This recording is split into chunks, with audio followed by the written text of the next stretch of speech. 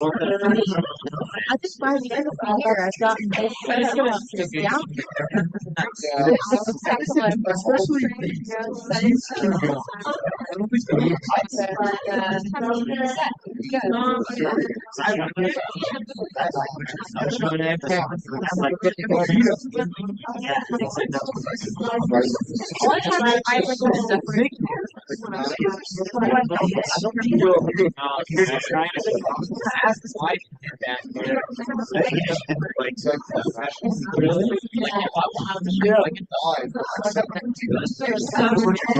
Oh, it was sent in a week. It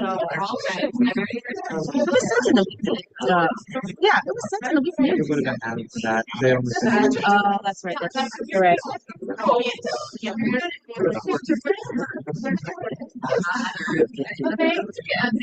Did you just see that? My agenda. Might be helpful. Oh, yeah, okay, I'm gonna see you up the elevator in 6 seconds.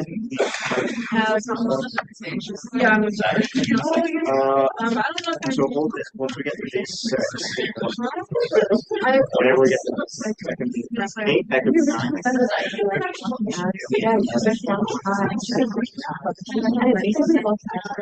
No, we signed up to get the city there. Like we have to go to and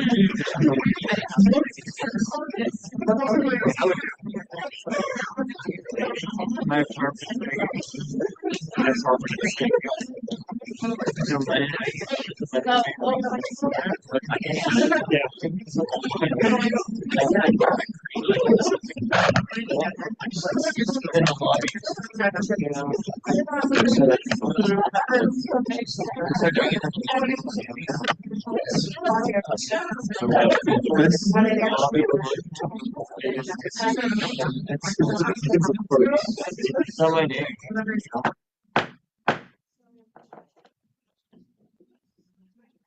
Good evening. It is my honor to call to order the 27th session of the 54th Senate of ASCSU. To begin, please stand and join me in the Pledge of Allegiance. I pledge allegiance to the Constitution of the United States of America and to the republic for which it stands, one nation, under God, indivisible, with liberty and justice for all. Thank you. We'll now move into the CSU Land Acknowledgement Statement.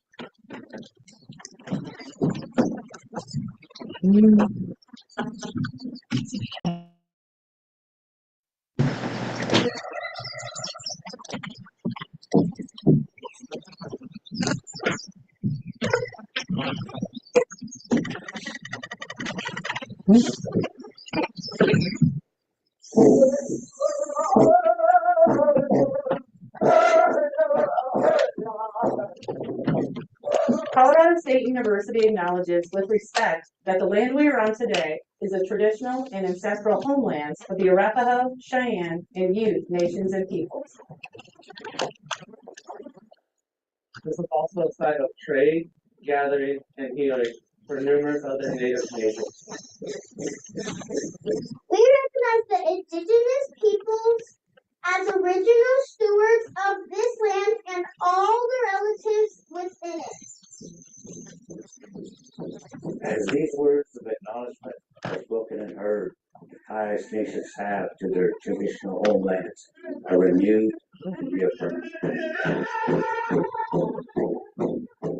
CSU is a land-grant institution, and we accept that our mission must encompass access to education and inclusion. And significantly, that our founding came at a dire cost to Native nations and peoples whose land this university was built upon.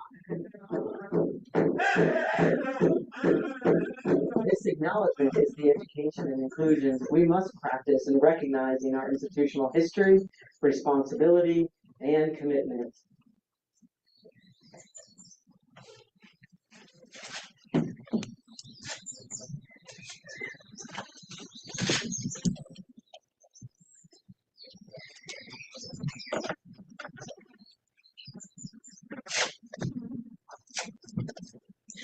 With that, we'll move into the swearing in of new senators and associates. Do you have anybody who needs to be sworn in tonight?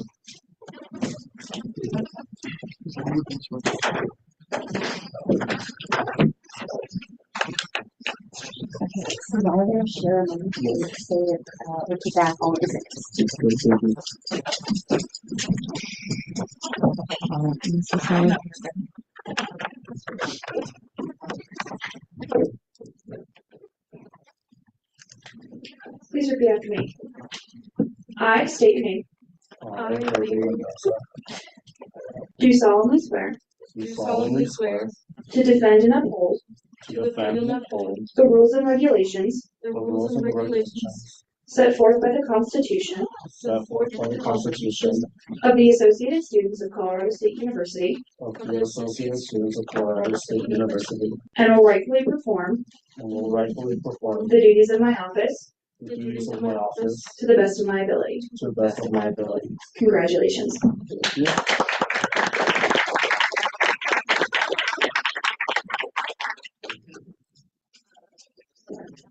With that, we'll move into beginning roll call.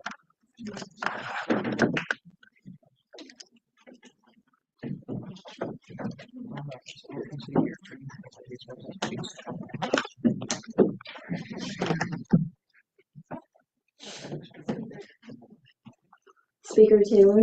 Present. Speaker Pro Tempore Reese. Present. Parliamentarian Camper. Present. Officer Kelly. Senator Herrera. Associate Senator Rodriguez.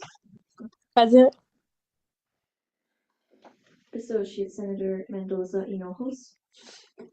Present. Senator Melchior. Present. Associate Senator Jackson. Senator Bushell.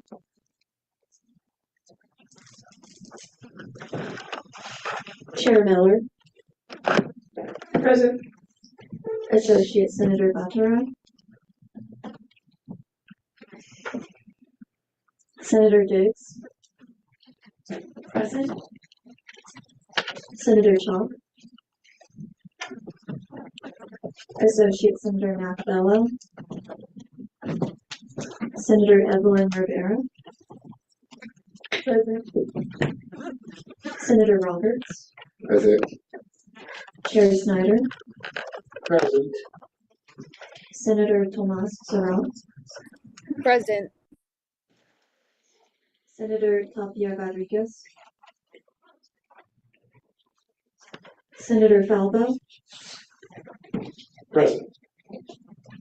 Associate Senator Tall. Senator Zia Ahmadi. Present. Senator Grenier. Present. Senator Lee. Senator Jowden. Here. Associate Senator Quesada Stoneman. Present. Chair Myers. Present. Senator Leggett. Present. Senator Smith-Heisler.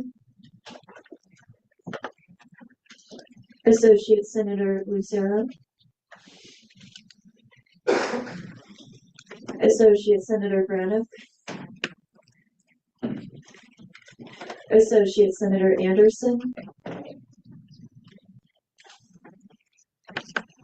Associate Senator Malsom. Present. Senator Yosemi Rivera. Present. Senator Alvarez. Present. Associate Senator Flores Garrido. Present. Senator Adelaide. Associate Senator Bachiman. Present. Senator Mendoza. Present. Senator Salazar. Senator Gray. Associate Senator Hernandez. Present. Chair Frisky. Present. Chair Davis. Here. Senator Luna. Here. Senator Gray. Here. Senator Pickerel. Senator Jama. Senator Jeffries. Here. Chair Lutz. Associate Senator Grube. Present. Associate Senator Harris. Chair McLaughlin. Present. Senator Gilroy. Present. And that's everyone I have. If you didn't hear your name or were just sworn in, please come up at some point to sign our placard sheet and schedule a one-on-one with our speaker coach and board.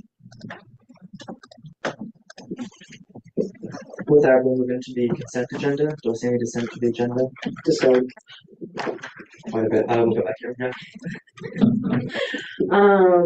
I'll motion to move judicial reports right below consent agenda. Do I see any dissent to that motion? Seeing none, that change will be shown on the agenda. Vice President. I'll motion to add the approval of the FY26 student fee package. It's the long bill, top of new business. Or actually, let's go ahead and put that at the top of confidence. That's good. Do I see any dissent to that motion? Dissent. Okay, we'll do this by voice vote then. All those in favor of adding that to that point of the agenda say aye. Aye. Those opposed say nay. Nay.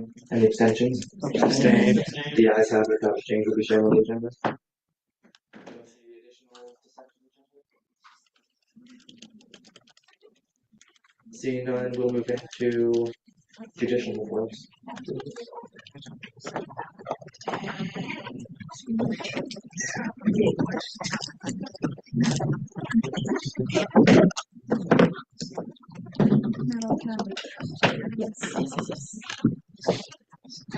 Hey everyone, thanks for doing that. So nice. Wonder why. Sorry, just kidding.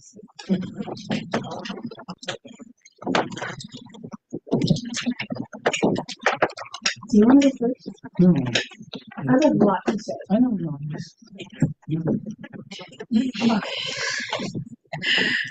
Okay.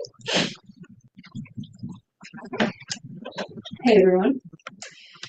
So, I have an opinion request. So I'm gonna read aloud the questions. It was a very kind of a simple question, so I'll usually read the question and then the answer. So this one I'll just go through all the questions and then the answers. So the following question was submitted for clarification. The ASCSU Constitution, Article 12, outlines the process for ratifying the Constitution. Quote, A, upon amendment, this Constitution shall be ratified by the majority vote of not less than 10% of the voting members of the Associated Students of Colorado State University. By placement of the question, do you vote to approve the Constitution of the Associated Students of Colorado State University? End quote. At the end of the general election ballot. So the question is, does 10% of voting members of ASCSU mean 10% of the student population or 10% of voters in the election? Second question is why? The ASCSU Supreme Court has determined the following. In a 7-0 vote, the court has decided that 10% of the voting members of the Associated Students of Colorado State University, as mentioned in Article 12, Section 1201 of the ASCSU Constitution, refers to 10% of the members of ASCSU, colloquially referred to as the student population. So, why? Pursuant to Article 1, Section 103 of the ASCSU Constitution, a member of ASCSU is, quote, each individual taking at least one credit or is a candidate for a doctoral degree at Colorado State University, end quote. The definition of, quote, voting members, end quote, depends on the vote at hand. When the ASCSU Constitution refers to, quote, voting membership of the Senate, end quote, in Article 2, Section 207, It is talking about all Senate officials eligible to vote, not Senate officials who are present. According to the Senate bylaws, Section 3, senators have voting rights, while associate senators do not always have voting rights. So the distinction of, quote, voting rights is necessary when referring to the Senate. In the case of a general election, quote, voting members, end quote, expands to anyone eligible to vote in that election, as opposed to just Senate officials with voting rights, meaning any member of ASCSU is defined above. Concurring with this definition, Bill 5120 directly defines voting member as any person given the right to vote, which again would change in the settings of a Senate meeting versus a general election. Additionally, in the 2022-23 general election, only 6.17% of the members of ASCSU voted. That's 1,854 votes, not meeting the threshold of 10%, as defined in Article 12, Section 1201 of the ASCSU Constitution. Bill 5120 was crafted in response to this failure to ratify and acknowledged that the 51st ASCSU Constitution was not adopted and will be voided upon the conclusion of the 51st Senate, end quote.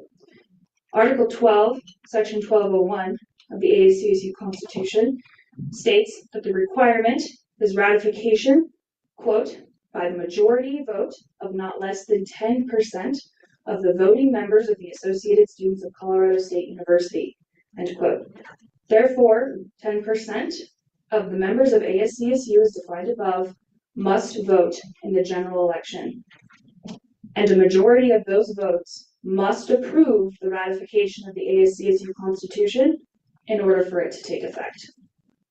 This concludes our opinion. Are there any questions?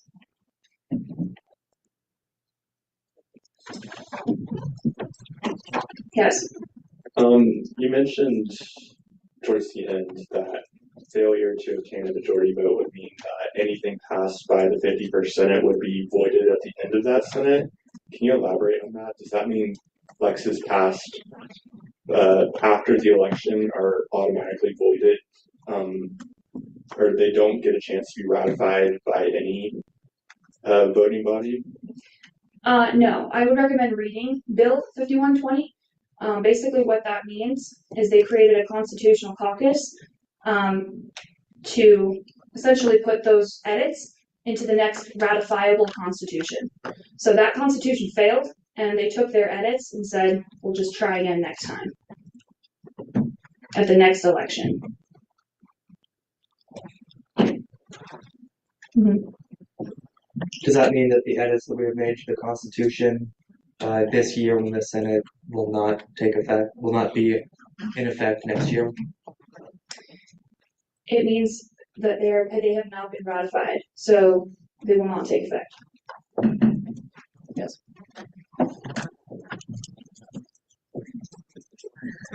So anything I want clarification on after the ratification failed, all the things afterwards that are pending the next ratification are in effect until they have a chance to be ratified?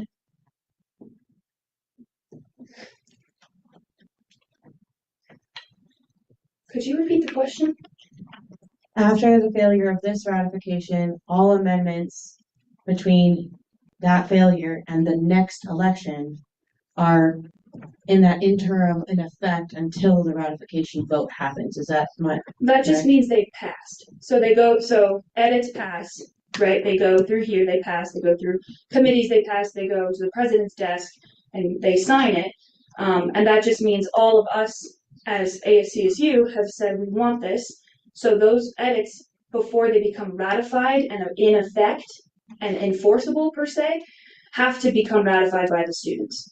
So they're not legitimate until they become passed and ratified by the students.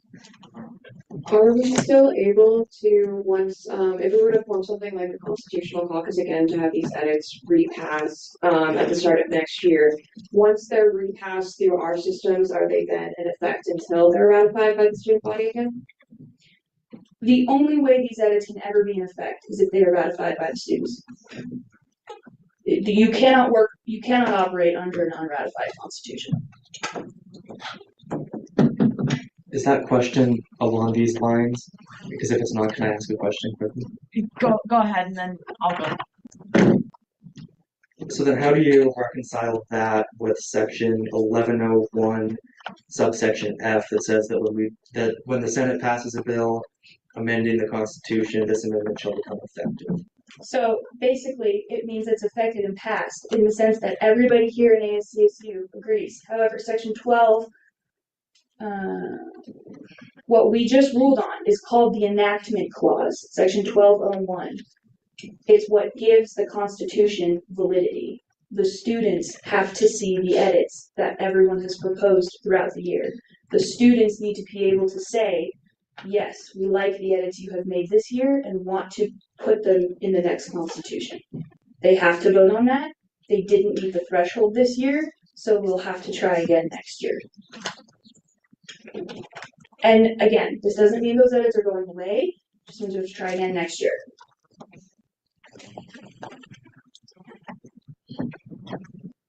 Okay. My question is, and if you don't have an answer for this right now, that's also totally valid. But what is the possibility of a special election or like putting out another vote specifically for the Constitution because we didn't meet the voting threshold? It's not because it didn't pass. Like people wouldn't know, it's just we didn't meet the voting. Exactly. threshold. Yeah, it's not that it didn't pass, not people said no. I can't answer that. Right. That's a wonderful idea though. I can't answer it, but I don't think that's a bad idea. Okay. How would we have to like get an opinion request in order to go about that? Or just I feel like this would take some further research. And I think this would also be some legislative processes as well in that. So I'm not 100% sure. Okay. Beautiful. Thank you. Point of clarification, our previous elections manager, Garrett Lopez, gave a thumbs down. If you want it. Yes, thumbs down. That's a thumbs down, so, okay. Not this year. Okay, not enough time this year. What is the possibility of doing it at the beginning of the year then, next year? Unfortunately, I will not be here and yeah. I'm just putting that in the, that makes me so sad, but. It's a thought bubble, I totally understand where you're coming from. I'm just putting that out there. Mm-hmm. Yes. Okay, so did the court find further justification for the it being all members of ASCSU beyond the redundant stating that referring to voting members? Was there anything else that justified that? 5%. Oh yes, if you look at the above section, so this is a very interesting thing about constitutional interpretation, is if you're confused about one thing, maybe in one clause, look above and below, and you can kind of see the way that authors are writing, you can see the tone, and you can see the direction that they're going. So if you look above, you can see Article 11, amendments. So 11 is amendments, and 12 is ratification. What we're looking at in amendments is how you can edit it, and referendum, and then what gives it validity, aka the enactment clause. So if you look up at section 1101, the legislative amendment, it says, a special bill to amend this constitution may be brought to the floor of the Senate in form of a standard bill or by the presentation to the Speaker of the Senate of a petition containing the signatures of not less than 5% of the members of ASCSU. So that one was signatures of not less than 5%. So a bill passed by the Senate becomes binding on ASCSU, just our internal operations. Does the provisions of elects passed by the Senate, if it only has to do with the internal operations of ASCSU, does that also become binding for the term of that Senate? Yeah, so anything passed and enacted means for that year. So yeah, anything passed, it can be enacted this year. However, because it failed ratification, it cannot be enacted in the 55th Constitution. So that's what that means. So like what Hayden had brought up in that previous term of saying, well, everything it's enacted, basically means that while we've passed everything, we've been making edits. The 54th Constitution have been under construction, what y'all have been working on all year. Those edits are enacted, they're passed, and they're binding for us on the condition for the next constitution that it gets ratified by the students, and that failed. So those edits, there are mechanisms in place for those edits to be moved into the next one legislatively. I think I'm slightly confused. Do we work under a working constitution or do we work under the constitution that's ratified from the previous year? You work under a ratified constitution, however, the edits that you are making now are enacted. You can work under those edits now, however, they are not following you into the next one. Okay, so because they failed. We work under the working constitution. Alt, press, delete, yagi, if we're not at that 10%. Yes. Okay, Yes. awesome, thank you. This might be a really dumb question, but is this the final say? Like, we can't do anything else? Go retry, don't take a chance? Unfortunately, yes. However, your edits are not, this is not blowing up your edits. I'd like to make that very clear. Your hard work and everything that you have dedicated, your time and efforts, are not going away. I want to make that abundantly clear. This is not going away. We just desperately need student representation in our Constitution, and that comes in the form of ratification. Yes. I think it would help for clarity's sake if we use an example of a Lex that was passed this year. So for, I think it was 5401 was the creation of a PR officer position within Senate. So if we are going into next year, like, since it's still passed but not ratified and we work under a working constitution, would we still be able to go forward and like hire for that position? Or since it's internal to Senate or not? Do you want to say that? This is just my opinion on that. If you want a more official opinion, you can submit something to judicial, but I would think that the legislation that we passed doing that established the position, it allocated the funding, it amended the bylaws so that that position is within the Senate bylaws. Bylaws are different. We would just need to pass something, again, saying that the position technically exists in the Constitution. I think it's only one or two clauses in the Constitution specifically mention that by name. So we could just do that again because the position exists. It would just be adding that name to the Constitution. That's my interpretation of that. People can disagree if you want to. Wonderful, thank you. Also, just for some clarification, that the parliamentarian job description was amended this year to allow for edits for the names of positions and titles that change. So potentially that could be literally a clerical edit because it doesn't change really the content. It just changes the structure of like who the people that sit up here are. Does that make sense? And feel free to submit a judicial opinion if you feel otherwise. Sorry. I think additionally in terms of the PR position specifically, that's one of the positions that also don't have summer pay. So in the worst case scenario where there are a slew of positions that theoretically people don't want to go for, that would just be another position that if the legislation were to, in worst case scenario, be repassed in the 55th, we repassed it and then we hire someone. I have an example to kind of simplify this whole situation as well that I feel like has worked for me and others that I kind of explained this with. Last year, I was appointed by Alex Silverhart to be Chief Justice. I went through a hiring process. I went through a whole host of hoops to jump through to serve as your Chief Justice, which I have loved every second of it. And the very last thing that I did in order to serve was before finals even hit, I stood up here before you all and was allowed to ask questions. You all were allowed to ask questions to me, and I was ratified. It was an actual process. I stepped outside of the room, and you all were allowed to vote on me.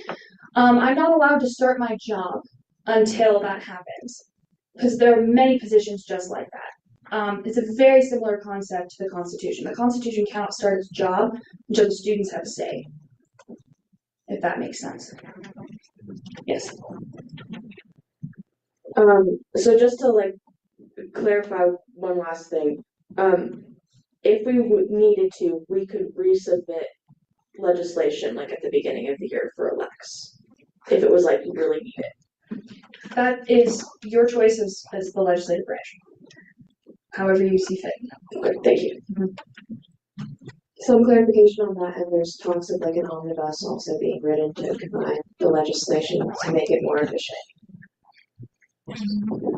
To add on to that, I've begun that, so if anybody wants to look at that with me, you may.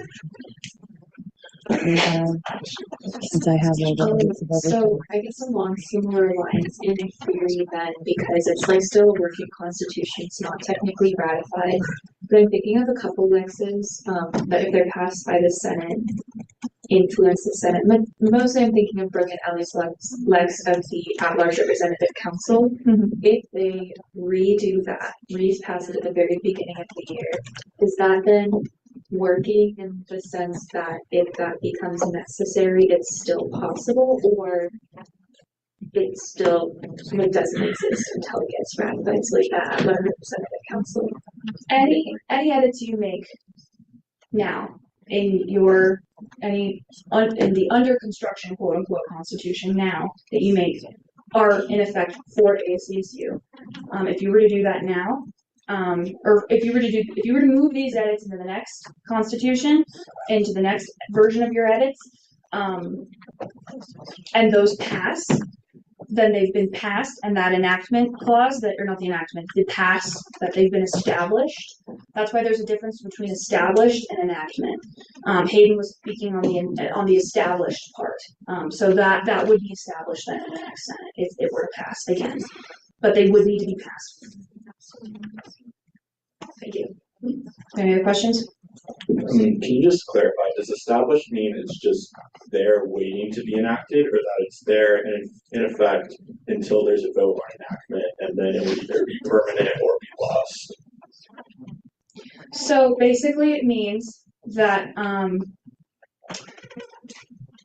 the edits that you make now, okay, we have the 53rd Constitution. That's ratified, signed, sealed, done. Students ratified it, that's it.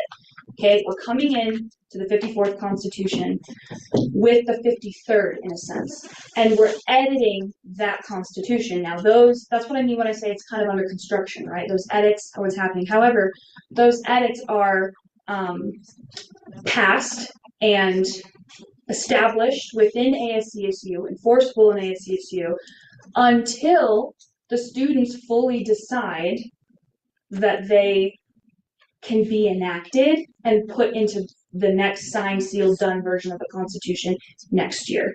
So yes, in a sense that the edits you make now do go into effect immediately, yes, because you passed it all for our organization.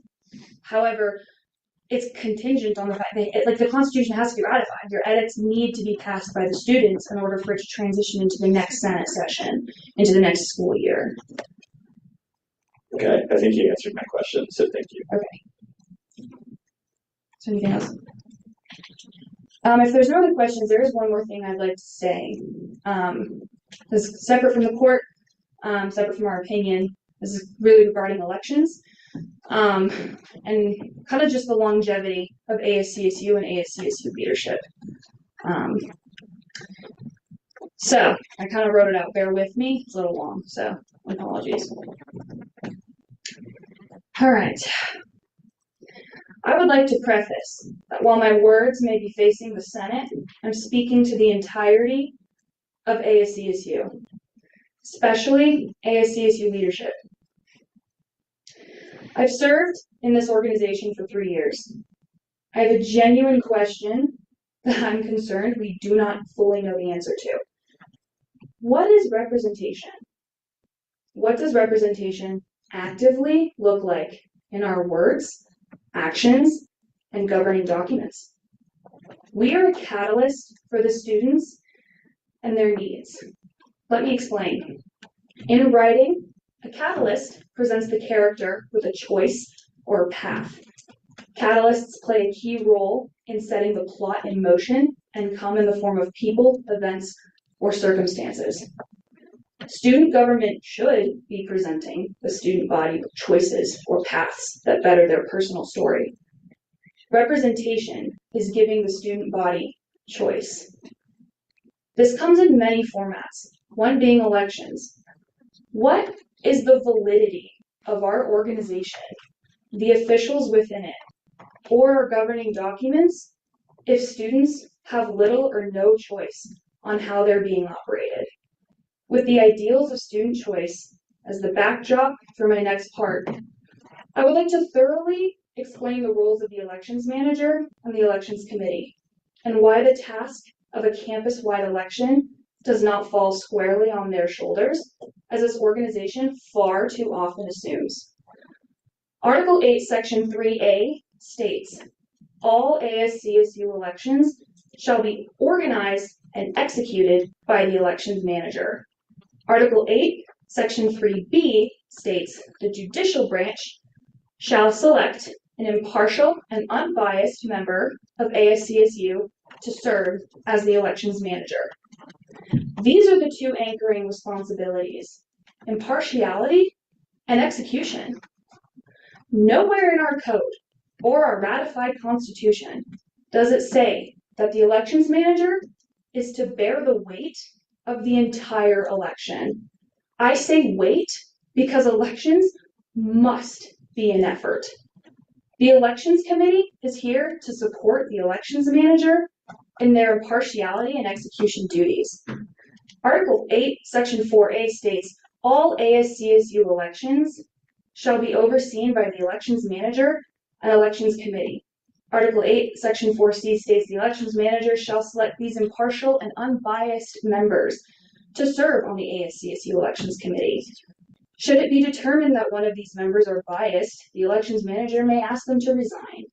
Article 8 also mentions how both the elections manager and the elections committee are not eligible to run for elected positions. These roles create a hearing body established for the upholding and enforcing of the elections code, and subsequently our Constitution. I understand that this election was uncontested for president and vice president, as well as speaker. However, we had 28 senators running and a long list of constitutional amendments for students to weigh in on. I have seen the efforts and care that this Senate has dedicated to creating a better Constitution. The question that the enactment clause of Article 12 poses to our constituents, do you approve of the Constitution of the Associated Students of Colorado State University, is vital action in giving choice back to the students. This is representation. When we are in tandem with the students, when they have seen the edits made to the document that gives our organization validity and they approve of those edits, only then are we legitimate. What is ASCSU without student choice? What is representation without ensuring that the student body will be heard? For the sanctity and legitimacy of our organization in the eyes of students, administration, and for ourselves, we must amplify the student's voice. As I outlined before, the elections manager and the elections committee cannot do this alone. Imagine if we took the efforts and resources that are put into the State of the Association or the inaugural ball and put them into elections.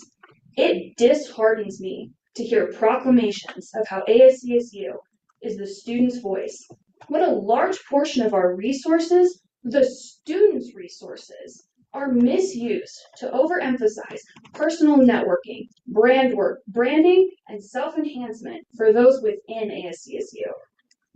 What if we had grandiose events like these that highlight student choice instead of ourselves? Elections should be a season of celebration, excitement, tradition, and healthy competition. It should be a time that engages the whole campus and allows for a more interconnected community. It's about leadership and a passion for change. You know, I kind of think I'm describing what ASCSU should embody, not just what elections should be. Elections reflect the organization. The efforts we put into elections reflect on us and our willingness to represent the students. We owe it to our fellow Rams, in which we are tasked to represent, to include them in our operations, governing documents, and the way in which we do things here in ASCSU. Because when we align with the student body through their choice, we become empowered to amplify their voices, serve with integrity, and shape a student government that becomes a force for change and leadership, all while standing alongside every student. So I will get off my soapbox.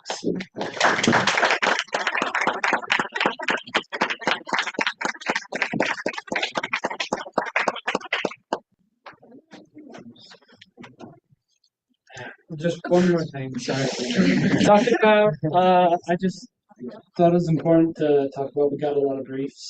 We read through the briefs. I want everyone to know that Center brief, we went through each and every brief. We spent 2 hours on this. This was the longest discussion. I know the 7-0 result makes it sound like we just, got an hour. Like, we're done and moved on. This was one of the hardest conversations we've had, the hardest conversation we had this year. So I wanted, and those briefs were incredibly helpful. Justice Melanie in specific was really important in, making sure we discussed specific points, made sure we didn't just go in there assuming we already knew. So I'd like to thank that Justice in particular. I think everyone should. And Justice, my boss, Justice Morgan, has been really instrumental in facilitating a very productive Supreme Court. So thank you.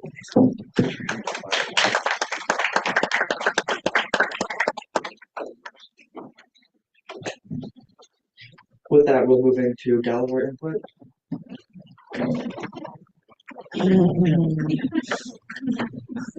Just a second, y'all. Hold on.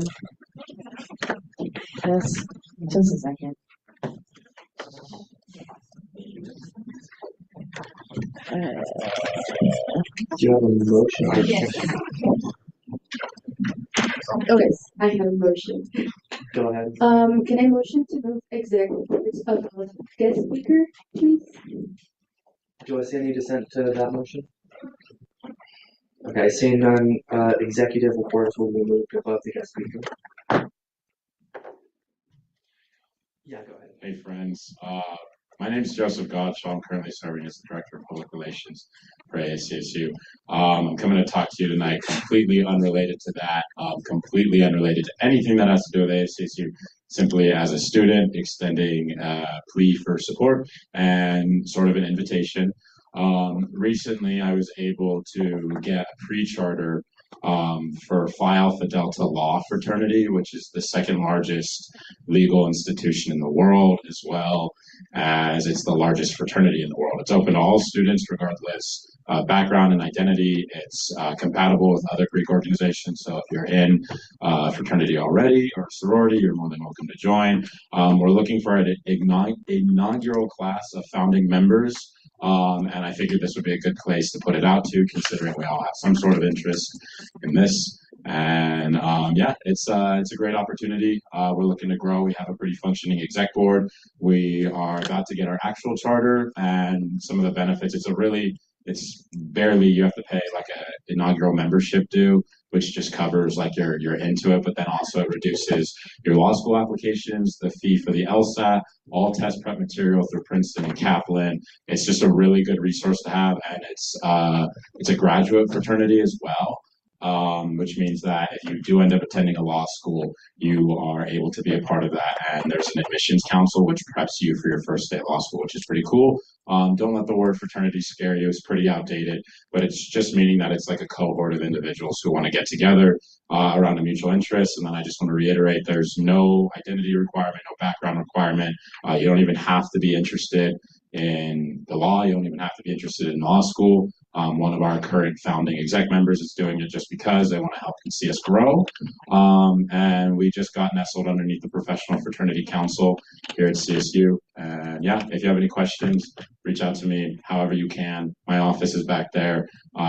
Yeah, and I would ask that you could take it back to your constituents as well. I'm sure you all know individuals who you work with in your spaces that might be interested in something like that. Floating the idea to them is really cool, and also don't hesitate to mention that if you want to apply to law school, founding a pre-law society looks really good. We're currently operating in conjunction with the pre-law club and all of its advisors, so we're all set to go. No toes are being stepped on here. I'm super excited. I hope you are too. Thank you. Do we have additional gallery input? Yeah. Hello. Hello. Okay, here we are. Hey all. Very funny. Considering the fact that I was just here to speak on you guys passing 5414 and 5415, I was not expecting there to be a constitutional crisis going on. So my bad for being, somewhat only specifically focused on these two bills. I support you guys passing both of them and then also passing them in the omnibus bill that you guys have to pass in the next session. At the moment, student visa revocations across the nation are ultimately terrifying. They're being done for seemingly no reason and at complete random. The call to action for CSU, what Bill 5415 is a good first step. I think, however, ASCSU must follow something similar to what the Oregon State student government did, which was spend $150,000 towards student legal fees to potentially protect those visas. Obviously, I know you guys probably don't have that kind of money lying around, but there's still some things that student government can do for these students. And that's going to be all for me. Good luck.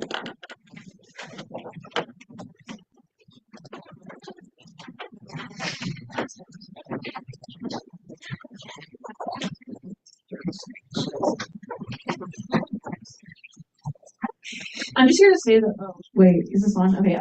I'm just here to say the same thing. Like, I'm in support of both of these bills passing, and back to like what Michael was saying was like this retainer fee, this idea that you can help in like maybe set aside some money to help support your students and help represent your students. Kind of what was going on today is like you do represent the students and you are here to like support them, and they are the reason you are in this building. And I think that's something to think about.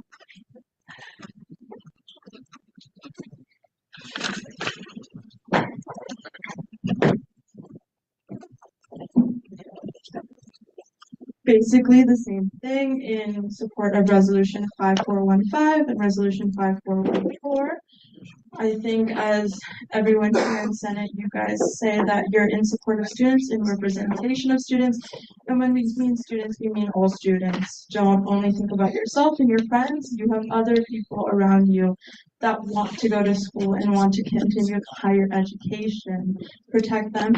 Also, just letting students protest on the fact of what they want to protest. That's something the country is built upon. And making sure that we have that right, no matter who it is, even if you disagree with them, we have that right. Thank you.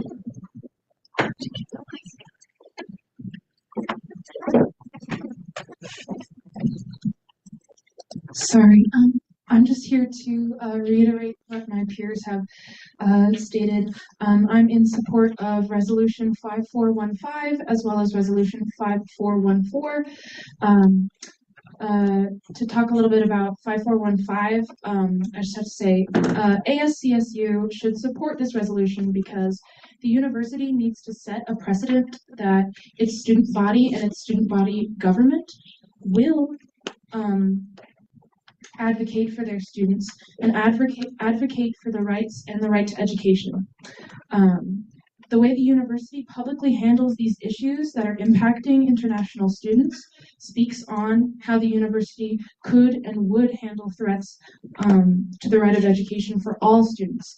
I think these issues are, important because they show how the university handles anything. Resolution 5415 solidifies ASCSU's support for all students' rights to education and urges the university to actively support those students whose visas have been revoked. The actions of the United States government significantly harm students who already lack the same security that comes with an education in their own country. ASCSU, the Associated Students of Colorado State University, are committed to supporting students. That's a core value. And I know all of you care about that. And there have been times in ASCSU's history where, there wasn't much active support of students. But ASCSU has come so far, and you guys do great. I just don't think that you guys should revert back to, how it was. When the student body government didn't really actively do much. You guys have power, and I know that, and that's wonderful. And so I support you guys. But yeah, that's why I am in support of Resolution 5415 and 5414. Thank you very much. Will you click it? Start it. Oh, I'm just kidding.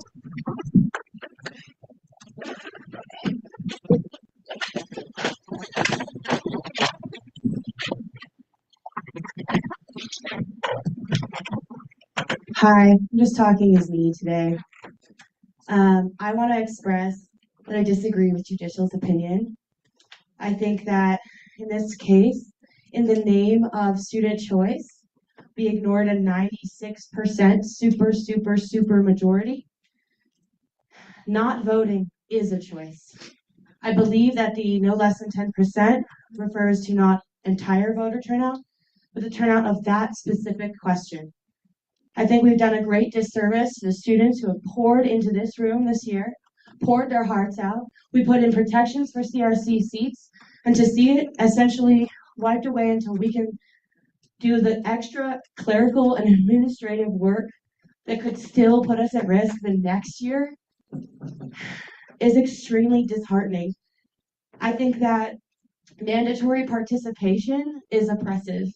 And I think that while we need to find some way to reform how we get students to turn out for elections, I think that punishing the work that is done here and telling to punish the students who came to us wanting things done and we did them in this way, I think that the idea of upholding student choice and saying, yes, students need to come to the table and vote on this Constitution and put it in place, absolutely. And that's what happened with a vast majority of the vote. But to force a mandatory voter turnout, which doesn't align with other parts of the Constitution, I just think, I'm so sorry, I think y'all got it wrong. And I think that voting, you can't force people to vote. It is a choice not to vote, and it is a statement and a vote in and of itself. And I think that we've grossly underestimated that that is a choice, and that's worth a value too. That's all.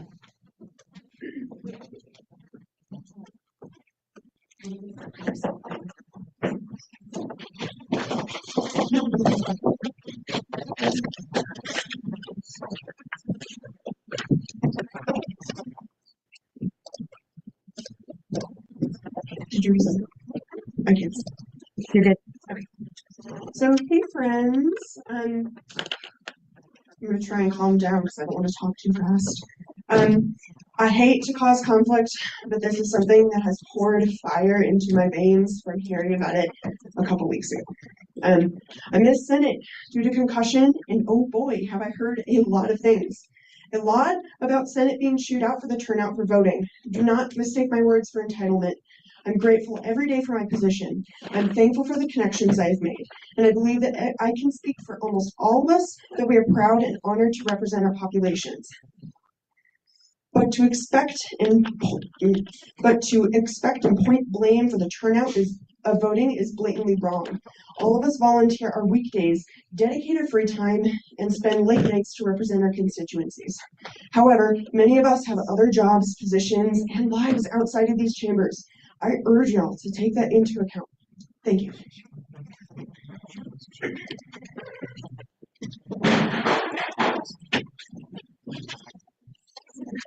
Do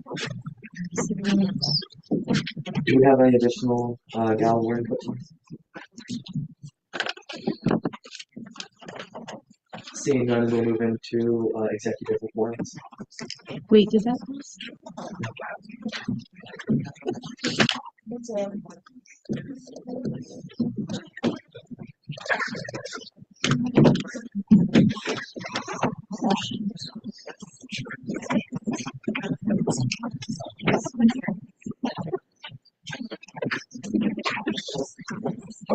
Point of information, is the Collegian not here to give their guest presentation?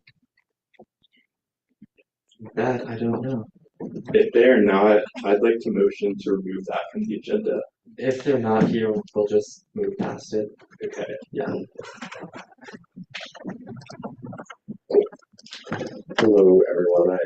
First, I'd like to apologize for not being here last week. I wasn't feeling well and didn't feel like spreading my illness to the rest of you. But I want to extend my appreciation to Speaker Taylor for relaying the message about Congressman Nagoose not being able to make it. So they came up with a change in his schedule, but we're actively looking for some other dates that might work before the end of the year for him to come and speak. So really looking forward to that. It will drop on Handshake if it hasn't already. It will drop tomorrow once it's approved by the Career Center. But applications to be the next Chief Justice are going out, and those applications will be for about a week and a half, I believe, and you'll have the ability to answer some questions on that application. From there, the current Chief Justice and I will review them, and I guess I just encourage you all to apply. You don't necessarily have to be in judicial to apply or even become the Chief Justice, so encourage you all to do that. Lastly, I wanted to address a piece of legislation that I vetoed and kind of explain why I vetoed that piece of legislation. It was the Budget Sunshine Act. And two main reasons. One was a reason of process. We say in this chamber a lot, nothing about us without us. But there have been only 4 people in this organization who have ever constructed the executive budget.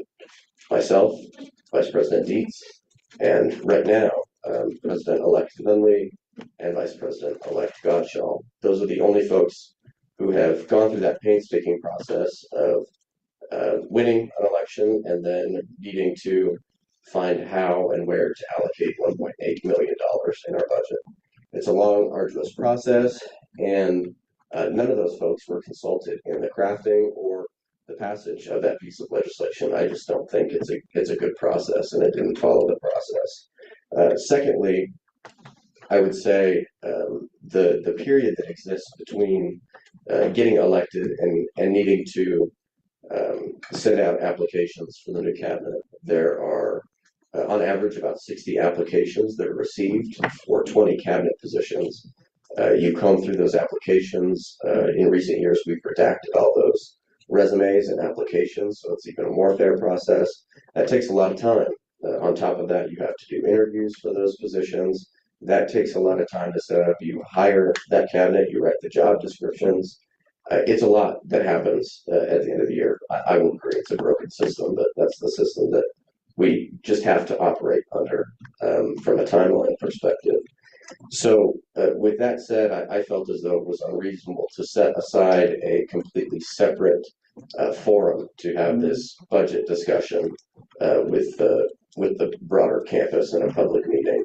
That's not to say that these public meetings don't happen. The budget has to go through 2 readings in the Senate, and as we've had for the last few months, folks from the general student body come and speak in gallery input about what's important to them.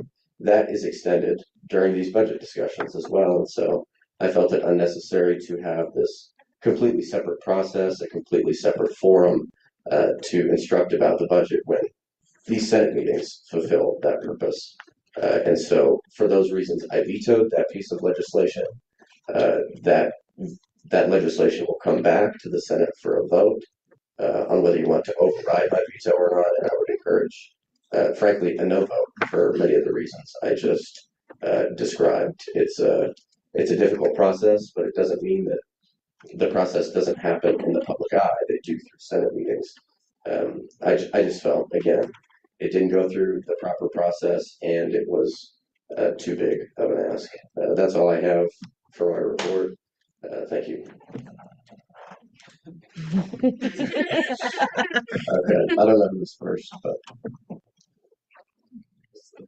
Might I just ask if, seeing as it's very short to the end of this school year, but because this was kind of an idea that's in the air and we are now going through this whole process of redoing a significant amount of Lexes that were passed this year, if there was the instance where it was in the air and like a thing that had been thought about for the entirety of the school year, would you be less opposed to with the concept? Yeah. I mean, yeah, that goes to the question of process, of whether the process was followed. And in this case, I don't think it was, but I think that's probably an ongoing conversation to have with President-elect Nunley, since this impacts his budget, frankly. What I will say is that what the bill seeks to accomplish isn't necessarily too far off from what we already do, with Senate meetings being public meetings. I'm not necessarily opposed with when the budget discussion comes up, advertising it on the ASCSU Instagram that if folks want input on the budget. I just don't necessarily think it needs to be enumerated in the Constitution the way that the Budget Sunshine Act did, if that makes sense. That answered my question. Thank you.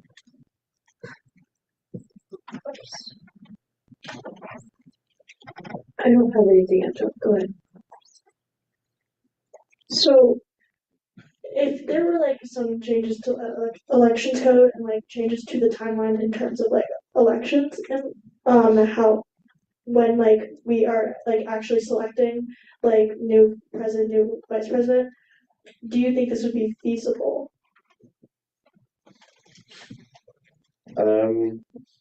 I mean, good question, and it goes to the broader concept of the way in which we operate when we actually have elections.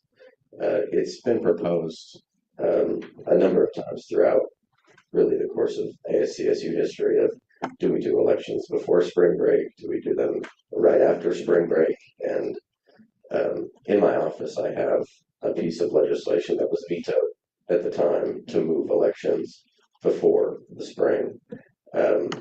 I guess for that conversation, I want to include the elections manager and members of the elections committee to talk about what they think the best process would be.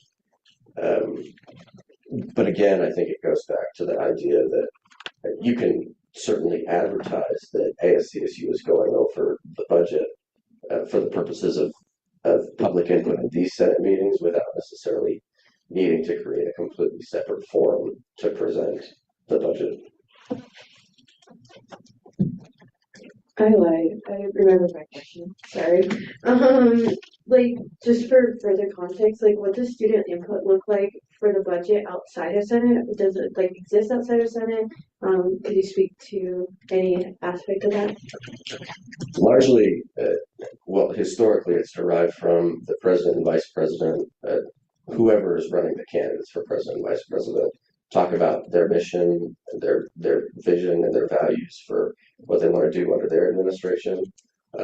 Sometimes that includes programming. Sometimes that includes more ASCSU internal changes.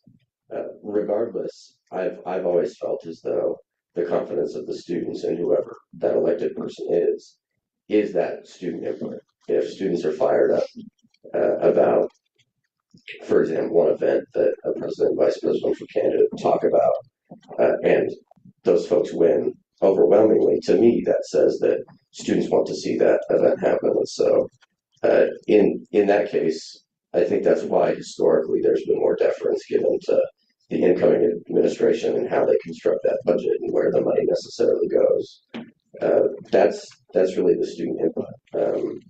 And these are conversations that happen with a lot of people in, I guess, the finance realm from Slice, from ASCSU, about what contractual agreements exist that we can't necessarily touch that are ongoing priorities, like New York Times contract, the Rocky Mountain Student Media Agreement. That's a large sum of money, and frankly, if you were to ask the general student how do they feel about $800,000 of their student fees going to Rocky Mountain Student Media, perhaps some of them would say, "I don't know what Rocky Mountain Student Media is." Again, people in glass houses shouldn't throw stones because folks don't know what ASCSU is largely. I'll say that. But I think the budget process is unique because you have to have you have to be immersed in that realm to understand it.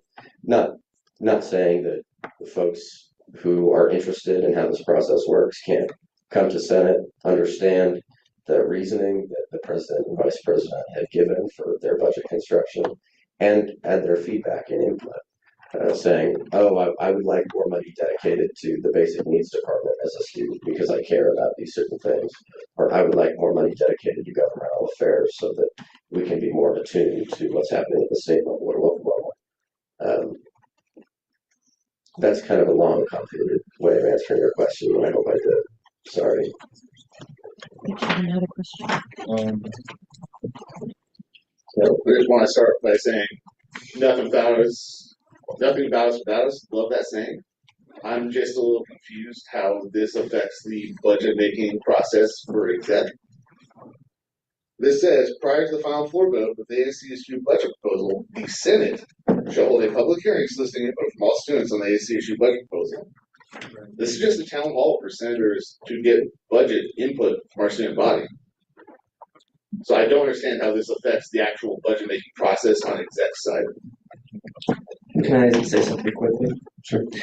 We do have in the top of new business, in the top of old business, we should have on the agenda the veto override of this bill, vote on that. So we will have discussion and debate time on this. So if you have questions specifically about this, you can do that, but if not, I would ask that we save that for discussion and debate on this. If this is the last question, I'm really happy to answer it.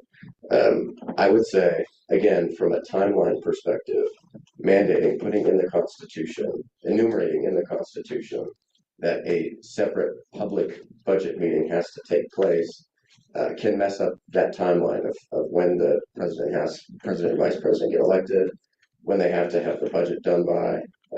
I just think the process that we follow now is a good process, and we can incorporate many of the parts in the Budget Sunshine Act into what we already do.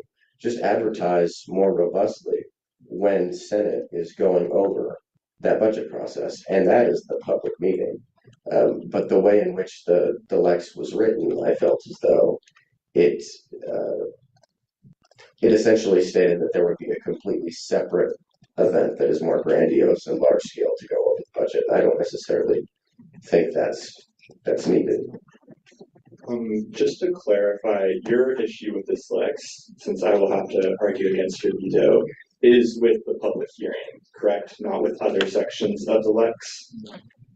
No, my disagreement isn't with having a public hearing or the concept of a public hearing. My problem with it is enumerating that there has to be a separate public hearing. But if this Lex had been written without the therefore clause requiring the public hearing, would you have still vetoed it? I'd have to look at the different aspects of the bill. Again, part of it was process, and the process that wasn't followed, and part of it was what would have required of the newly elected president and vice president that I thought was fairly unreasonable to do a completely different session outside of the 2 Senate sessions that it's already given. If we aren't getting enough student input in the regular Senate sessions that we're going over legislation, then I think that's a broader conversation. But that's what Senate is for, is to gain public input from the student body.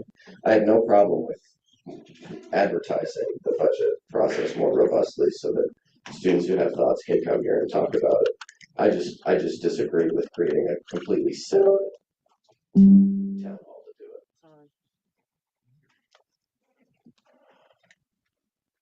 if you don't know the answer to this, it's totally cool. I'm sure there's like someone in the room who does. But aside from the weekly email, where is the budget published prior to the Senate meeting? Teams.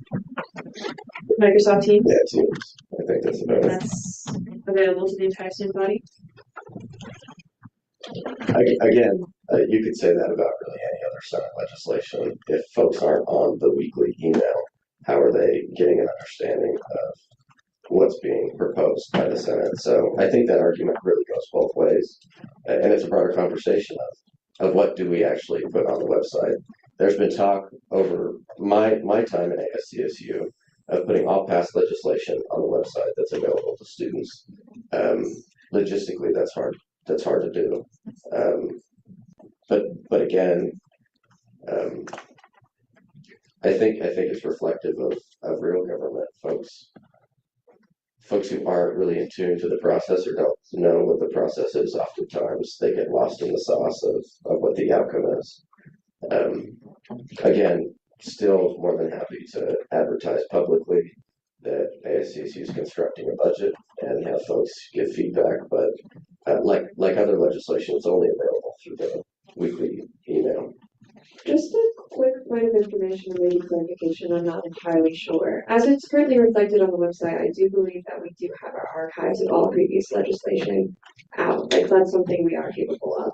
Additionally, we have things like the job descriptions and stuff outdated, very outdated. Like before Nick was kind of outdated, crazy, kind of outdated. But we do have previous legislation beyond just the weekly newsletter. There's our archives on our website, and if anyone needs any assistance on navigating that, feel free to contact me. Hashtag onboarding. Hashtag onboarding. But that is like archives, right? Not in the process. Like, yeah, that's my current things. I appreciate it. Also, point of clarification: the weekly newsletter is on the front page of the ASCSU website. Can I also provide a point of clarification that our archives, we're looking at about a 2-week lag, but otherwise are relatively up to date. No further questions. Thank you.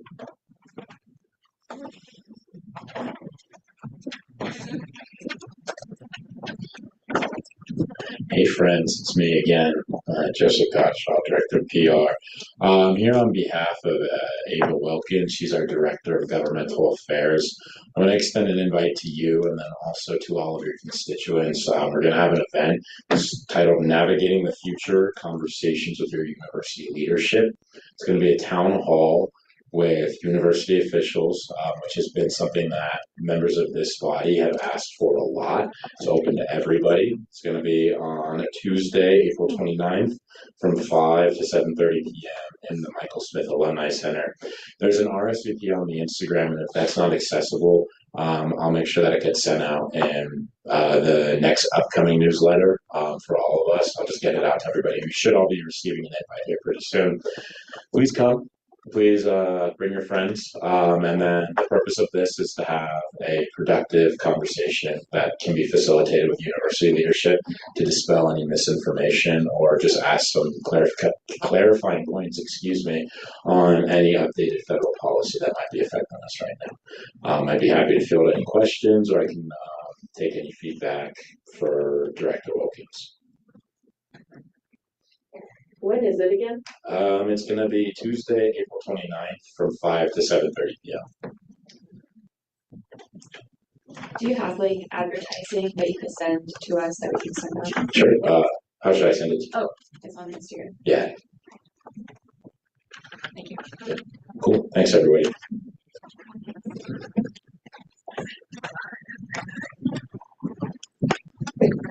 Okay, well, I just have two things to share. It's literally 2 sentences. The cabinet for next year, the first 2 positions have went up. The first 2 positions are in OTP.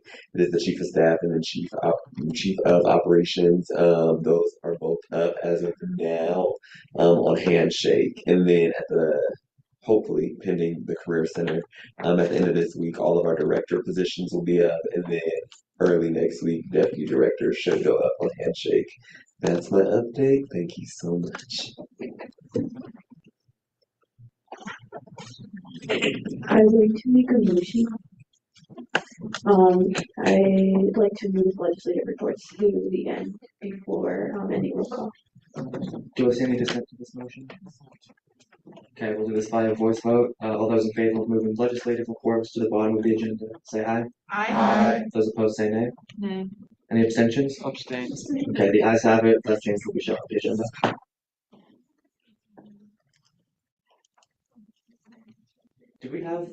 Did the guest speaker come tonight? Yeah. I just want to make a really quick point of privilege / point of order. I would have made this as an announcement, but if we could have anyone who is sitting by a mic that doesn't work or is not by a mic move to a place where there is one, just for ease of access and so that everyone can hear everybody and that nobody feels like they have to publicly get up and move if they want to make a statement. Okay, thank you, that's all.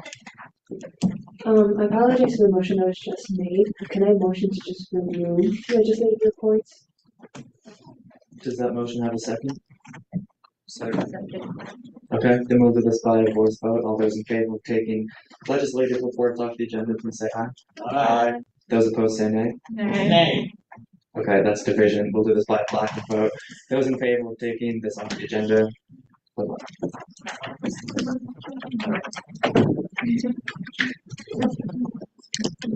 You can put those down. Those opposed?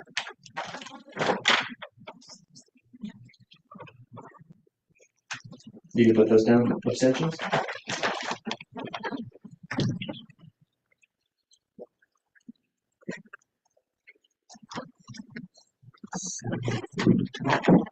Maybe it's a super majority.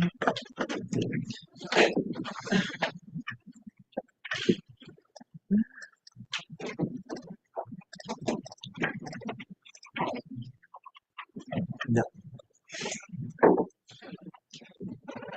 For the bylaws, editing the agenda takes a 2/3 vote.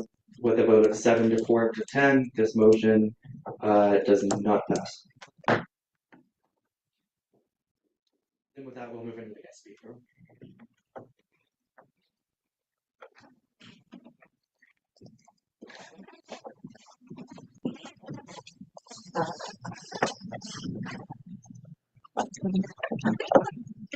I can use this too if you want to walk around. That's what it be. Hi, Senate. I'm Sam Hutton, for those of you who don't know. I'm the news editor for the Rocky Mountain Collegian. The reason I'm here today in front of you is we created a little bit of a survey on community feedback. We already posted it on our socials and got some really good feedback on that, but more importantly to me at least, because I was on this beat for 2 years as a reporter. I was here every Wednesday for the first 2 years I was a CSU student. So I would particularly like to get your feedback on how we can improve student coverage and ASCSU coverage. So I unfortunately don't have like the link on me right now, but I'm happy to pass it on to Hayden or whoever. So yeah, I just would really like to get y'all's feedback. So that's all I have to say. If you send it to me, I can put it in our keynotes.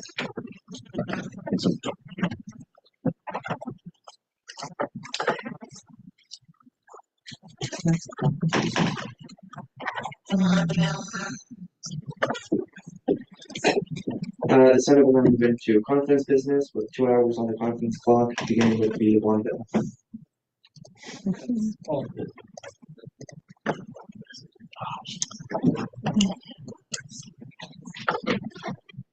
Okay, give me just a second. We're gonna give it a number really quick.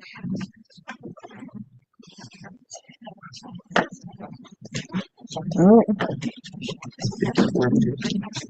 26, right? Where's it go? No?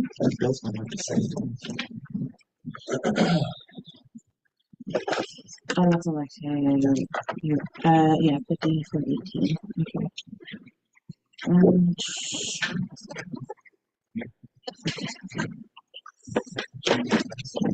I'll specify just a little bit on what the lawn bill is as we get this set up and why we do this, and also a little bit of how this is going to be seen tonight. The lawn bill is something that we see annually at the end of the year, basically to vote that the student fee review board has followed the processes that they should be following when they allocate the student fee. The Constitution says that this is a vote of confidence that they follow the processes. So this bill is not a vote on the content of what the student fee review board has decided, but on if they followed the correct procedures that they should have, that they outlined in their bylaws. That is what this is a vote on. Why this is on the agenda and was not sent out in the email is they finished this bill last night.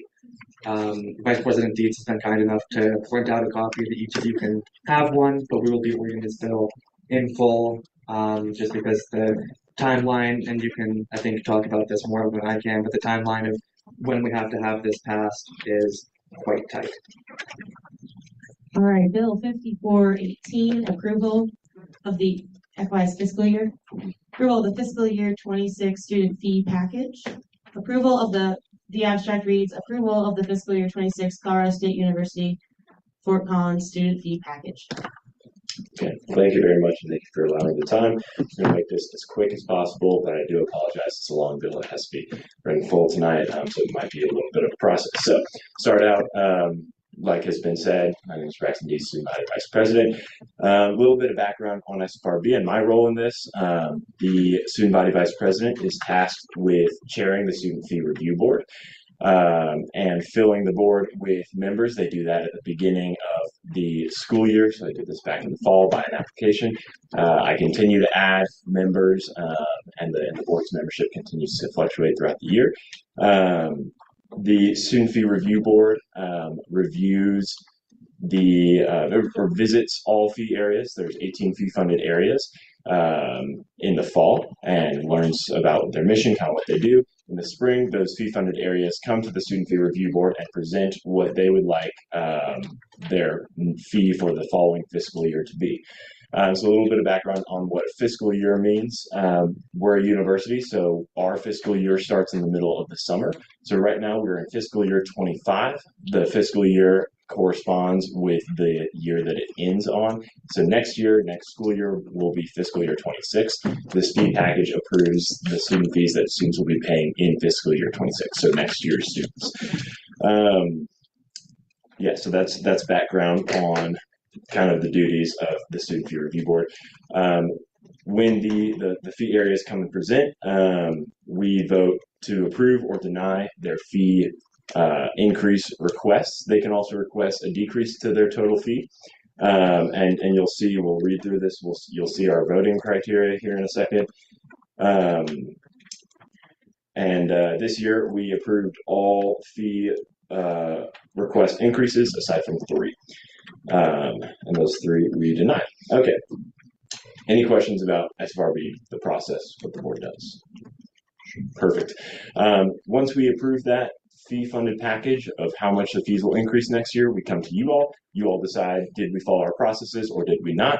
If you decide that we do, and that's what we'll be voting on tonight, we send that up to the Board of Governors. Now, the reason Hayden touched on this, that we're doing this in such a rushed manner, is that the Board of Governors need this by tomorrow to vote on their it at the beginning of May. Like Hayden said, this is confirmation vote only, not anything to do with the content of it. A few more pieces of information that I will provide. I chair the board. I only vote if there's a tie amongst the board. Otherwise, I stay impartial and provide kind of institutional knowledge on the fee process. Another piece to note, a fee area may request an increase of $0. We still have to approve that because that still yields additional revenue, because the enrollment assumptions for next year are higher than this year. So if a fee-funded area is taking a fee of $30 this year and they're taking a fee of $30 next year, there's going to be more students paying that $30 fee, so they're going to make more money off of that. So kind of track. Okay, perfect. Okay, a few stats for you all. Through negotiations and denials of requests, things that the board felt they did not want to fund this year. We have stopped $8.87 a semester of additional increase, which is $17.74 a year, which yields $443,500 in revenue per semester and $887,000 a year. So that's $887,000 a year in revenue that the Student Fee Review Board students at this university did not want to see their fees pay for. We are approving a record-breakingly low fee increase of 1.8% for next year. All right. With that, any questions before we get into reading this thing in full? All right, perfect. 26th session of the 54th Senate, 16th of April, 2025. Bill number 54XX, approval of the FY26 student fee package. Notice a signature and sponsor means only that you wish for the legislation to be heard. A signature and endorse means that you support the contents or endorse actions of this legislation. Written by Bryson D., Student Body Vice President, sponsored by Nicholas DeSalvo, Student Body President, Enoch Menachti, Senator Emeritus Jillian Cook, ASCSU Deputy Chief Staff, endorsed by the Student Fee Review Board, consisting of the following members: Bell Hyperson, Andrew White, Jessica Laffey, Lauren Davis, Matt Ayres, Angel Munoz, Mason Walker, Patricia Henderson, Kate Collins, Sarah Quiroz, Shelby Gabrielson. Abstract was already read. Whereas, pursuant to the ASCSU Constitution and the Student Fee Review Board bylaws, the Student Fee Review Board has the power to approve or deny fee-funded departments' proposed increases to culminate a total student fee package for this following fiscal year for approval by the Colorado State University Board of Governors. Additionally, the ASCSU Senate has the power to approve the Student Fee Review Board's proposed fee package and on the criteria the Student Fee Review Board adhere to their processes. Whereas the current Student Fee Review Board bylaws were followed and executed during the fall and spring semesters for the 2024-25 Student Fee Review Board processes. And whereas the Student Fee Review Board used Article 4 of the SFRB bylaws as their evaluation criteria, which reads as the SFRB will evaluate budget proposals by the following criteria presented here in no specific order: alignment to the Colorado State University's land grant mission statement, fee area's ability to effectively utilize the fee in the proposed project/initiative, the services and programs being funded are in relation to the organization's purpose, fee areas adherence to its planned budget, and accountability for its expenses throughout the past fiscal year. The effort, thought, justification, and clarity reflected in the proposal, the proposed program's potential for direct student use, including any justification in the proposal in the form of quantitative and or qualitative student usage information and input from student constituents. So, any questions on our whereas clauses? Okay, perfect. And just two quick points. If you're online, this was sent out as an addendum publicly email. It's also on Teams, and we'll be making 2 4 edits at the end of this whole thing. Just grammatical things. All right, getting into therefore clauses. Therefore, be it hereby enacted that the 53rd Senate, it reads now, of the Associated Students of the Colorado State University provides a vote of confidence to the attached SFRB fee schedule for the fiscal year 2026, and therefore be it hereby further enacted that the 54th Senate of the Associated Students of Colorado State University acknowledges the attached fiscal notes and fee schedule from the 2024-25 Student Fee Review Board, resulting in the final total per semester fee increase for FY26 of 1.80%. And you've got a little superscript note on there, and I'll be pausing at each of those to read the notes. The notes are at the bottom of the therefore clauses. So number 1 reads, the approved 1.80 increase will result in a net revenue increase of $2,074,491 across all fee areas and result in an individual on-campus full-time fall spring per semester student fee increase of $24.92 to $1,411.51 per semester. Okay, going back to the therefore clauses. Therefore, be it hereby further enacted that the 2024-25 Student Fee Review Board approves the following fee increases as part of the final FY26 student fee package: adult learners and veteran services ALBS operations, non-mandatory $0, mandatory $2.25, and there's another note. Note number 2 reads that the Adult Learners and Veteran Services ALBS proposed mandatory increase of $2.92 coupled with a debt service decrease of $2.25, resulting in a net increase of $0.67 was denied. The SFRB held that a mandatory increase of $2.25 coupled with a debt service decrease of $2.25, resulting in a net increase of $0 was more justifiable given the fee area's large fund balance. I'm sure some of these will raise some questions. We'll answer those at the end. All right, continuing. Total increase $2.25. Debt service non-mandatory minus $2.25. Mandatory $0. Total increase minus $2.25. Total overall increase $0.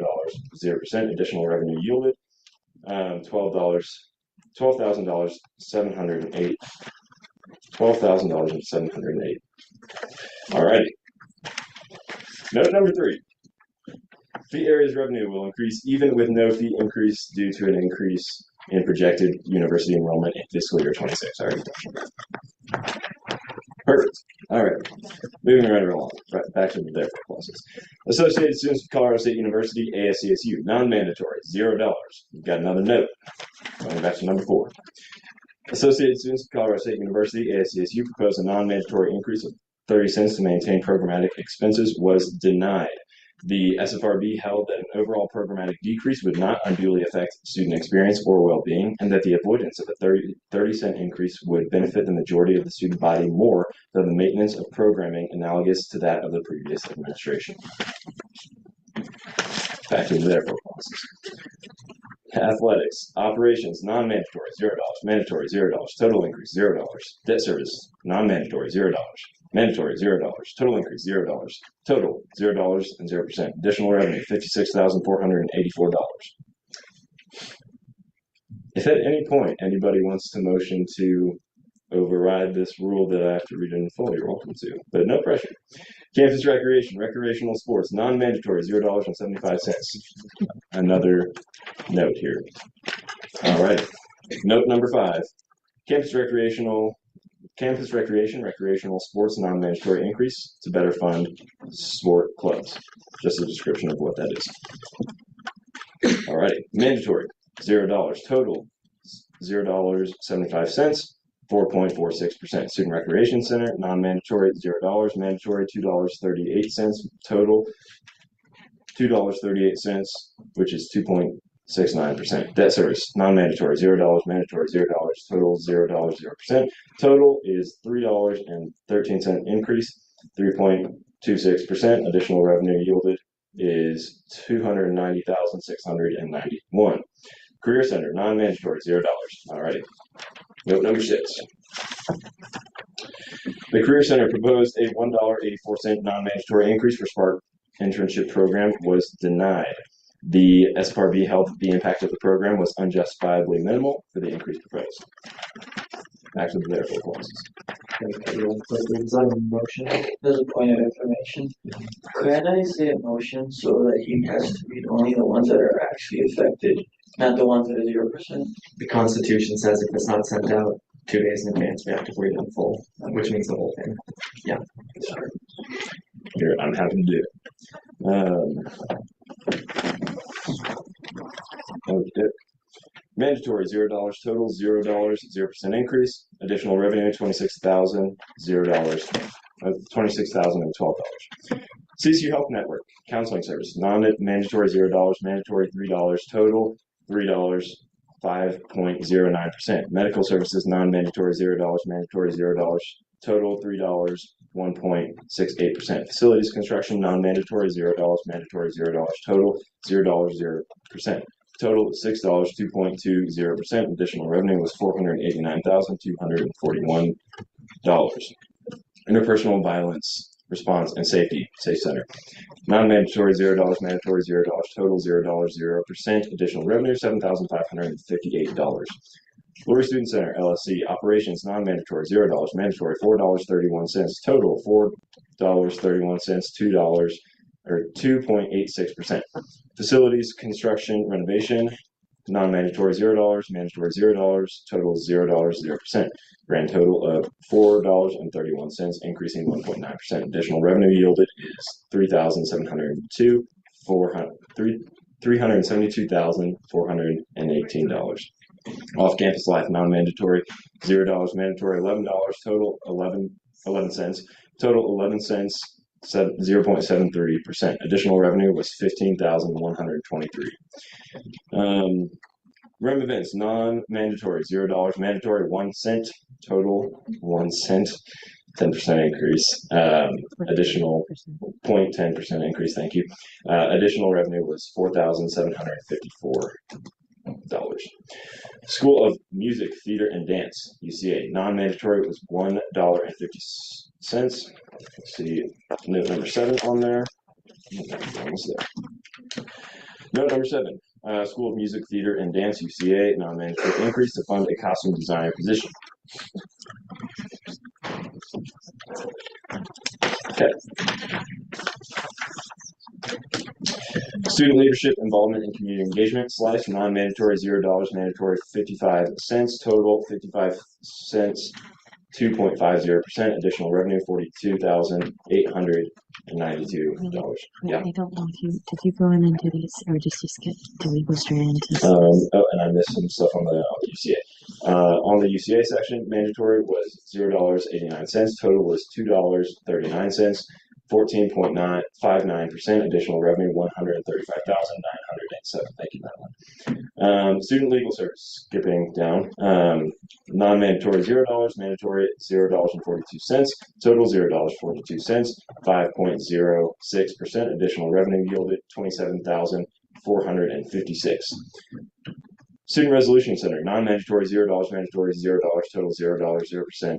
Additional revenue, $4,973. University Alternative Transportation Fee at FAB, non-mandatory, $6.50. Got a note number 8. Very last note. University Alternative Transportation Fee at FAB, non-mandatory increase to provide permanent funding for Spoke, campus bike infrastructure maintenance, and alternative transportation education. All right, continuing right along. Mandatory, $0. Total, $6.50. 17.57%. Additional revenue, $377,255. University facility fee, UFAB, non-mandatory, $0. Mandatory, $0. Total, 0%. Additional revenue, $87,936. University technology fee, UPFAB, non-mandatory, $0. Mandatory, $1.50. Total, $1.50. 4.69%. Additional revenue is $104,919. Okay, we've read all the notes. So we're going to skip that. Therefore, be it hereby further enacted that a copy of this legislation be presented to the Board of Governors for the Colorado State University by Angela Nielsen, Director, Office of Budgets. Amy Parsons, President, Colorado State University. Dr. Marian Underwood, Provost and Executive Vice President. Dr. Blanche Hughes, Vice President for Student Affairs. Brendan Hanlon, Vice President of University Operations and CFO. Nicholas Salvo, Student Body President. Angela Nielsen, Director, Office of Budgets. Jennifer Fisher, Budget Manager, Division of Student Affairs. Jakai Nunley, Student Body President-elect. Joseph Godshaw, Student Body Vice President-elect. Passage and enactment of resolution / That's all just template stuff. Okay, so I don't have to read that. Perfect. Okay, one more thing I'll say here. You made it. Good job. One more thing I'll say here to clarify between, you see mandatory and non-mandatory listed on there. Mandatory increases are basically anything to keep the fee area operating within the scope that it's currently operating in. Think inflation costs coverage, mandatory salary increases as mandated by the state or the university. Non-mandatory costs are to expand programming and basically anything programmatic related, start new programs, that sort of thing. Okay. Gonna go into a few floor edits and then we'll do some questions. Does that sound good to everybody? Sweet. Thank you so much for bearing with me. All right. On the first whereas clause, can we add a semicolon and then an and a comma? I'll do that in the final edit. Oh, I did not know that. And then on the first therefore clause, instead of 53rd, can we make that 54th Senate? And then on the notes section, on note number 7, it's missing a period. If you could have a period there at the end of that sentence. And then, therefore, be it further hereby enacted, that last therefore clause, after Angela Nielsen, Director, Office of Budget, can you add, and that a copy of this legislation be forwarded to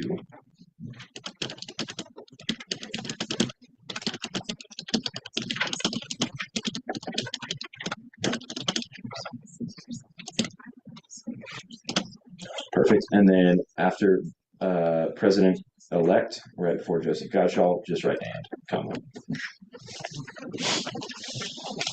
Okay. Is that and necessary? I don't know. Is Nick still here? Do we need this printed for him signed tonight? I can get him a copy. Yeah. Okay. Or first thing in the morning. Yeah, first thing in the morning. So. Okay. Sweet. All right. At this point, I will open it up to questions. Thank you all so much again for bearing through that. Quickly, I would entertain a motion to expedite this legislation. Yes, thank you. Chair Snyder. I motion to expedite this legislation. Do I see any dissent to that? Seeing none, this will be expedited. It's not actually Q&A. Could you scroll to the first page real quick? Sorry, that's like the other thing. Is 26th session, is that for today? Just a random question. Oh, it's the 27th. Yeah, if we can just make it Okay, I don't know if it's, yeah, okay, that's all, thanks. cool. And then as far as questions go, even though this is just an approval that we followed our processes, transparency, so we've been talking about is important. So if you have a question about why we denied fee increases or approved certain other ones, how to answer them. Do I see any questions? Sweet. Okay, seeing none, we will move into 10 minutes of discussion and debate on this. Chair Davis. As a member of SFRB, I fully support this, and also we went through an entire year discussion, deliberation, and all of that. So I would hope that you all are in agreement with the increases for those fees. And I'd like to motion. Okay, never mind. Thank you. Senator Rivera. If you wanted to please, I was just gonna motion to this question. Okay.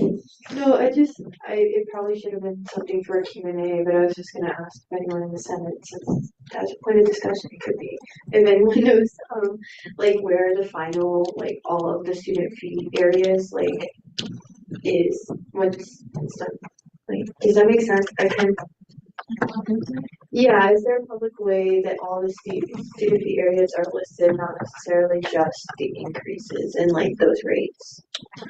Yeah, on the ASCSU website under funding information, there's an SFRB section, and then there should be a link to a spreadsheet that's a breakdown fiscal year 25 fees. And so once this is approved by the Board of Governors, we'll put a breakdown of the fiscal year 26 fees. Also, the LSC made a website all about student fees. You just Google like Laura Student Center, CSU student fees. Yeah. I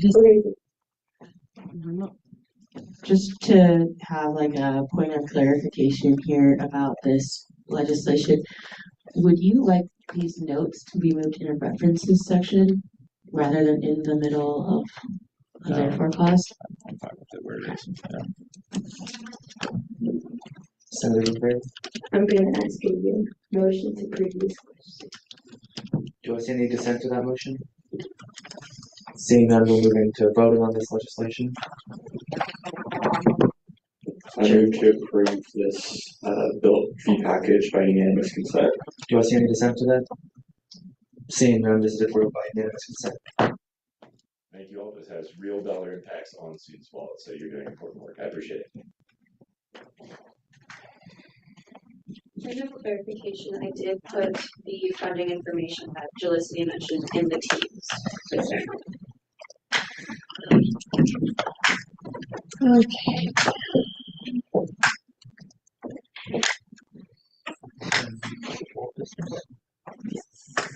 Oh, sorry. Then with that, we'll move into old business, beginning with the budget sunshine.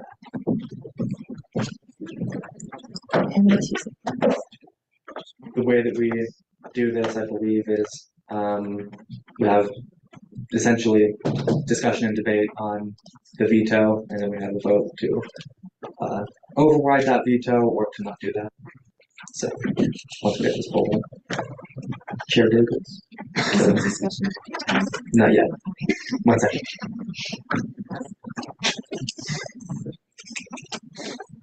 I want to thank you for your patience with this many pieces of legislation. It's logistically more of a struggle to have everything already open. So I do appreciate your patience.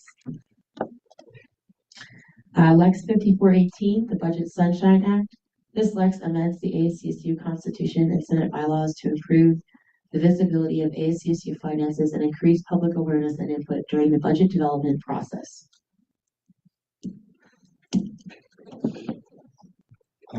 Before we begin discussion and debate, I believe since it's presentation, I can still make floor edits, correct? No, this would be voting on overriding the veto of the legislation as it was passed. So say there's something really evil in motion that would go into committee of the whole to make edits to this. Give me 1 second. What edits do you want? I would like to make the edit that these provisions will not go into effect until after this year's budget is passed, so it does not affect President-elect Nunley and Vice President-elect Gumshaw and their budget process. I'm double checking this, but I don't believe that we can do that.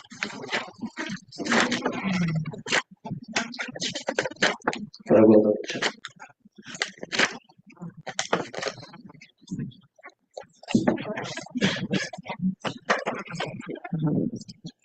I have a point of information. So if we can't do it, I know you're gonna do that. So, but if we can't do it, then we can write another Lex amending this Lex. No, another Lex amending this Lex. Well, the actual effect date isn't actually in the Constitution. Hold on, I have I have the edits tracked Constitution here. Theoretically, this is a Lex, correct? So it would not, as it was earlier assessed, pass. So theoretically, if it were to pass in the Senate and then be not like existent and then be edited in the upcoming omnibus that's also in the route that you have, where it's still written down, because writing things down is cool. So the way that at least I see this, looking at the Constitution, this is section 208, subsection B. It says that when a bill is returned to the Senate with the President's veto, it shall appear on the next regularly scheduled session of the Senate's agenda under old business with the word vetoed next to the bill. The Senate may override the stated veto with a 2/3 majority vote. I think that editing the legislation would be like passing that again, which would then subject that to a veto again. I think that that's not what we do when we override a veto. We override the veto of the legislation that we, the Senate, passed that was given back to us by the President with his veto. If we wanted amendments to that, that would have to be an additional piece of legislation. Okay, I'm just going to assume we can't make edits and put my full argument against this veto. First, I just want to talk about some of the points President DeSalvo made. He mentioned that only 4 people view the budget, so that adding this requirement would add an additional burden on them. And I would argue that that is the problem, that only 4 people view this budget before it hits the Senate floor. Once it hits the Senate floor, we have very limited time to view it, deliberate it, and make any edits that we feel is necessary. And I'm very opposed to the idea that winning an election means you get to determine how student money is spent unilaterally. In this election, it was uncontested, so there's not really a, what's the word? I'm forgetting the word, but there's not really a overriding student appeal for whatever the president's or the candidate's platform was in spending the money in that way. In previous elections, I don't know the exact results, but turnout has never been super high, so there's never been an overriding opinion that this is the proper way to spend money. That's kind of why we're here. We represent every aspect of this university, so we're supposed to deliberate the budget and make sure that it works for the students, not for the people that are elected. I don't think anyone has any problems with the provisions outside the public hearing. President DeSalvo mentioned that he did not look at those, so I assume that means he has no issue with them. So I think discussion and debate should really focus on whether that public hearing is truly a major burden on the president-elect and their budget proposal. I'm gonna make a point of personal privilege. I'm so sorry. I know that people added sponsors and endorsers, and this does not reflect that. So I'm gonna send the sheet of paper around. I'm so sorry to do that, but forgive me.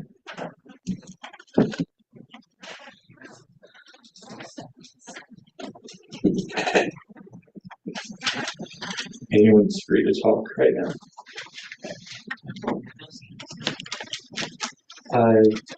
Chairperson. Wait. Yes, Jakai is here. I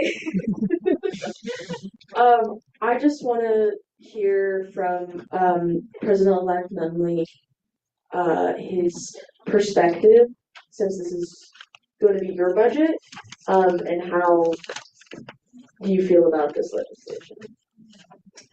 I think that I can echo some of the sentiments from Nick earlier. I think that it is not an unreasonable ask to ask for like the public deliberation of the budget. I don't think that's a bad thing at all. What I will say is that the enumerated clause, the way that it goes into the Constitution, then thereafter making it a separate than town hall meeting, I wouldn't say it's the most productive use of time. And I also would say that this Senate meeting, like that is an open public forum for all students as is, can be very well just that, right? Like the same way that there are guest presentations throughout the year. I don't think that the timeline that you sent me for the Budget Sunshine Act would overlap too much where it would affect the way that a Senate session runs. And so I don't know, I think that my only question then becomes of why we couldn't do it in a similar public forum, or why we couldn't do a similar budget presentation of some sort in this public forum. The other caveat to this, though, is that it is, as mentioned and as everybody has noted, that it is a tight turnaround on how you put this budget together, how many people you need to talk to go through this, and despite the students in the room who, you know, may or may not have put a budget together, and in total right now being 4 people, it has been very intense conversations with Farah and Tim putting this budget together as well. And so making sure that I know all the pieces to be able to even explain it to somebody else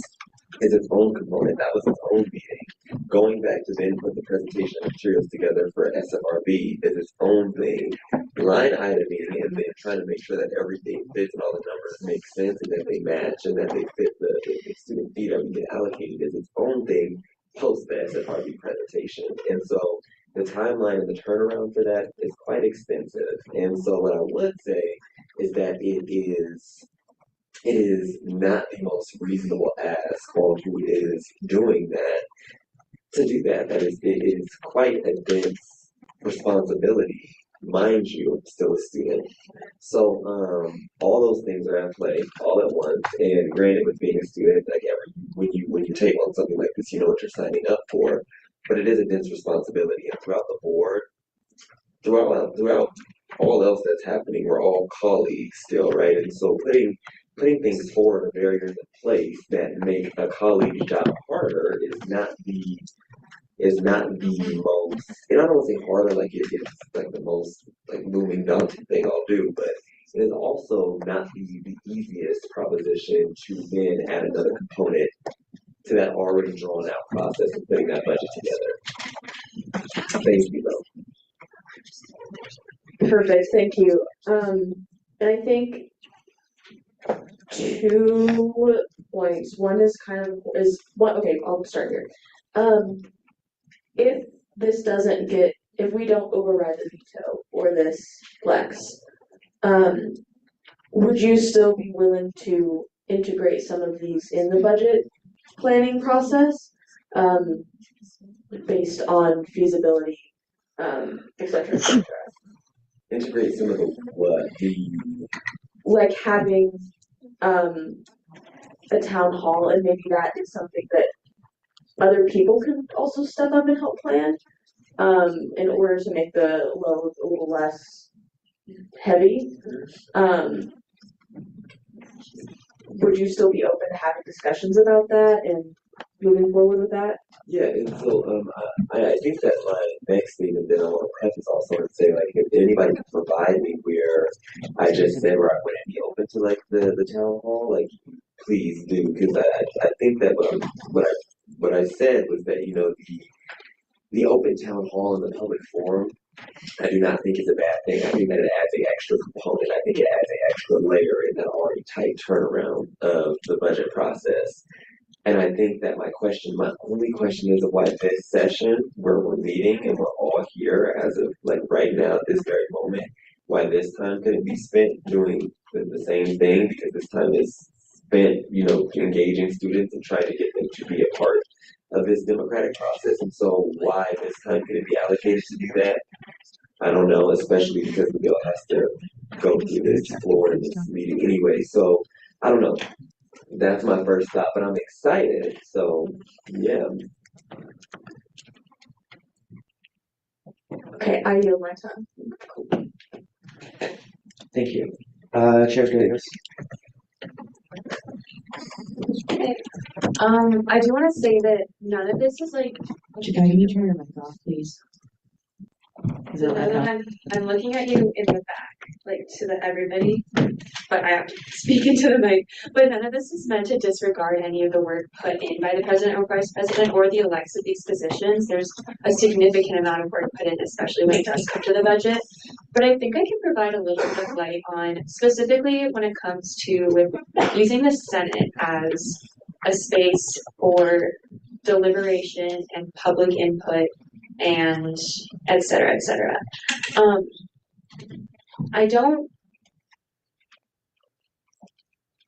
trying to find, there we go. The Senate as a public meeting and in the sentiment that the Senate is a public meeting, in my opinion, is somewhat false. I think we've seen the student body show up. We've seen it when there was the discourse around CRCs and the discourse around DEI and federal initiatives from the government. But it's not reasonable to expect every single student who has an opinion on the budget to show up. Many of them work, they have alternate obligations. I know that a lot of students work nights and can't come to Senate even if they have an opinion. And so framing the Senate as the public meeting for the budget, especially when we always have a lot of other bills and a lot of other things to work on, and honestly just not enough time, puts the students and the student body at a disadvantage, in my opinion. And having the budget talked about in a place that's just the newsletter or just Microsoft Teams has somewhat of a similar connotation, because not every single student does catch up with the newsletter, does check the website consistently. And that's not necessarily the fault of Senate or anybody specifically in ASCSU, but I think it does say something about our reputation as ASCSU is how are we going to represent the students when they don't have a say or knowledge of where their specific student fees are going? And not every student does check the weekly newsletter every time. Every student has time for that. And so having the space be somewhat inaccessible for students who have opinions but don't have a means of voicing those opinions, especially in a space that's honestly kind of scary. When we had students come talk regarding the CRCs and all of the DEI initiatives, a lot of them mentioned they had never stepped foot in this space because they did not feel comfortable, they did not feel safe in this Senate space. And so I think framing the Senate as the meeting for the budget just doesn't necessarily achieve what we want to. And furthermore, and feel free to correct me if I'm wrong, Jared, a lot of this is placed on the budgetary affairs chair. A lot of the means of developing a presentation and outline of what any budget looks like, especially the ASCSU budget, and not just showing them the bill that has a budget, but also explaining where this money goes and what every single line item does.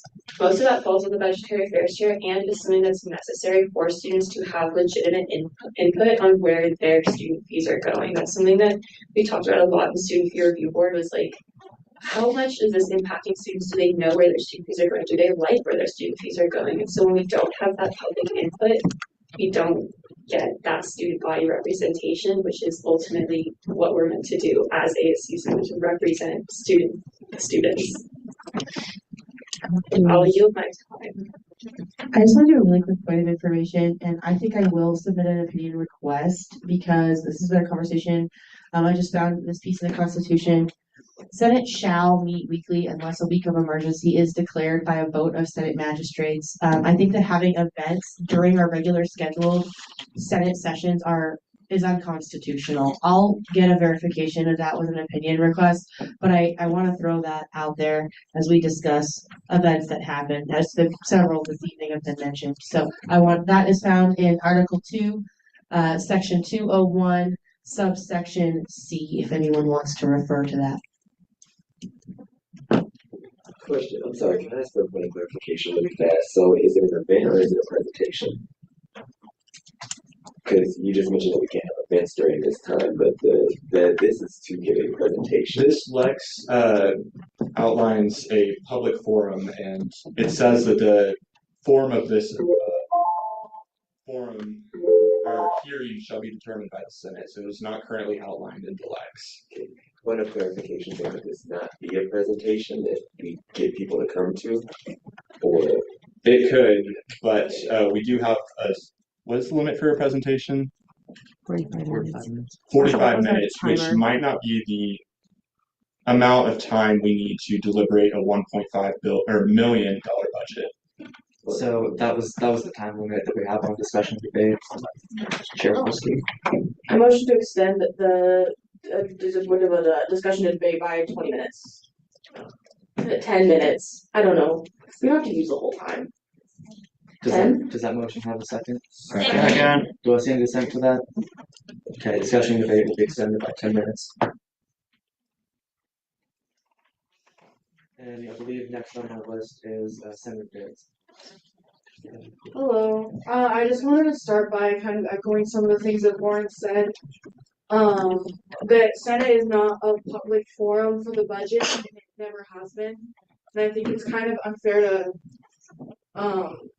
obstruct other Senate processes by using it for that time.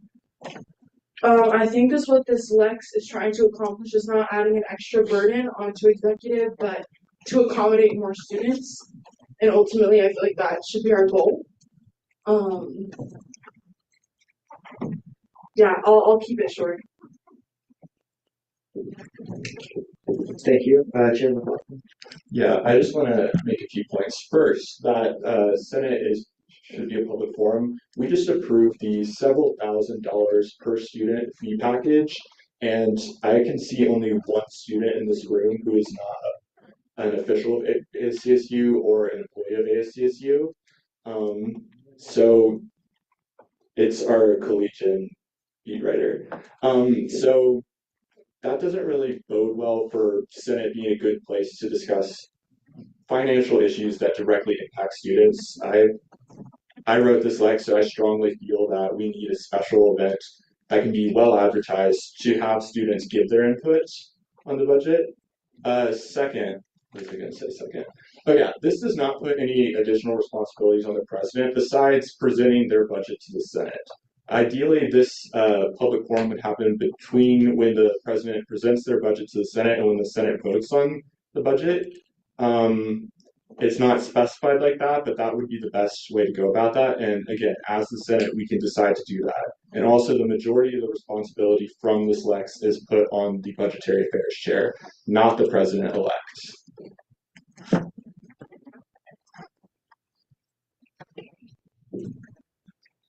And you yield? Oh, yeah. Thank you. Senator Jowden. I have a few things to say. They're not really along anyone's points, but just kind of a personal opinion on this. If this sounds messy, please excuse me. But I think we all expect this sort of perfection, I guess, from the budget process. And I think we all can agree that that is definitely not there. But I understand that this might put a lot on executives' plate, but I think we risk more by not overriding this veto. This Lex, I think, is only a stepping stone for increasing the budget process and transparency. And I understand it does put hard timelines and more work on executive, but I think that this work is needed and would benefit the entirety of students here. And I just want to give a quick point of clarification. Sorry to interrupt you. The only timelines this places are on the Senate, not on the exec or on the president-elect. change that. So I was just talking about that. And then with respect to both our vice president and president-elect, whom I both enjoy, the risk I see in the future if we do not pass this is the cooperation of future executive branches. I personally am very optimistic about this coming year and working together with both executive and Senate. However, based on past years, I worry for terms after this.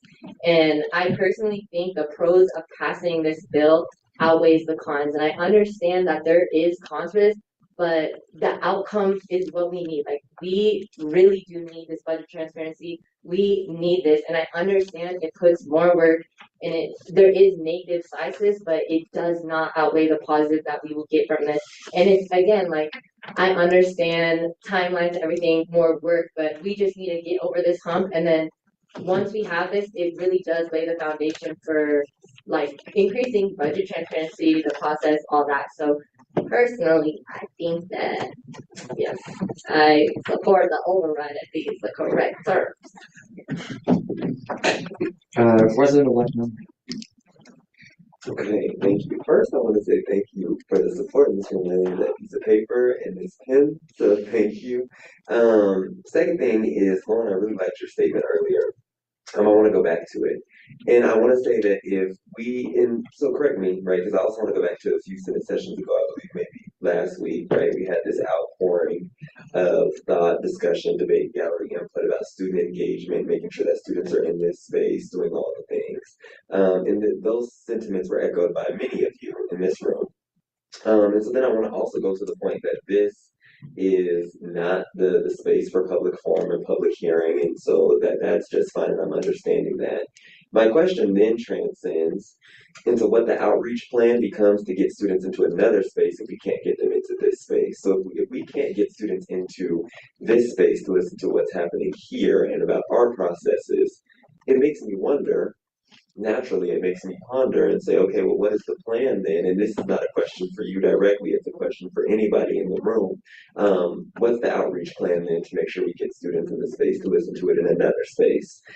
Secondly, wait, before I move on, I want to say that becomes my question because we have this idea and we're on this cutting edge of transparency and student engagement and all the things. What's the how, right? Like, it sounds good written on paper and it sounds good when it's it sounds good as just a statement and it sounds good as an abstract. What's the how? So as I'm reading through this, I don't, God forbid, but I don't want to say I'm saying that how. Jared, I'm so excited for your response.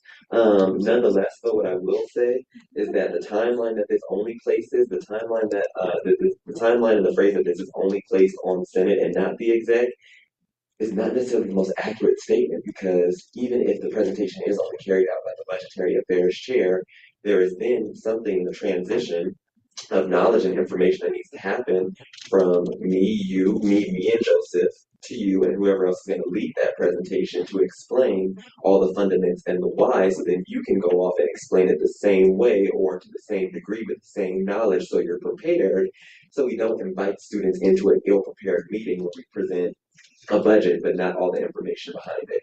So it's a lot that goes into it. The logistical components and the how is really my main thing in our processes and what we're doing. And so when we think about things, I implore everyone to, one, keep the main thing, but also remember that there are logistical components, there are how, and it is a time thing. So anyway, those are my first few things, and then from there, I'm excited to keep talking about all the things that surround this, because I think the conversation of logistics and the actual execution on things is a conversation that we should have. So I'm excited, and Jared, you raised your hand, so I think that does it go to you? Does it go to him? You can yield to him if you would like to. Let's yield. First off, I would like to say that the discussions about logistics really seem to be obstructing the point that this is about transparency and the current lack thereof of transparency in the budget process. I mean, the timeline for the Senate is currently unreasonable.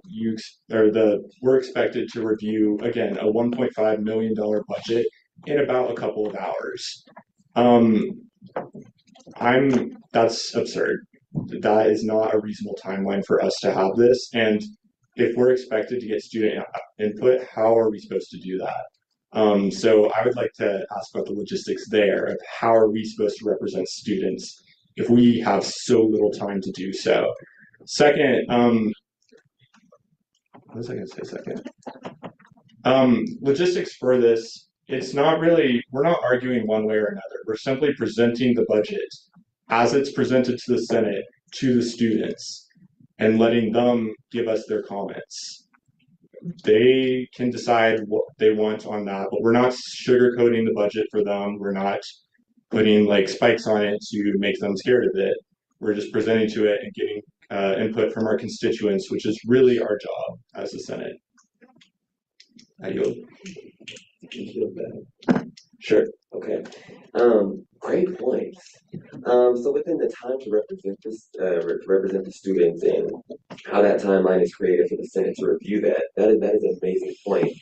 I'll say that I didn't create the timeline for that to happen, right? This is a natural process that follows and flows every year for elections. So that is an internal thing that is above me and transcends my years quite a few. That process, that system is dated. And what I will say is that becomes another reviewer thing that a few people should sit down and say, okay, well, let's write legislation to fight that battle first. But as we get here and we speak to the logistics, and I want to make sure that nobody's purposely misunderstanding what I'm saying. I'm not saying that anybody needs to sugarcoat anything about the budget. What I'm saying is that when we invite people into this space to give them information, it would be best practice to make sure that they have the best possible information to ensure that when students leave this space, they don't leave further disadvantaged than they did when they came in, or further disenfranchised than they did when they came in, knowing essentially less. Essentially knowing less. And so a conversation between you and me and what would need to happen for students to have all the correct information, all I'm saying is that it would be a conversation with me, Joseph, and whoever, accounts included, to say this is what's happening with the budget and breaking it down because there are many finite details that not even I knew about the budget looking at it this year. So I'm going to cut you off. That was the time limit. Perfect. That was what I had to say. I do see Chair Force, you have a motion. I motion to exhaust the speakers list with anyone who wants to be added at this moment. Point of personal privilege. If you're not actively speaking, can you please turn off your mic? We had a motion to exhaust the speakers list. Do I see any dissent to that? I have you on it. Okay. Yeah. Seeing no dissent, we will exhaust the speakers list. Next up is the Speaker Pro Tem Board and Speaker Elect Board, please. Howdy, Senate. So a couple of things. First and foremost, I think the logistics, at least from my purview and at least in my knowledge of our resources and our ability to advocate, actually back it up a little bit. I'm going to try to use discussion and debate and also be impartial because that's technically what my job description says I'm supposed to do. So keep that in mind as I'm stating things. Again, logistics. From my understanding, it's a matter of booking the chambers, making the posters, and being transparent with the Senate. Senators can take that information about that event, bring it to their constituencies, and that's how we get involvement. Last year, we had a presentation from the VP of something or other. I don't know, Braxton ran and had to grab a different mic because it wasn't working or something last year. People showed up because people care about where their funds go. Interest is in the specific topic. I think that we have a body that can then advocate for going to that specific topic in that specific structure. That increases our accessibility. That increases our accessibility of the knowledge that would make people within your position easier in following years. It would drive interest in the position. There's a greater understanding of what does the budget look like if more students know about it. If random freshman Timmy walks into the chambers while it's happening, bada bing, bada boom, little Timmy knows more about the budget. Additionally, I think informed senators are good senators, and informed students inform senators. It's a cycle. And if we're not prioritizing informing more students at the baseline, we are not promoting informed senators. And I think it's within our due diligence to inform our other branches with the resources that overlap. And I think this is something that benefits each of the different branches. It's not about exec, it's not about legislative, it's about the students, and that's who we're bringing to the table, which is the basis of everything we're supposed to be doing.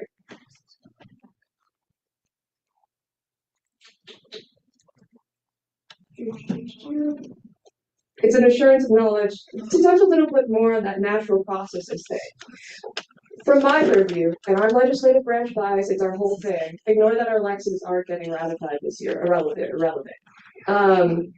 The processes of this body are meant to a Lex is something that's editing our constitution. It's editing our natural processes. It's making them better. That's our job here. The purpose of Lexes is to get rid of systems that aren't working for us and make them better. To better assure knowledge. I think that this being argued as no one's saying that anyone in this room is why our timelines suck. That would be like wild. No blame on anyone in this room, but agency to everyone in this room to better change those systems, to better change those timelines, to be transparent and to be accessible and aligned with our values as a space. And we have the ability to move forward. We don't have to negate that, I guess is my primary point. Thank you. Chair Miller. I have a just like a thought to throw out there. I mean, like I think that maybe this isn't the way we have to go about this. Like, I mean, getting elected as president or vice president seems like an insane undertaking that I can't even ever like imagine taking on for myself. And I really think we should be listening to people who have gone through that process of creating the budget. Because when you get elected, you're selecting an entire team for the next year, as well as allocating a ton of money on a tight turnaround. Not to mention, you're also a student dealing with the end of the semester and finals. So I think we should really take the time to talk to elections committee, our former elections manager, get some thoughts on it. Because, like, if the timeline isn't feasible, let's make it feasible. Potentially this Lex might be putting a bandage on a larger problem that we should be systematically changing. And like I don't think this Lex has to be the end all be all. We can have continued conversations about this to come up with a timeline that works for everyone, so we're all like not putting like pressure on specifically Senate or specifically exec. Just wanted to throw that out there. With that, I would like to motion the previous question. Does that motion have a second? Second. Okay. Do I see any dissent to that motion? Dissent. Okay, we'll do this by a platinum vote then. All those in favor of the motion to approve this question, the end discussion debate on this. Oh, no.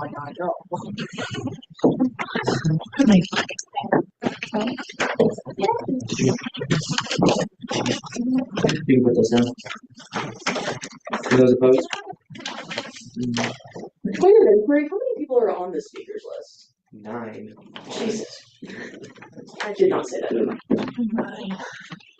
Those opposed, put them. Wait.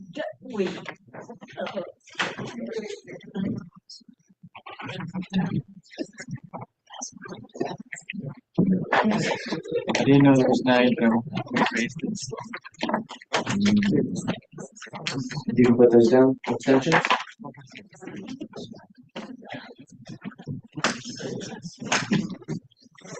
You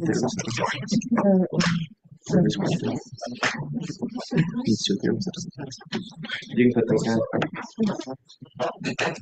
Needing 2/3 to pass with a vote of 11 to 10 to 7, this motion fails. Now we move on to Vice President Deeds.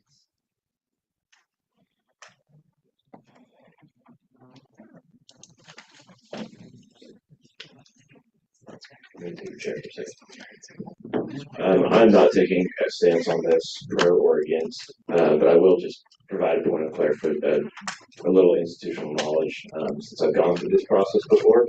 One thing that President DeSalvo and I did in forming our budgets and forming our priorities is we met with all of the Cultural Resource Center directors. We knew that those perspectives were perspectives that we don't inherently share.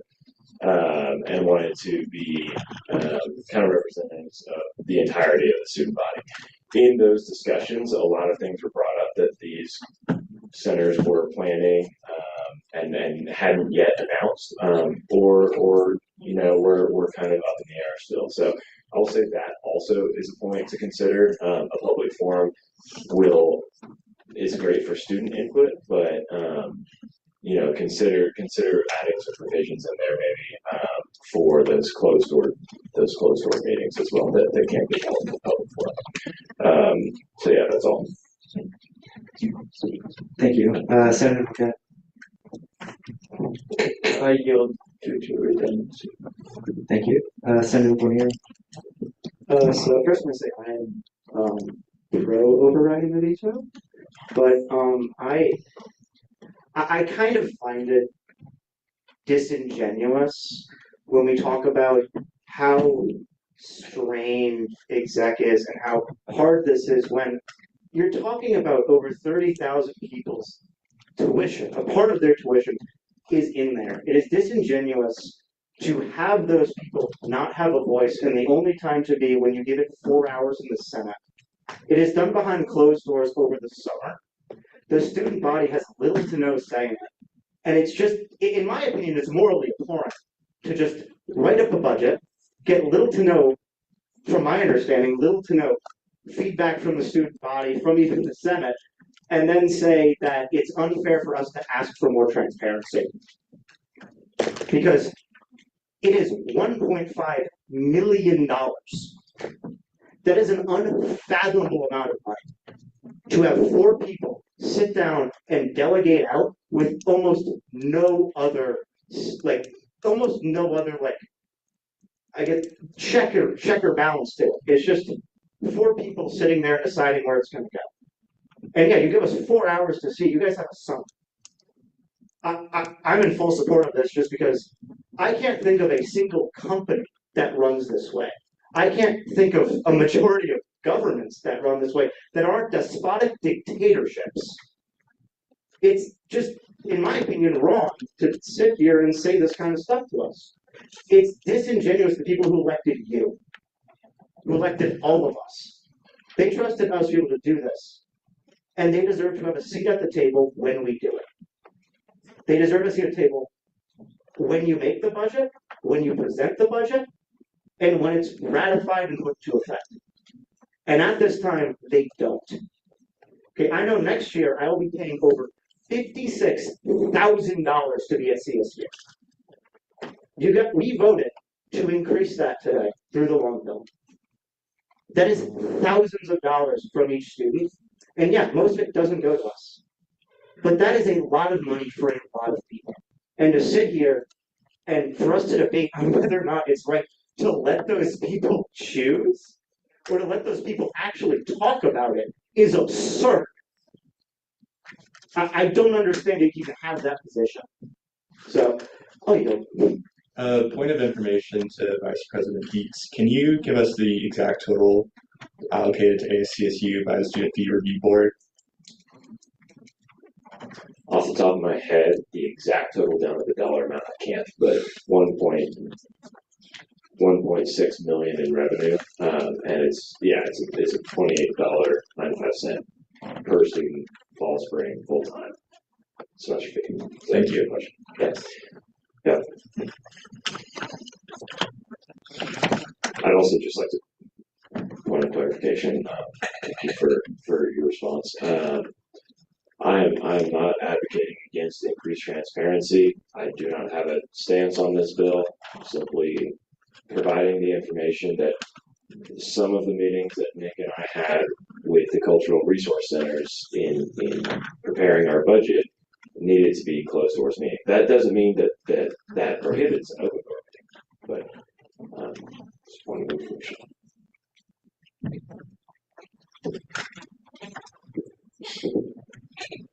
Is it Associate Senator or Senator?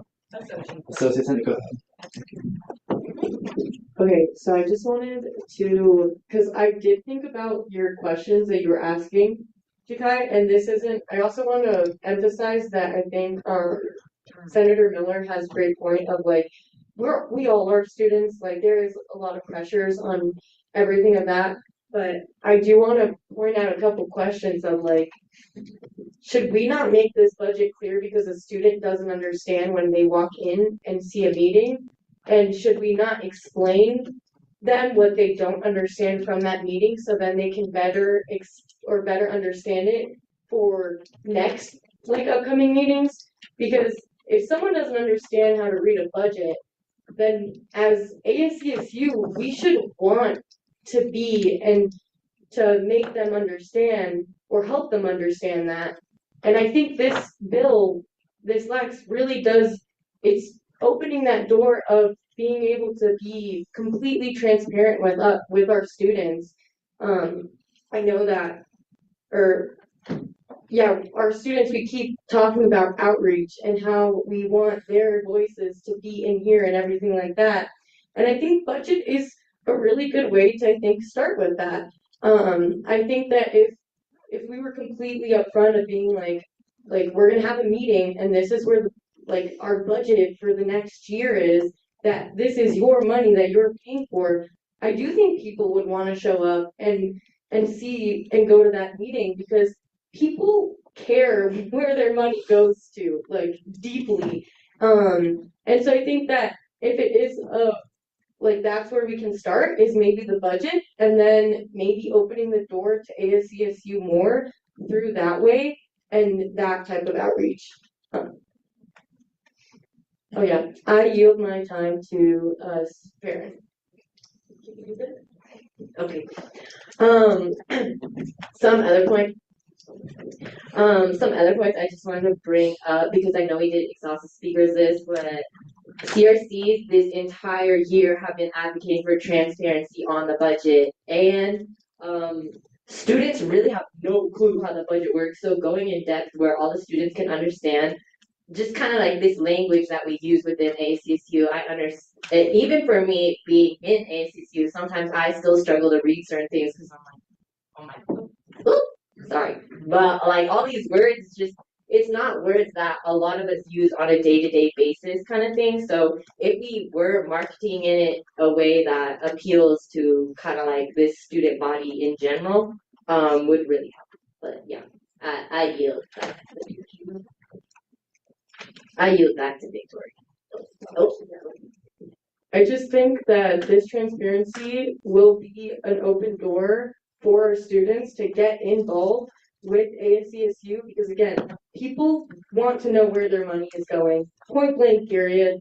And I think that maybe this is going to add more stress on exec, and for that I am sorry, because I don't want more pressure during finals week, during the time crunch. Like I understand this is a really bad time, but also senators don't get paid at all.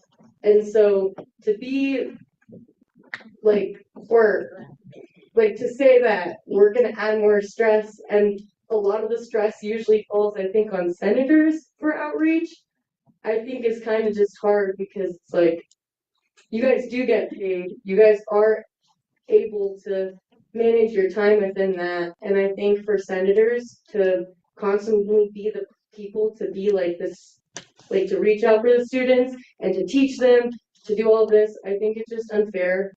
And so, yeah, I yield my time.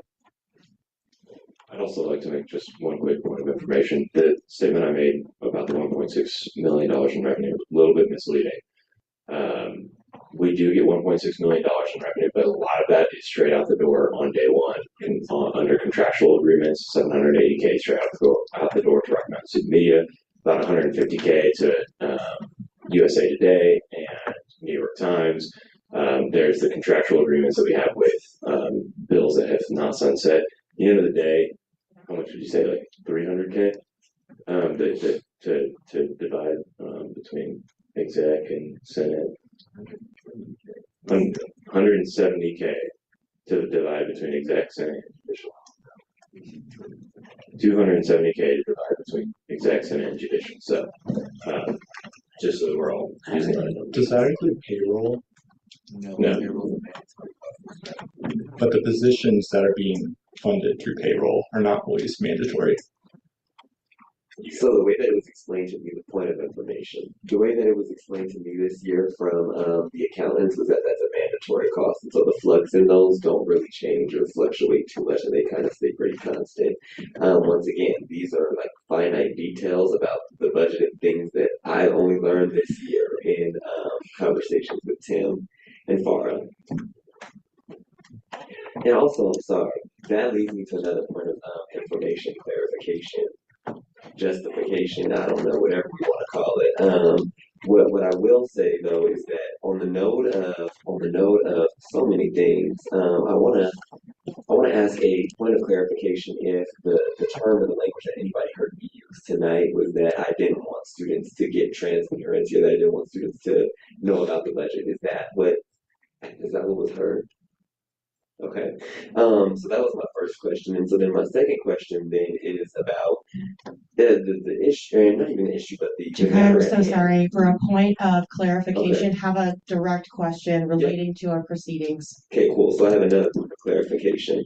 My other point of clarification is necessarily about the systems that are working for us or not working for us. I'd like to ask if the systems that are working for us are related to the budget or student engagement, or both of what we're targeting, right? Because it sounds like both, This is but I kind want of to coming ask. to me a lot like discussion and debate. So if that's what this is, I'm going to have to cut you off. Well, cut me off. I just wanted to ask. I'll ask another one later. Senator Gilmore is next on the list. I'll use my time to redundancy. Thank you. Senator Diggs.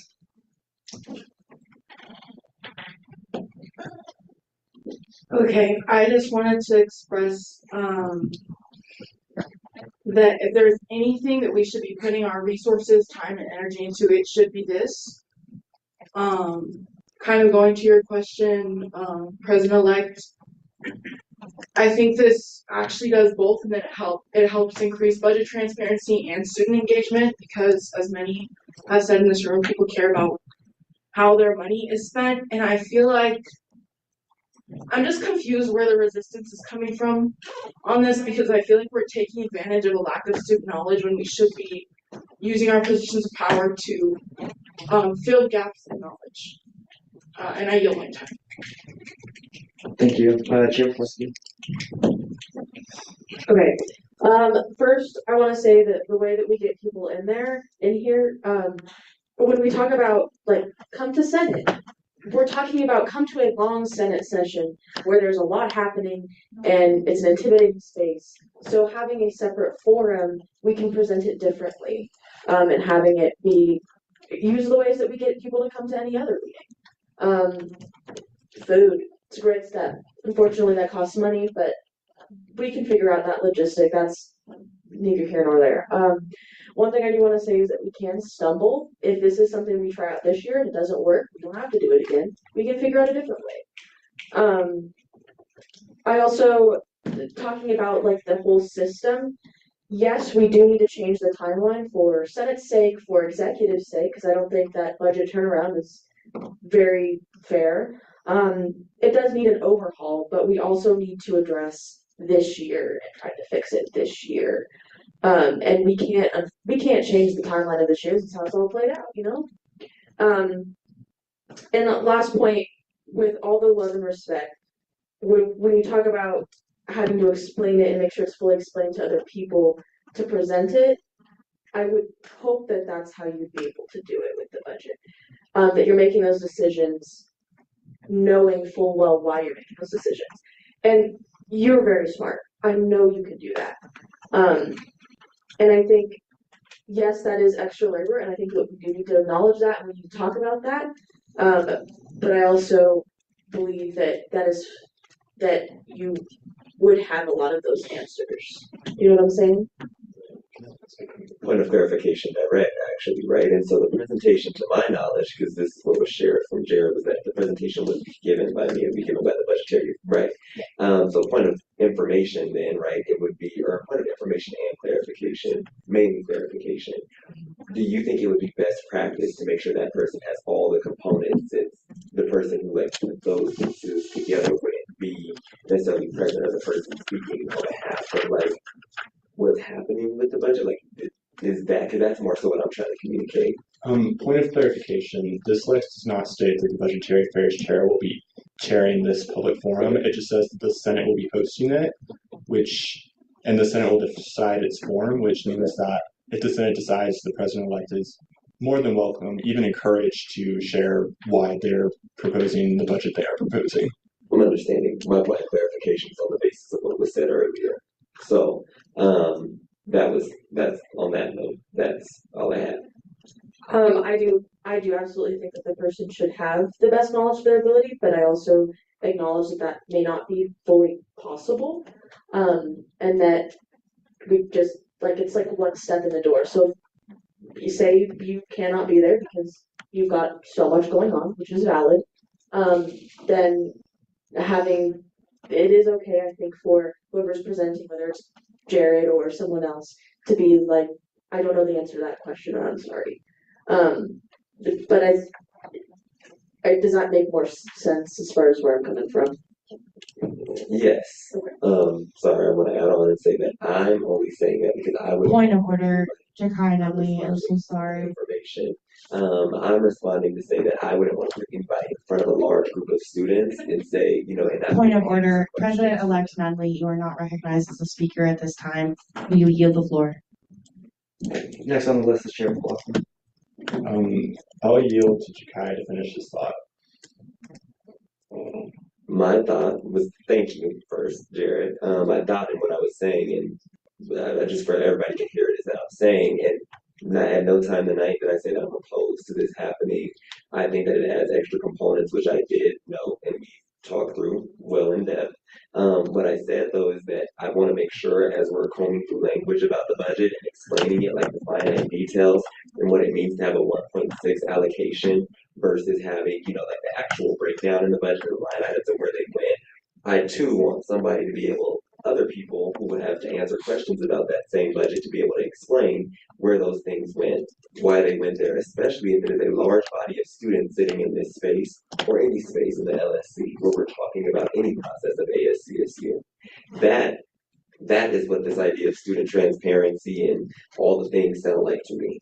So like, it doesn't sound like students coming into our space and leaving more confused than when they entered. It would be a shame if you, and you're right to your question, it would be a shame if you came to me and said, okay, this is what I see in the budget. Can you explain this to me, or the why behind this? And I can't do that. So that's the thinking behind that. Many other things, but thank you. So yielding back to whomever. Yeah, and I just want to add a couple of points to that. When I wrote this, I did intend this public forum to be chaired by the Budgetary Affairs Committee. I didn't want to mandate it because I feel like that should be up to the Senate to decide how that works. But I can just say, like, if it were me doing this, I mean, I have a responsibility to be impartial. I will do that regarding budgetary affairs. The goal of this is not to leave anyone confused. It's just to present it as the budget's presented to the Senate. Yes, I'll yield to you. Sorry, and I want to clarify that. I'm not saying I think you would leave anybody confused. I'm saying that when I, like, for example, if you would have asked me the day that I talked to Tim and Farah about what things in the budget meant, I wouldn't have been able to answer you in depth the way that I am today. I want to make sure that you have the same resources and the same toolbox to pull from with wording, with what numbers mean, with how they were calculated, with how the sheet is even broken down. Like, I want you to be able to explain that to people as would I want anybody to if they were presenting something. You wouldn't want to do a class presentation without knowing what you were talking about. It's similar in this space as well, inviting students in is my only thought, but correct me if I'm wrong. I don't think anything what you said is wrong. I just do want to clarify that as part of my job duties, I am aware of how the budget works. I've had many meetings with Mara to ask her many questions. But yeah, I don't have anything else to add at this point, so I'll yield so we can move things along.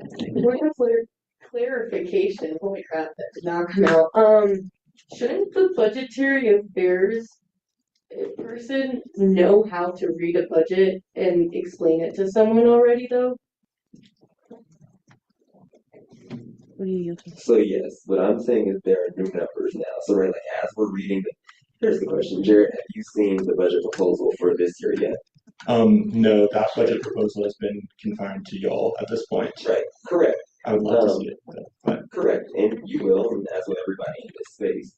The point now being is that it would be like me sending you that budget the day before this town hall is supposed to happen and saying, okay, you know how to read a budget, explain it. Like, explain what all these numbers mean, explain how they make sense, explain how they were calculated.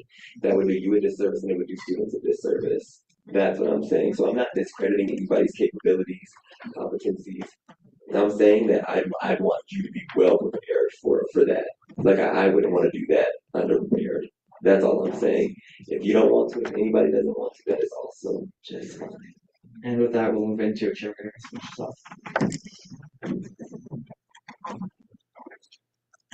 Sorry, I did have something to say, but really quickly, do you feel underprepared? Like, would you feel underprepared as to present to students right now? Right now, that's a yes because it's not final. So yes.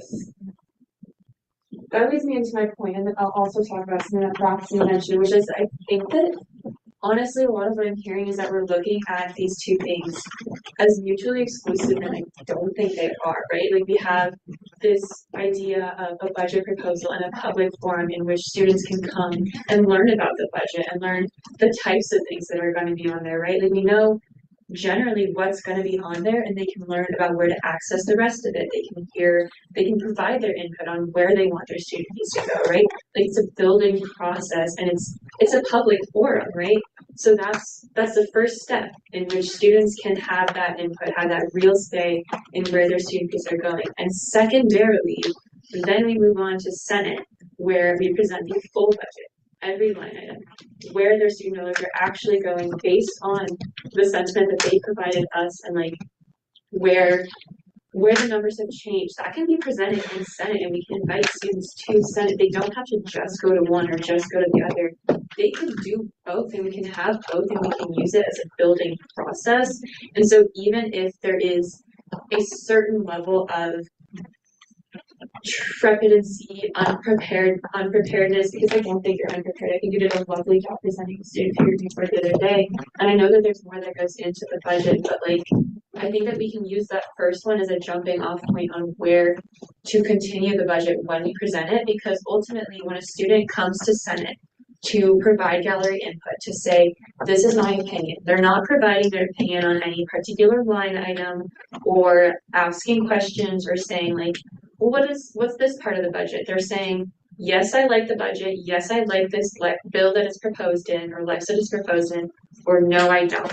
And those are the two options that they have in gallery input, because those are the two options that we have as senators. Is yes, we pass it, and no, we don't. So I think that they're not meant to be two, like it's not meant to be an either or, it's meant to be a we can have both. And similarly, Braxton, to what you said in that you have these closed doors with directors and that changes where the budget goes. I don't think that needs to be removed or taken away. I think you can still have those and you can still have those closed door meetings.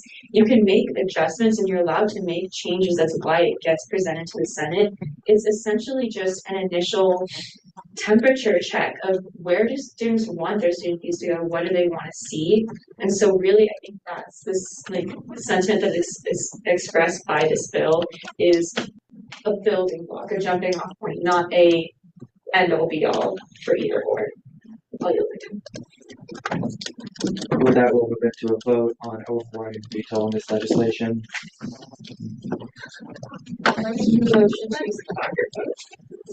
We have a motion to do this vote by black vote. Does that have a second? Second. Do I see any dissent to that? Okay, then we'll do this by voice vote. All those in favor of holding this, Can I motion to do it as a secret ballot? we'll vote on this motion and then we can get to that if that fails. All those in favor of the motion to do this by platform vote, please say aye. Aye. Those opposed say nay. Nay. Abstentions? Okay, I'll call division on that. Those in favor, put them up.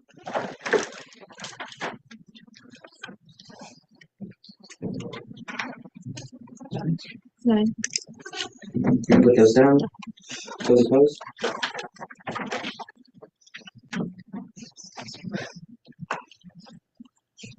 You can put those down. Abstentions? Was that a no vote? No, that was a yes vote, I think. Abstentions?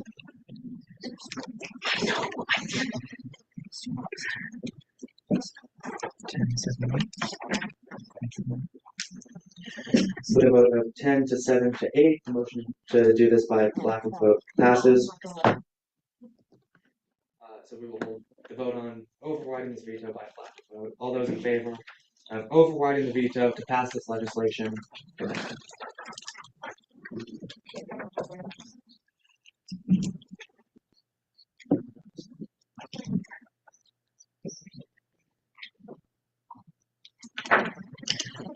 You can put those down.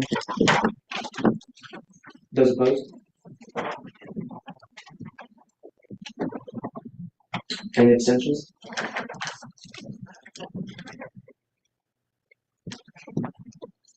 You can put those down.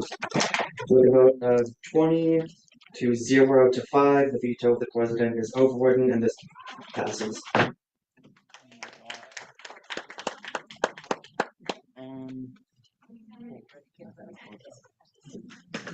With that, we'll move into Lex 5416, ensuring more students are represented.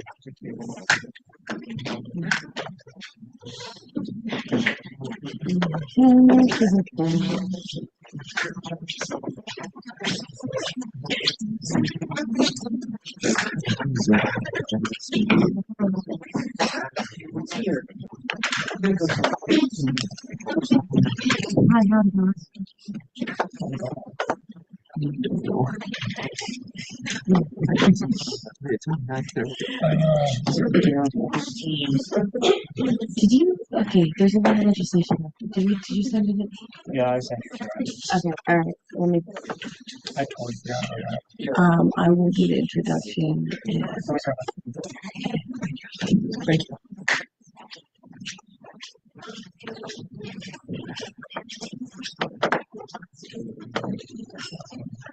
So just let me pull this up.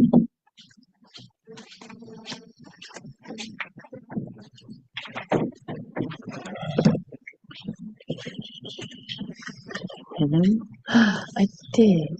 No, I didn't. That's a different thing. I'm sorry. You're changing my email. Floor edits? Yes, yes, you should. Now, I have shit to do. Oh, sorry, stuff. As we get this set up, you may notice we have half of an hour left on the conference clock, so I would entertain a motion, seeing as we have quite a bit of legislation still on this agenda, to suspend the section of the bylaws of the conference clock, if somebody wishes to make that. It's not attached on this email. I'll make that motion.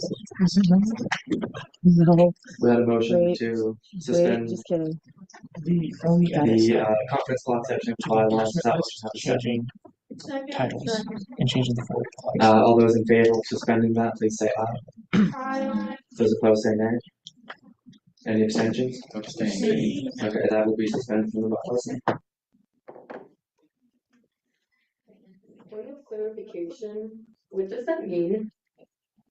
Yes, so on the top of the agenda, you'll notice it says conference business.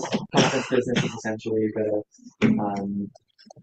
the substance of what the Senate does. So that's legislation, those kinds of things. That has a clock in the bylaws. It's a 2-hour time limit that we have on conference business. So suspending that means that we don't have a cap on that time limit, essentially. Hold on. I'm just gonna do. I'm sure I have this scene too.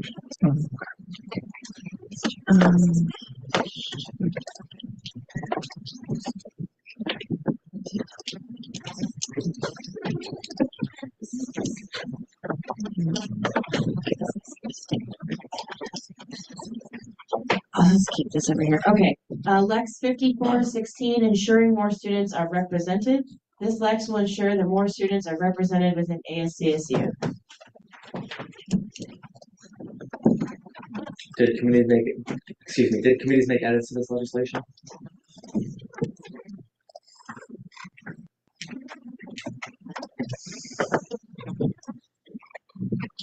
No, seeing none.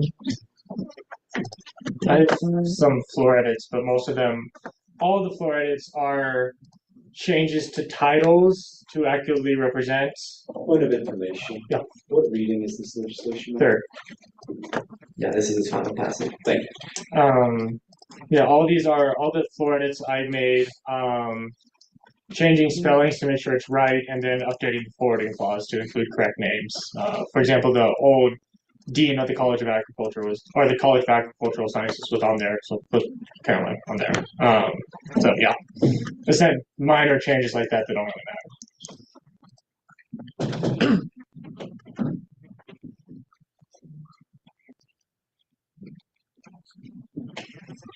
Are these your correct edits?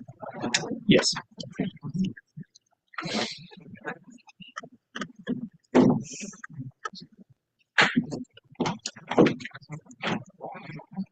In the interest of accessibility and transparency, would you mind reading them? Yeah, because rather than having everyone watch me put it from one document to another, you could read them and that would make everyone's easier. I spelled Julie's name right, first off. That's pretty cool. I capitalized vice chair and added a comma to Amika's title. I updated Farron's title to represent the change. I added agricultural sciences. That's the correct college. And then in the forwarding clause, I changed the dean of the College of Natural Sciences to the interim dean, Jacob Roberts, and the College of Agricultural dean was updated as well. So those are all my changes. With that, we'll begin 10 minutes of discussion debate on this legislation. Senator Roberts. We had a motion to approve this question. Do I see any dissent to that? Seeing none, we'll move into voting on this legislation. Motion to approve by unanimous consent. Do I see any dissent to that motion? Seeing none, this is passed by unanimous consent. Don't go anywhere. We'll move into Lex 5422, codification of subcommittees, also on its final passage.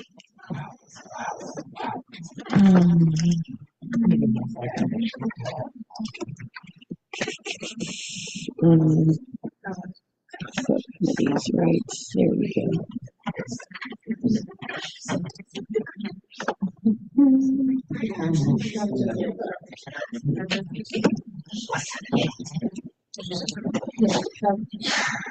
Lex 5422, codification of subcommittees. This Lex clarifies and codifies the role and function of subcommittees within the ASCSU Constitution and the ASCSU Senate bylaws.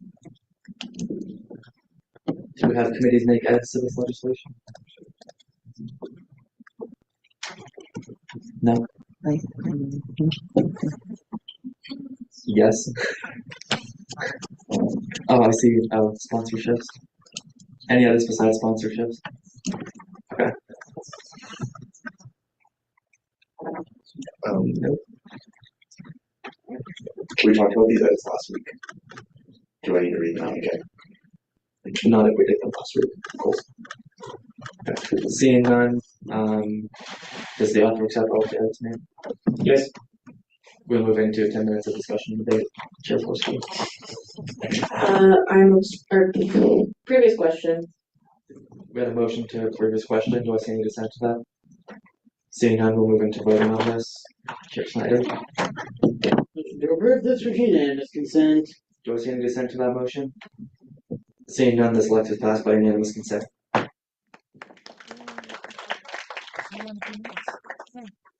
With that, we'll move into Resolution 5413, advocating for awareness of HDS emergency procedures.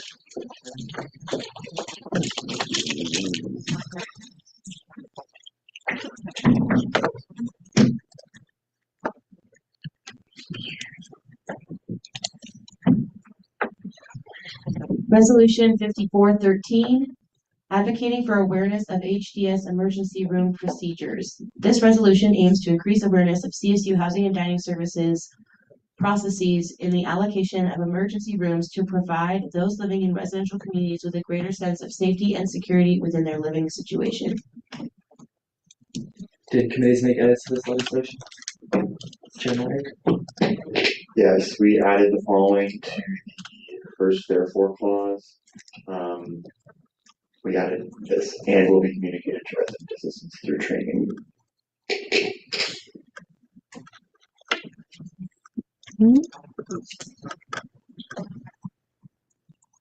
It's not reflected in the document.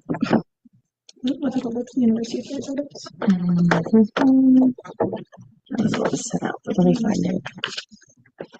It's okay, I rejected tenants. You should say that. Yeah. I'm gonna be rejecting that edit. So do we need to be doing that like on the screen? Okay. For clarification, those edits did not get in the weekly email. The author is rejecting the edits. That particular edit, I should make that clear. Yes. With that, we'll begin. Can I go into a little bit what I'm doing? Yeah, go ahead.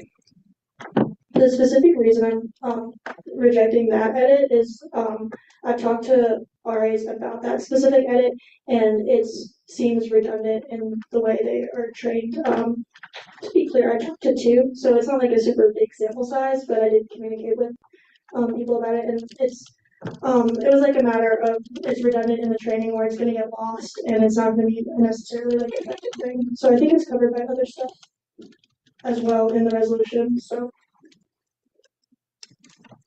that was not a super concise way of saying that. We will begin 10 minutes of discussion and debate on this. Chair Myers. I move to bring this question. Do I see any dissent to that motion? Okay, seeing none, we'll move into voting on this. Senator Roberts. I move to accept this with unanimous consent. Do I see any dissent to that? Seeing none, this is passed with unanimous consent.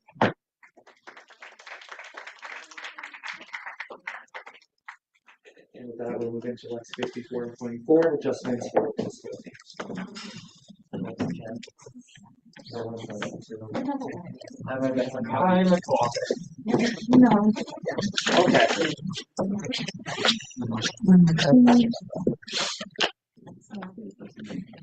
Yes. Yes. Lex 5424, adjustments for accessibility. This Lex will add nuances and adjustments to the 48-hour rule to account for situations in which the 48-hour rule cannot apply. Did committees make edits to this legislation? Just an adjustment. Anything else? Okay, seeing none, I imagine the authors accept the endorsement. Then we'll begin 10 minutes of discussion and debate on this legislation. Seeing no discussion and debate, we'll move into voting to continue this. This is its second reading. Chair Snyder. Motion to continue this Lex with unanimous consent. Do I see any dissent to that? Seeing none, this will be continued by unanimous consent, and this will be sent to the University Affairs Committee.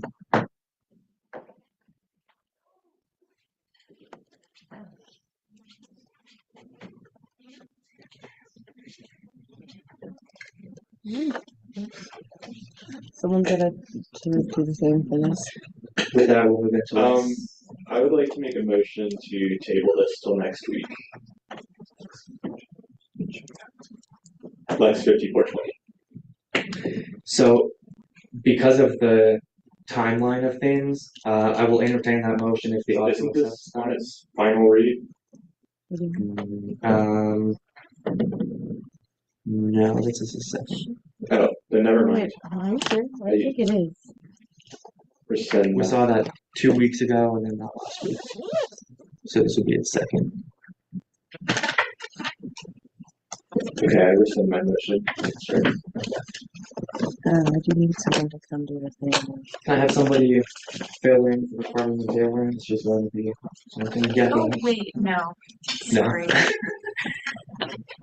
I'm going to this. Gio, you want to do it? Yeah. Yeah. Just please. Gio's gonna snoop through all my emails now. I am. That Watergate was bad. Oh, here, that's for you. That's all.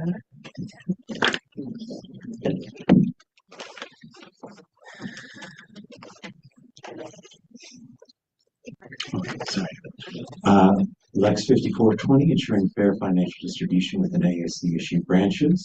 This Lex aims to codify a fair and balanced fiscal structure within the branches of ASCSU to uphold a system of checks and balances that does not favor any single branch. Did committees make edits to this?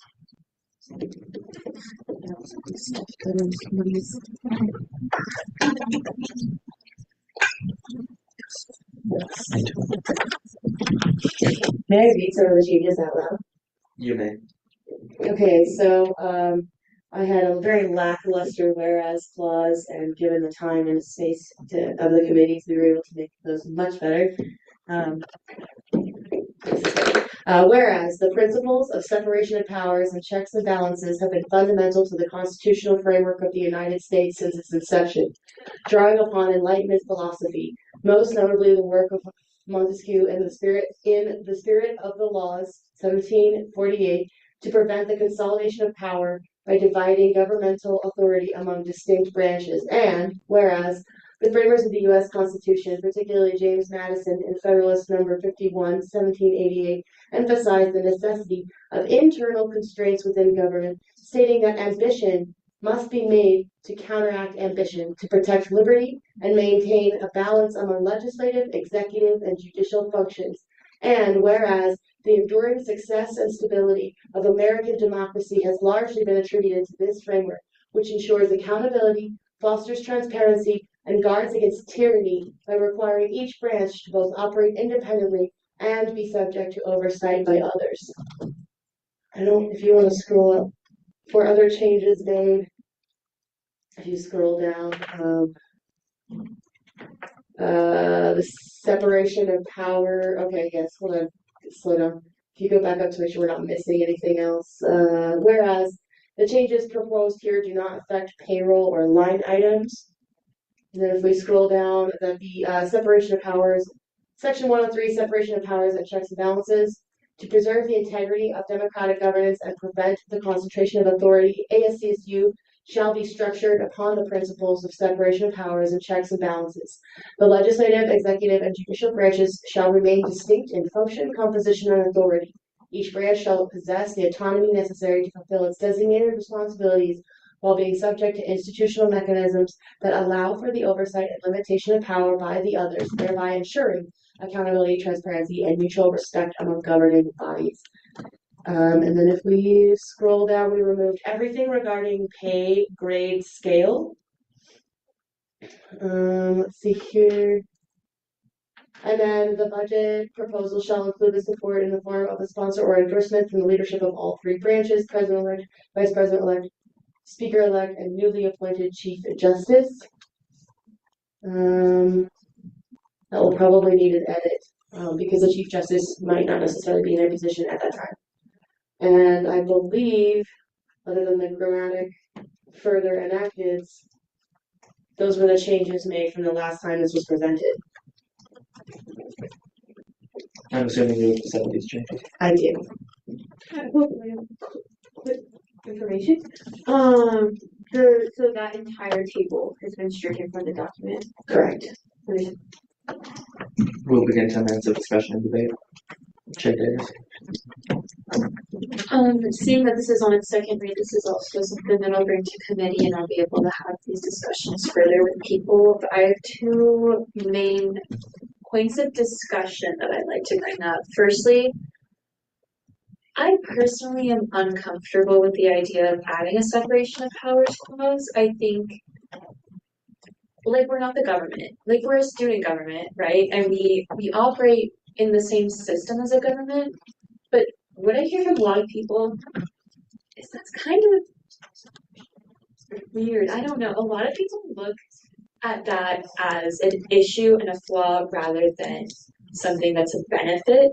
And I think that adding a separation of powers kind of emphasizes that in a way. I think that we're all here at the end of the day to represent the same body of students and to work in conjunction to do so. We don't operate the same way as the regular government in the sense that we don't need to be separated because we're not as big as the regular government. We're not even as big as like a significant amount of student governments. And so I think that adding this separation of powers kind of emphasizes the idea that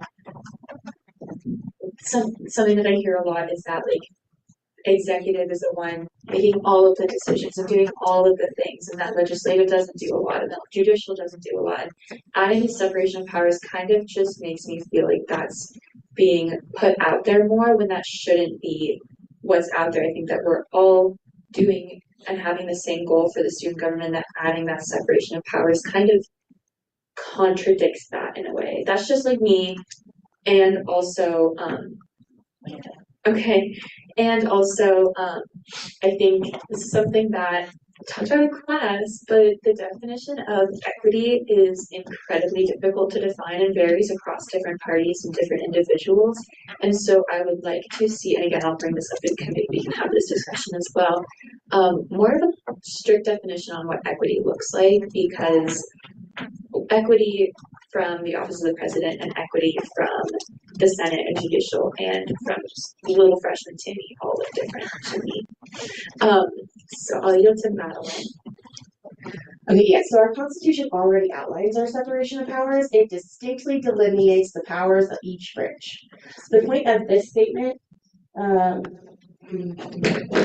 the point of this statement is just to make sure that we say in the general sense that we allow for oversight and limitation of powers by others. It's in our Constitution. There are pieces for our checks and balances that already exist. This is not creating anything new.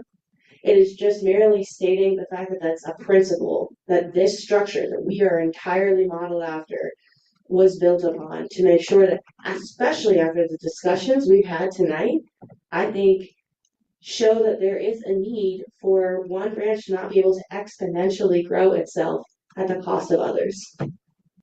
Okay, I will get back to you. Do you want me to? I'll yield to Greg. I just kind of have a question / comment. Do you think that establishing this could make it harder for future edits to be made in regards to those other sections you're referring to, where it could be pointed at like a different section of this is also the precedence that's being set for the specific like delineation of the different powers rather than just that section being edited? It like would confirm what we currently have in a way in my head. I'm confused what you're asking me. Okay, so there's the stuff that already separates the powers of the document, right? Like judicial has funny little things, we have funny little things, executive has funny little things. Would having a separations clause just confirm those things and make it harder to adapt as we progress? No, I think actually it makes a great opportunity for when we are making other edits to the powers of the three branches that we can point to something in the Constitution that says this document is founded on these principles. I think it'll only help further a case. So, back to Lauren.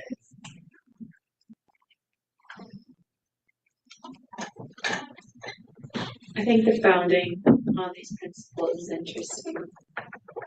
And I will look more into the Constitution as a whole. And again, I'll bring this to committee. We can have these discussions. I think we should look into the founding on the principle of separation of powers specifically. I think the checks and balances we can have out about separation of powers. And so the founding on the principles of separation of powers should be what we're considering in general. I'll yield my time back to the speaker. Do I see any additional discussion and debate? Seeing none. No, we need to vote on this. Getting ahead of myself. Chair Snyder. Motion to continue this with unanimous consent. Do I see dissent to that motion? Seeing none, this will be continued by unanimous consent, and this will be sent to the University Affairs Committee and the DEI Committee. They had that last week, I believe. Yeah. With that, we'll move into new business with Resolution 5414, support of the student board test.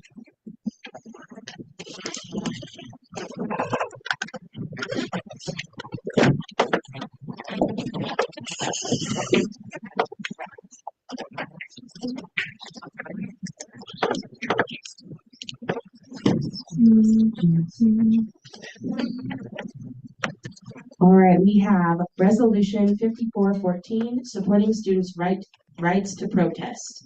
This resolution aims for ASCSU to support fair and equal protest on the grounds of Colorado State University as required to comply with the First Amendment, while also shedding light on the ongoing investigation initiated by Colorado State University Human Resources. This resolution hopes to amend an answer question about the sit-in that took place on February 20th, 2025. You have 10 minutes to present this legislation.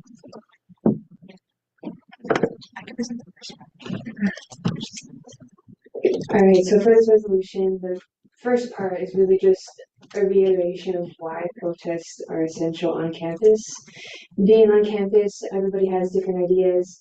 Nobody's gonna have an echo chamber of just the same idea and things like along those lines. And so it's essential to have protests. It's essential to have discourse in any place and environment besides campus, in a workplace, in friends, family. So what this first part of this resolution is discussing is just, once again, the foundation of why protests are important. Free speech is a integral part of our First Amendment. And that's all I have to say for that. And I think for the second part, if I go down to the please. Okay, yes, so whereas for this resolution also hopes to clarify that the sit-in hosted on February 20, 2025 was created by students and for students. By no means did students ever receive aid from the university or a staff member in the creation of this protest. Students felt the need to create this protest regarding the attack that the division, equity, inclusion, accessibility, justice, DEI, DIJ. And I think this is something I really do want to reiterate why I decided to put this on there. I think that the fact that pro staff at the university could be put into investigation for a protest, or not an investigation, but from my knowledge, if we could go back to the abstract. Yes. The ongoing investigation initiated by Colorado State University, I just feel like it can really just harm students and also just fear them from protesting. And I know after the sit-in that took place on February 20th, a lot of students just had more fear that if a staff member, if this can happen to a staff member, then what can happen to students? And I think this is what this is why we want to just clarify that no staff had anything to do with what happened in the sit-in, and it was for students, by students, with everything that was happening with the Trump administration, and that we felt that students had and we needed to protect your rights, and I think that's all I want to say on the topic. But if there's any clarification that I could say on this, I would be more than happy to do so. With that, we'll begin 10 minutes of Q&A. Chair Davis. I mean, this is a legitimate question. I totally agree with the sentiment expressed. How do you think this differs from the rights allotted in the Code of Conduct and the First Amendment and all of that kind of stuff? I'm sorry. Sorry, I didn't catch that first part. Can you repeat that question? Within the First Amendment, we're given the right to protest, and within the Student Code of Conduct, we're given the right to protest as long as we have don't follow these certain provisions, right? How do you think that this is different than that? I think this is different because it's raising awareness on what took place on February 20th, and it's more so really a direct message to people that are conducting these investigations. It's really just raising awareness on what took place. I know it's a part of the First Amendment, but it's really just it's one of those things. And I think also to add on, it's just like we also just want everyone like I think our plan for this resolution is just for ASCSU and like the school to back up students and to like for any person or like any administration to be like, hey, y'all have the right to protest, y'all have the right to do walkouts, y'all have the right to put a signage up on the stump on this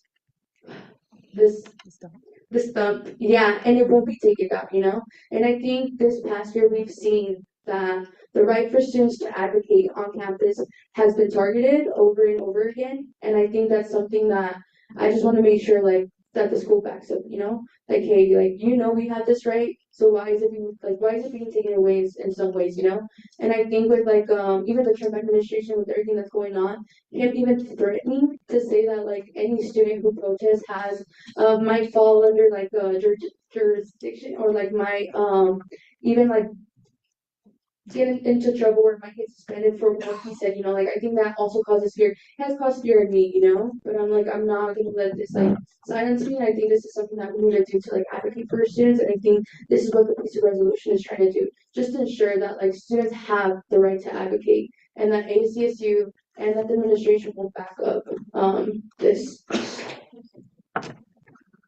And then my reason for asking these questions is just my concern that the university will look at this and be like, well, they already have it. So would you be amendable to making the change to specific protests or forms of protest, being like, this is ASCSU's support of the students who staged the sit or the students who put up the banner that got taken out, and like perhaps making it more specific to protests? You can say no if you don't want that. I think just to like protect students, like we want to keep this more broad, just because we don't want to target like any specific protest. I know I did like specify like the sit-in, and I think it was just like there was a lot going on, and I know like I personally felt like it was my fault, with like what had happened to that staff member. But at the end of the day, like no one helped us, like it was something that I think it was one of the coolest experiences ever. 14 students gathered at Canes at 10 at night, right after Senate, and right after everyone had like spoken out. We all went to Canes and we literally said, like, what can we do to ensure that like our voices are being heard? And then that's what happened, We went into the administration building and the sit-in happened, We got a lot of what we wanted out of it. And I think it just really did cause fear as well. Within like the student body who participated, like, hey, like, can anything else happen to us, And I think that fear still aligns with me to this day, like my face being out there, like can something happen to me, And I think like I said, this resolution is just to protect students to know like, hey, like you have the right to take space. Your voice matters, And I think that's just something that we just want to reiterate and just make sure that anybody who forgot knows like this is one of our amendments, and we have the right to use it and we have the right to be out in the plaza and speak out. That makes a lot of sense, actually. Thank you. Thank you. Chair Forsky. Where can I cover this? Absolutely on board. Just prefacing that. I'm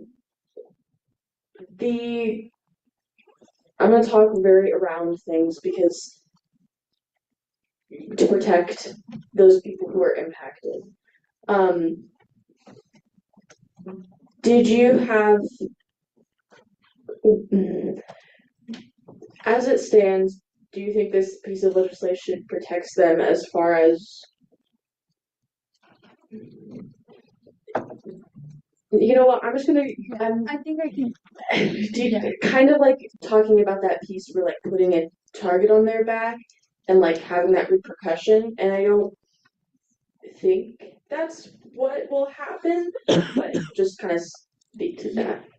I think I personally don't know who is being targeted, but it has been brought up to me, and it's been brought up to a lot of like organizations on campus as well. And I think we just want to like ensure like students organizations are not taking like any help from administration, and we just want to set that clear, And I think this is what it's trying to state, and I think we can also like make a board edit that helps to ensure that like no, like, well, at least the People United and like other organizations, they haven't gotten support from administration, you know?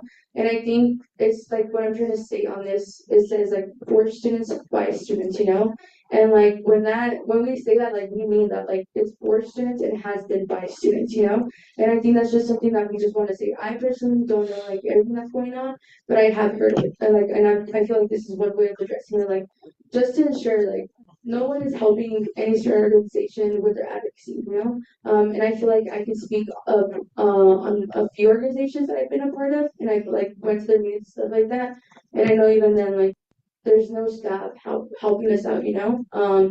But it's just like, let's just make sure that that message is out there as well. Like, there's no staff helping students, you know? And I think like we all like understand, you know? And it's okay, like, but I just think I personally felt attacked, and I think it was something that like if it scared me, and like it scared a lot of other students, you know. And I think this is just one way of like refraining like it's for students by students, and like just make sure we stick to that, and that's just a statement as well. Perfect. That completely answers it. I owe my time. Thank you, Senator Bloom. Hi there. I'd just like to preface as well, similar to Olivia, like I share a lot of the concerns that you have. I have two questions. The first one being, I think the sentiment that I fear is going to be relayed, and it's a sentiment that's being heightened recently, is that this interpretation of the First Amendment as the, you know, the freedom of speech and the freedom to protest and things, but not freedom from the consequences. And so I just fear that this is where like the university administration would like come in and be like, well, you don't have freedom from the consequences or whatever, you know. So do you have any like thoughts on that or anything? I totally agree, you know, like actions have consequences, you know? And I think something that like I'm not sure if it's on the resolution, but like The first whereas. yeah. Can you look at the first whereas? Do you want to talk on that one? Yeah, so like of course there's that consequence aspect. So in the first whereas we have kind of like what a typical protest is supposed to look like. I'm not going to read it in full, but it's really just if we follow these parameters listed here, and this information is actually stated on CSU. So if a student wants to host a protest, they just have to follow these parameters, and therefore they'd be avoided with any consequences. Yeah, and like I just want to say like I believe in peaceful protesting, and that's what I stick by. You know, I don't believe in rioting. I don't believe in causing disruption. When you're trying to send out a message, like the message should be clear. You know, and I think being a person of color and being a person who has been targeted before and keeps getting targeted, you know, by the Trump administration, what has he always said? We're criminals. You know, why would I want to do like a riot or cause destruction when at the end of the day, like I'm not a criminal. You know, but I am not gonna like let someone like talk, you know, about my community, talk about any marginalized community at the end of the day. And I think, Lena like stated this perfectly. As long as the protest remains peaceful and does not disrupt any activities, I think every student has the right to abide by these and has the right to feel protected by administration and by ASCSU. I completely agree with those statements, and thank you for pointing me to the whereas clause. This is an edit that can be made in committee or what have you, but I would suggest to increase the validity of your argument. I do think it's a completely valid argument as is, but having now known the information that this is directly from the university website, maybe putting something in quotations and adding things to the resource sections like footnotes could help increase the validity of your argument.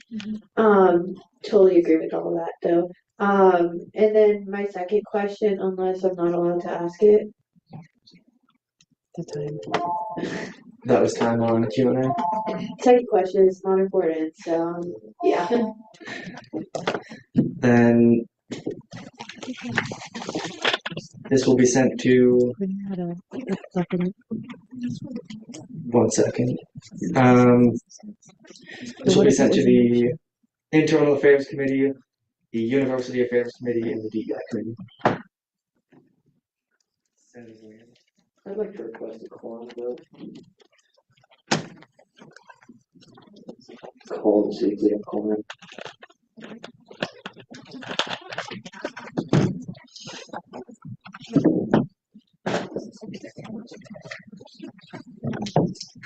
Is Sydney still in the office? Sydney. Okay. There are no senators in the office. Sydney's not a senator, but do you know? Yes. Okay, we have a lot of new senators in the room, so I will go ahead and just really quick explain what quorum means. Do you have the, okay, go ahead. Yeah.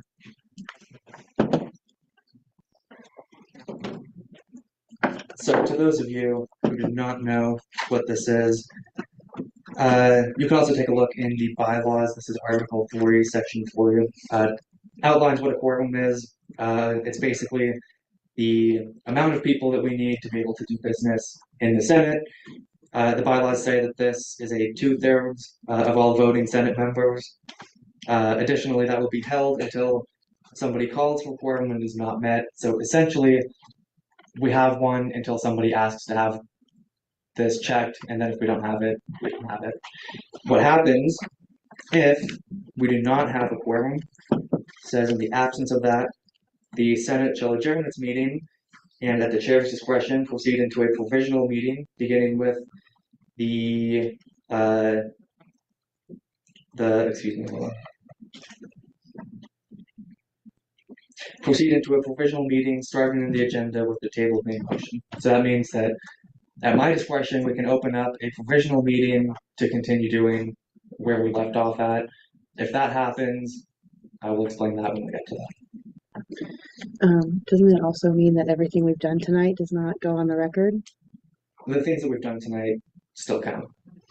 That's what that means.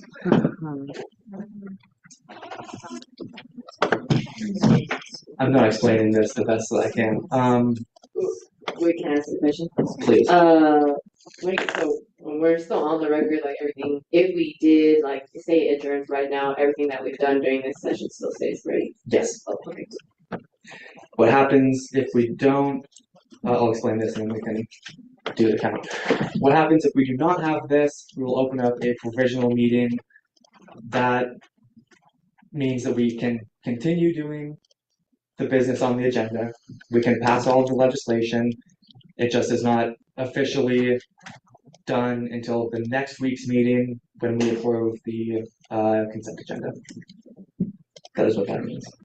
Does that make sense? Essentially, it's a way that we can continue doing what's on the agenda in the absence of a quorum. That'll just be accepted the following week. As I don't currently have the number for what would constitute the amount of voting members within our body, can I request that someone motion for like a 2-minute recess so that I can do math, maybe? Motion for a 2-minute recess. Do I see any dissent to that? Okay, seeing none, we'll do that. Come back in 2 minutes.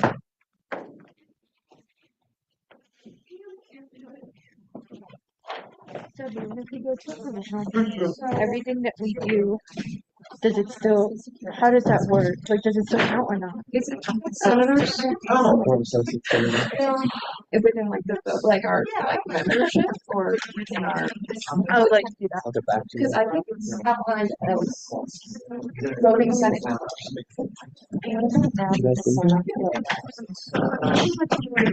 So,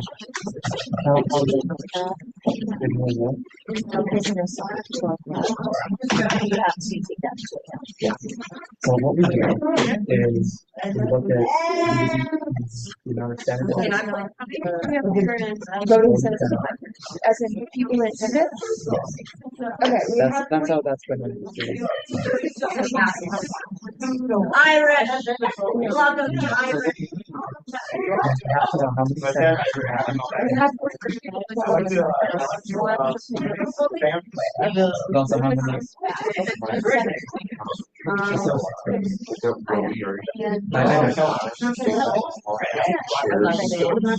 From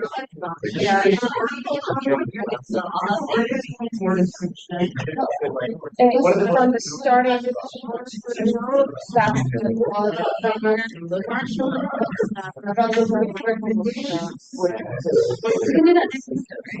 we are we're running out of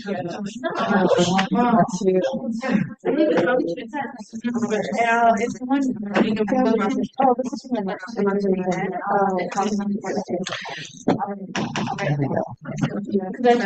There we go. Well, it's just going to be a provisional meeting. It'll be the same exact thing. Fair. It's undemocratic. You don't have a majority of the people here to pass legislation. I don't have a position on it. It's my job. I know. I know. I know you don't. I'm just saying. I don't think it's fair to everyone who left and to the students we all represent if we don't have quorum to continue this meeting. Make a motion to adjourn if we don't. Yeah.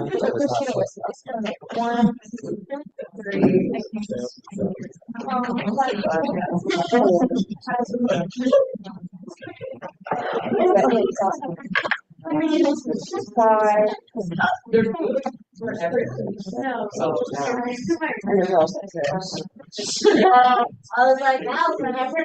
So it was like,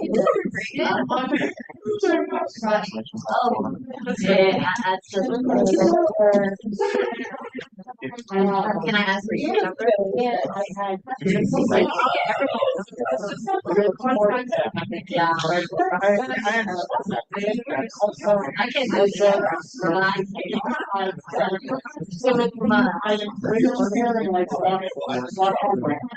That's fair. That is fair. That is so That is fair. That is fair.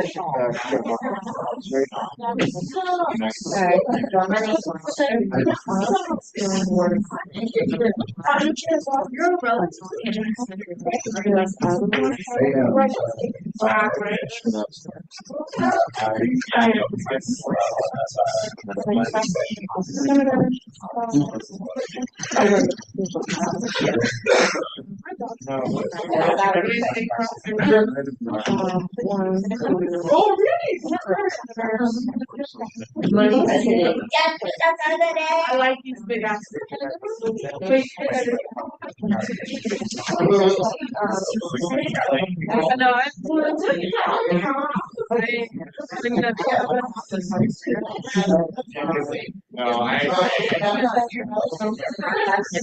No, yeah, I've been.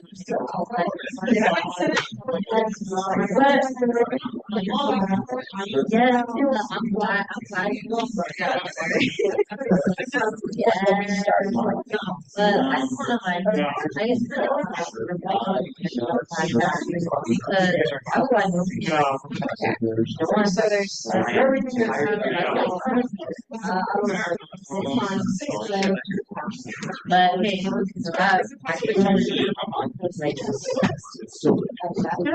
hey, friends, oh,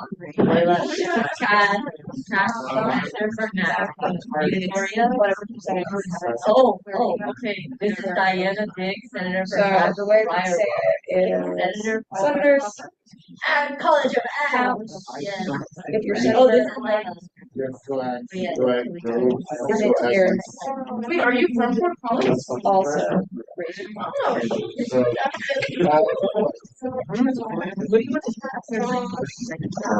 I don't know where to go.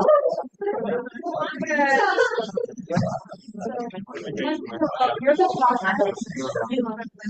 oh, okay.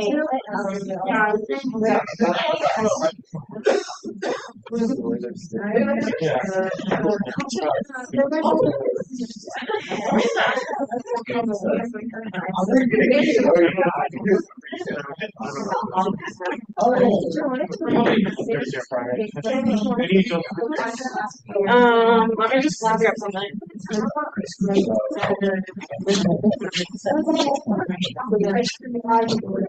Hey, Ellie. I did so. What? Yeah, you did heinous crime.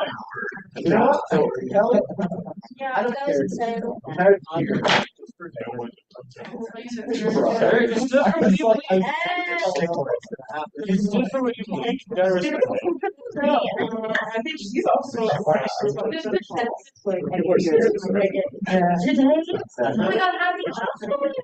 What the hell? Like, friend.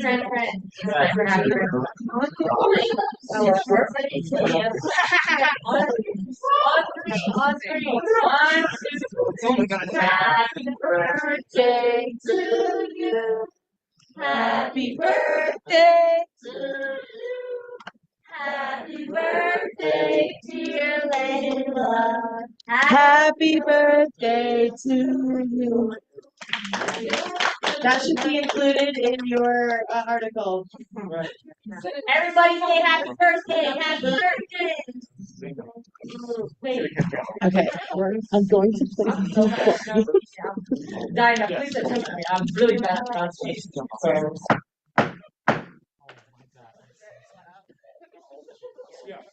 Okay, let's come back now. We will be holding the count on this. So please come back in just a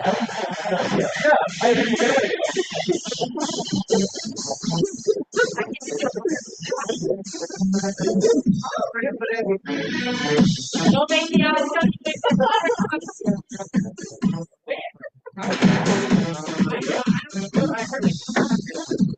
Is there anyone else that needs to be speaking for this?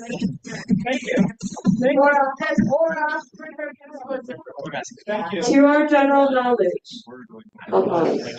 Pausing. Looking at you. Ooh.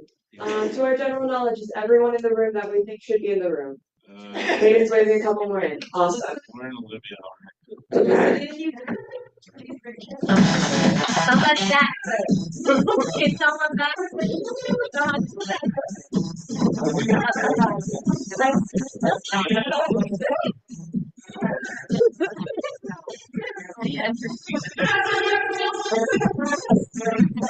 Okay. With the seconded. With the names listed that we wanted back in the room, just to break down how this is going to work, because we haven't had a quorum called in quite a bit. There were 30 voting members at the beginning of this meeting. If you're a senator, you're going to be raising your placard. Additionally, if your senator isn't here and you're therefore a voting member, you're also going to be raising your placard starting now.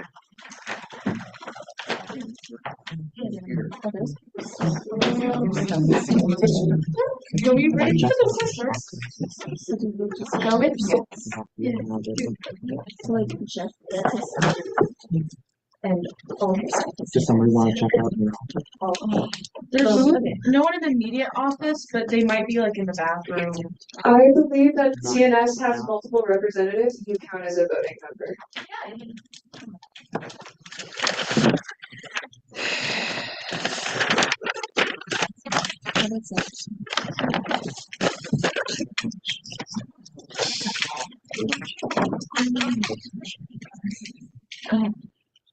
Did you have it up there? Yeah. Okay.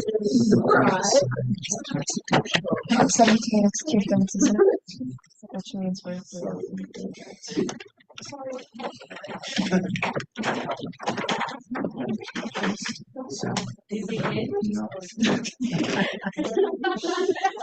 Go team. Can I ask a question? Go ahead. Do the people like have to be in the room? Because I know there's like some missing. They do. Okay. Give us 1 second to check on something.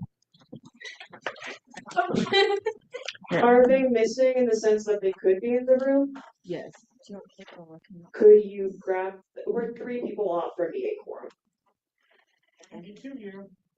No, there's one. We held the vote, and if they're not in the room at the time, they don't count. But We can wait, call. question. But for accessibility reasons, what if they're in the bathroom or have another circumstance? We had a 2-minute recess to. Disability doesn't have a timeline. I'm not disagreeing with you. I'm just saying that we had a recess for 2 minutes before we adjourned the meeting. So we'll count the people in the room. Oh, okay. Okay, hold on. Constitution.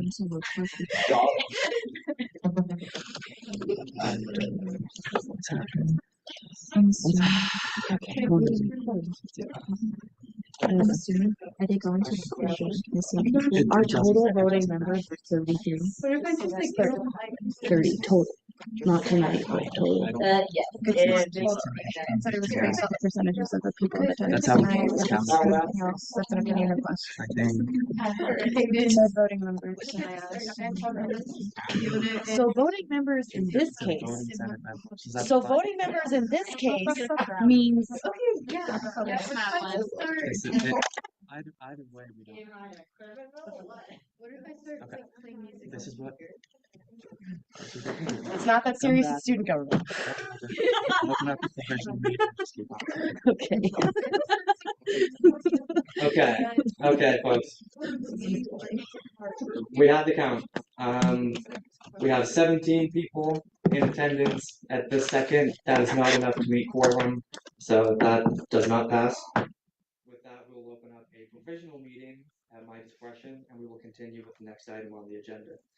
That is Resolution 5412, the number one bill. Chair Davis. I'd like to move to table everything that's not a Lex until next week. That includes resolution 5412, bill 5414, bill 5415, 5416, resolution 5415, and bill 5417. Meaning that everything aside from Lex 5425 establishing term limits would be tabled.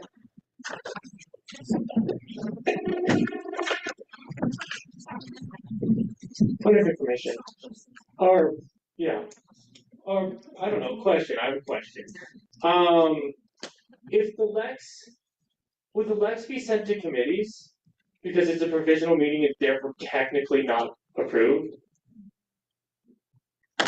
It'll be sent to committees. It'll do. We function in a provisional meeting exactly as we would in the Senate meeting 5 minutes ago when we assumed we had quorum. Once we send that, so we'll function as we would. We'll see legislation, send it to committees. We'll pass the consent agenda at next week's meeting. If that doesn't happen for some reason, that could be a point of discussion. Problem for later, potentially. Okay. Jump off that word when we get to it. Sick, thank you. Jump off of it? Jesus. Point of information, since Lexes need 3 readings, Sorry. It's 10:30 p.m. We're given. Will this Lex have to be expedited to the next meeting in order to be done? You can't expedite a Lex. So it has to be seen tonight, and if it's not, we'll have an emergency session. But does that But- fall? it can't be read 3 times. Like, there's no way it can be read 3 times. Would that fall the week thing? Because that was our issue last time. So would we hypothetically wouldn't have a week? The Supreme Court decision says that it's week counting days as a whole, not like hours. So that would be today. We'd be in compliance if we saw it next week. No, I mean like you have one read and then you have a week later you see it again. Yes. And then a week later you No. see it again. No. So what the Constitution My says bad. because I can. Anyone want to take your time? What that says is that needs a 2/3 vote on 2 successive Senate sessions. It says that the first vote shall take place no sooner than 1 week after the presentation. So what would happen with that if we table all this and go home now is we would see the Lex on Wednesday next week. We'll hold an emergency session. I think that would likely be on Thursday of next week. No, that wouldn't be. Oh, wait a minute. My motion. The math is mapping in my head. I'm poli-sci. It was to table everything except for the Lex. Yeah. And I would just like to interject with a point of clarification. Normally bills having to do with finance they can't be expedited. However, that's part of the Senate bylaws, so we can suspend that.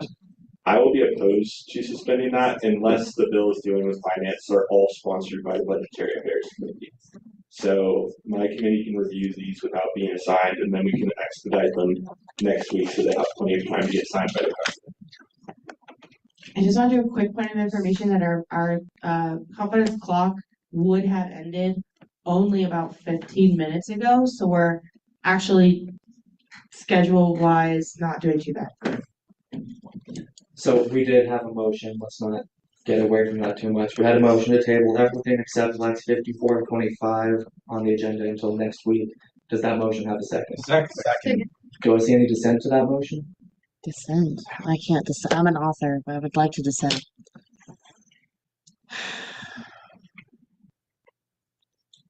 Well, I'm thinking if we have 2 meetings, not including this one, Just point of information, was there a particular bill you wanted to see tonight? Yes, and it won't take long, and it would solve like some administrative problems. And like I was hoping to have it expedited. That's why. The numbering bill? Yes. I'll amend my motion to table everything except for resolution 5412 and Lex 5425. so I suppose what I said in the beginning of the meeting was I didn't want to entertain such motions if we didn't have consent of the authors because of the timelines of some of these things. People have submitted legislation on time, and if we pull some of those, we would risk not having those seen at the last session. But I would like to pull Bill 5414, Bill 5415, Bill 5416, and Resolution 5415. Thank you. Okay, hold on. 5414, 5415, 5416, Yes. and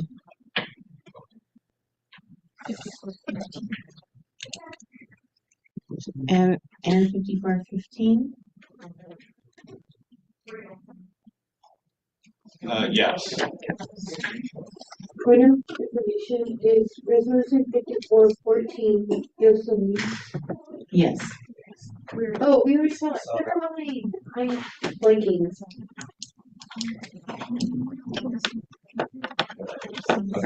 that would leave on the agenda Bill 5414, Lex 5425, and Bill 5417. Is that? Okay, say that one more I'll time. rescind my original motion. Thank you. Then with that, we'll move into Resolution 5412, the numbering bill. I need someone to switch me out. She volunteers as tribute.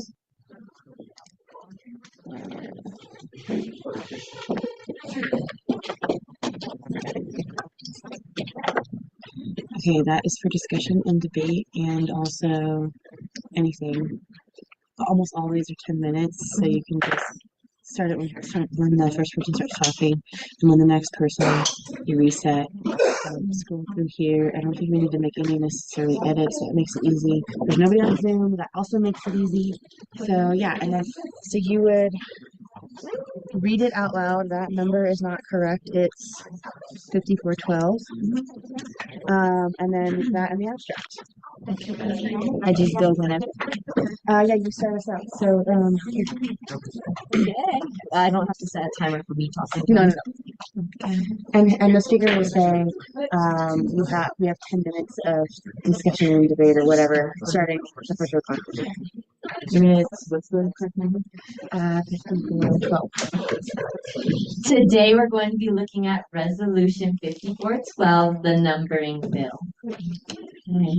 It's just abstract. Yep, the abstract. The abstract is this bill removes language from the Senate bylaws that mandates that each type of legislation, bills, leges, and resolutions must have their own separate numbering.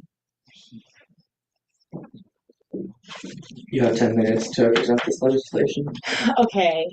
Oh.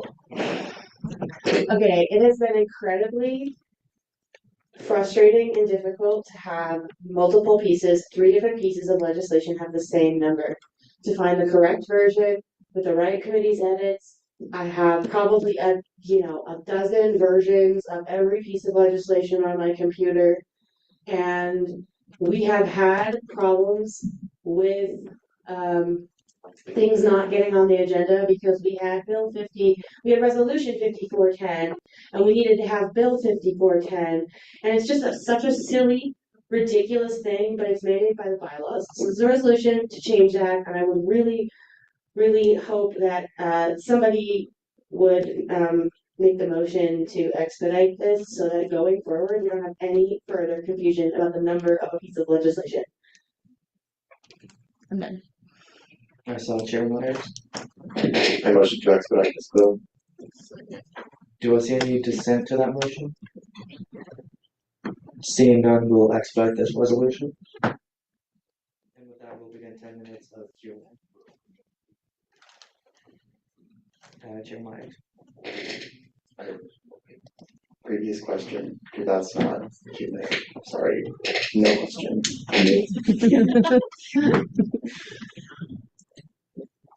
Do I see any questions? Okay, seeing none, we'll begin 10 minutes of discussion and debate on this. Chairperson. I motion the previous question. Do I see any dissent to that? Seeing none, we'll move into voting on this. Senator Roberts. Move to accept unanimous consent. Do I see any dissent to that motion? Seeing none, we will accept this with unanimous consent. Up here. You're gonna stay here too for a second. Oh, really? Yeah. I would like to motion that presentation time for the remaining two bills be reduced to 2 minutes. Presentation time, not discussion.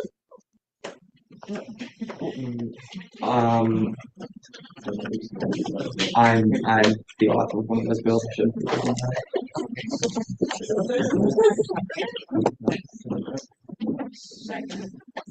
Okay, so here, I'm gonna go. I always Do I hear a second to that motion? website so I never have the wrong one. And then where is it? Do I hear any dissent to that motion? Wait, hold on. What? I'm sorry. It's for clarification in case it's gotten lost in the sauce, it's a motion for each of the presenters to only be allocated 2 minutes to present each piece of legislation going forward. I would hugely dissent to that. It's not equitable at all. Yeah. Senate body, do I hear dissent? Dissent. Okay, hearing dissent, we're gonna go ahead and I rescind my motion. thank you, Chair. Are you an author now? Yes. Yeah. Yes. Okay. Cool. Hello, everyone. Today we're going to be presenting Lex 5425, establishing term limits for university-wide elected positions within ASCSU. This Lex aims to establish term limits for the positions of President, Vice President, and Speaker of the Senate to empower more students to serve in these positions. Thank you. I'm just going to do a little bit of background on this, and then I'll hand it off to Speaker Taylor. This is a revived piece of legislation. I introduced this last year, and I revived it from a previous piece of legislation that had been brought forth the year before. And last year, we had some discussion, and we made some adjustments in this piece of legislation. Ultimately, I wanted us to have a discussion on the Senate floor, but I had too soon revealed that I was going to pull that legislation, and we didn't have that bigger conversation in this space. As a result, I made the point that it wasn't meant to target any one person.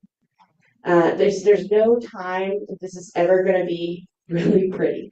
And I pulled it because I wanted to make sure that not only was that being visible, that was not the intent, but also that we gave a year of incumbency to serve as sort of an experiment, so we could draw from some lived experience. And we decided to move forward again with it. So I will let Hayden take it away. So I will give a little bit of context to this, but I'd like to begin by saying this legislation is in no way targeted at any specific individual. I'd like to emphasize that point as clearly as I possibly can now. For full transparency, I did support Nick in having a second term, and so I do understand a little bit of the hypocrisy of this position, but I would like to emphasize that that is not in any way targeted at President DeSalvo and at the job that he's done. I think he's done a good job. The legislation originally, the first time that I saw it was in the 52nd Senate. That was introduced by a good friend and a former colleague of mine, President Rob Lawn, who was unopposed in his election.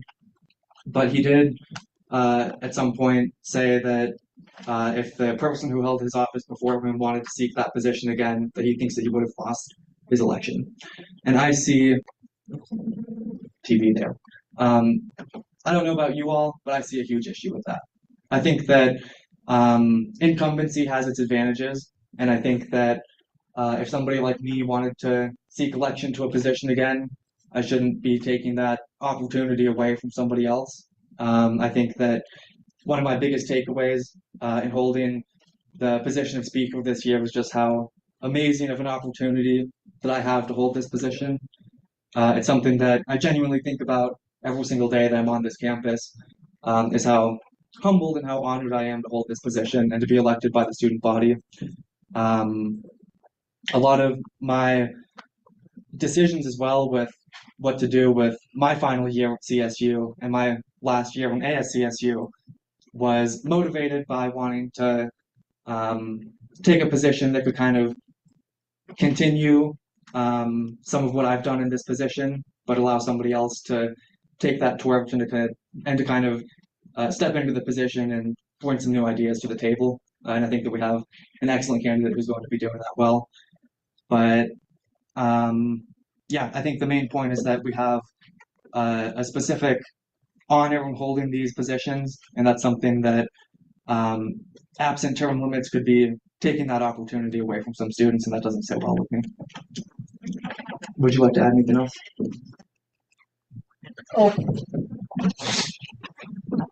I would like to echo what Hayden said at the very beginning.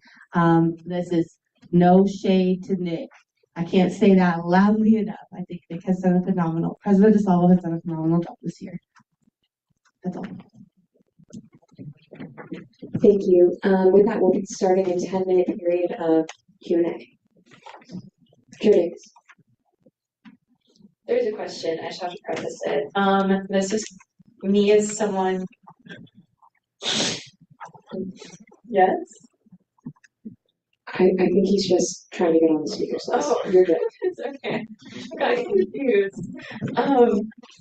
This is me as someone who has just so happened to have read the elections code, but is in no way associated with anything given the elections. Within the elections code, the president and vice president must have at least 60 cumulative credits and 1 semester each. And it is to my understanding and interpretation as a student that it is intended that they must be going into at least their 3rd year. And so that really leaves maximum 2 years of incumbency. No, 1 year of incumbency, maximum 2 years of serving per president and vice president. And to me, that perhaps is a little bit of a difference between the legislative branch. Yeah. Can I point information to you? Yeah. Okay. So you said like they need 60 accumulated credits in at least 1 semester, right? I had 52 credits coming into my first semester, and then by my second semester of my freshman year, I would have accumulated 60. So therefore, I could have been a 3-term president. I've thought about that, hence why I'm providing a certain level of context, as in my interpretation of the code is that it was the intention that president and vice presidential candidates should be going into at least their 3rd year.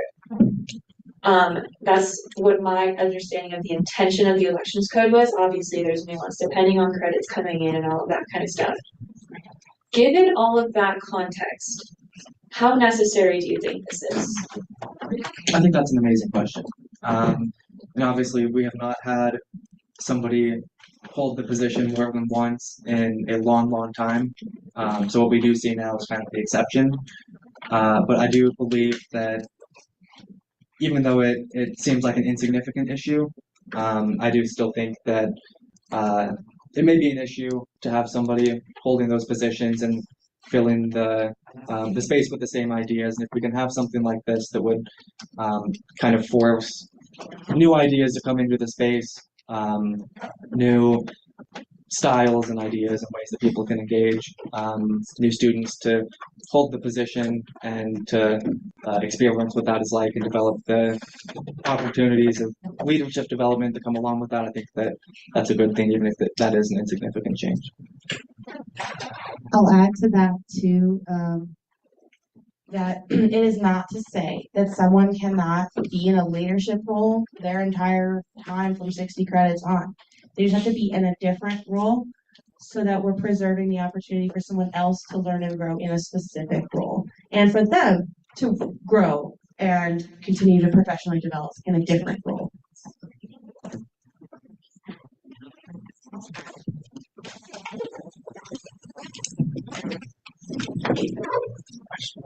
On yield. Thank you, Chair Davis. With that, Associate Senator Quesada Stoner. Yeah, I was just gonna ask if this is like if you were running or if you were like Speaker of the Senate and then you wanted to be like president next year, then you would still be able to. Absolutely. Yeah. Okay, thank you. Vice President Dietz.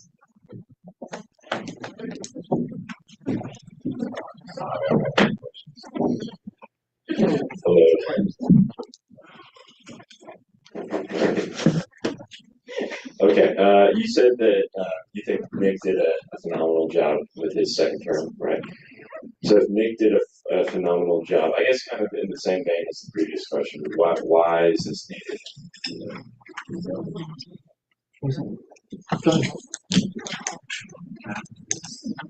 One of the big arguments I made the last time that I brought this bill or a iteration of this bill forward is to say for an incumbent to run and have all the advantages that come with incumbency is to say to this organization that you are so good at your job. You are so phenomenal. You are so great at it that this organization should take that opportunity away from someone else so that you can do a good job here a second time. Do you wanna add anything or follow up? Yes. I mean, ultimately, I think that President DeSalvo began a lot of good initiatives in his first term that he was able to continue into a second. A lot of things like the World Jam event, a lot of things like having lobbyists at the Capitol and building a lot of amazing connections that I do think expand the ability of ASCSU to advocate on behalf of all students. I think that's all valuable things that he did. And the only thing I would say to that is I guess that there's opportunities within the organization of ASCSU to continue doing those things without holding that same position. And so, I mean, take me as an example. I think I had some good initiatives that I've done in my position. I'm going to be still in the organization next year as a senator, and I can kind of continue some of those while taking a back seat and allowing somebody else to hold the position. Yeah, I think that it's really important to establish that if you want to contribute to this organization and use your institutional knowledge, that should not come with the stipulation that you have to be getting something in return for it. Olivia, do you have a point of information? I do have a point of information. On the second reading of this, will we also have Q&A? Bylaws say it's discussion and debate. Or yes. That would be discussion and debate then. Great. Although you could always have a motion to open up Q&A on this if you so wish. Cool. Sweet. Yeah, that's I think good points. And I'm again same as the last one. I don't have a for or against here. I'm just kind of getting more information and trying to parse out some pieces of truth. Another question: what would you say the overall scope? Parse it down like one or two sentences of ASCSU. The purpose and the scope of ASCSU is.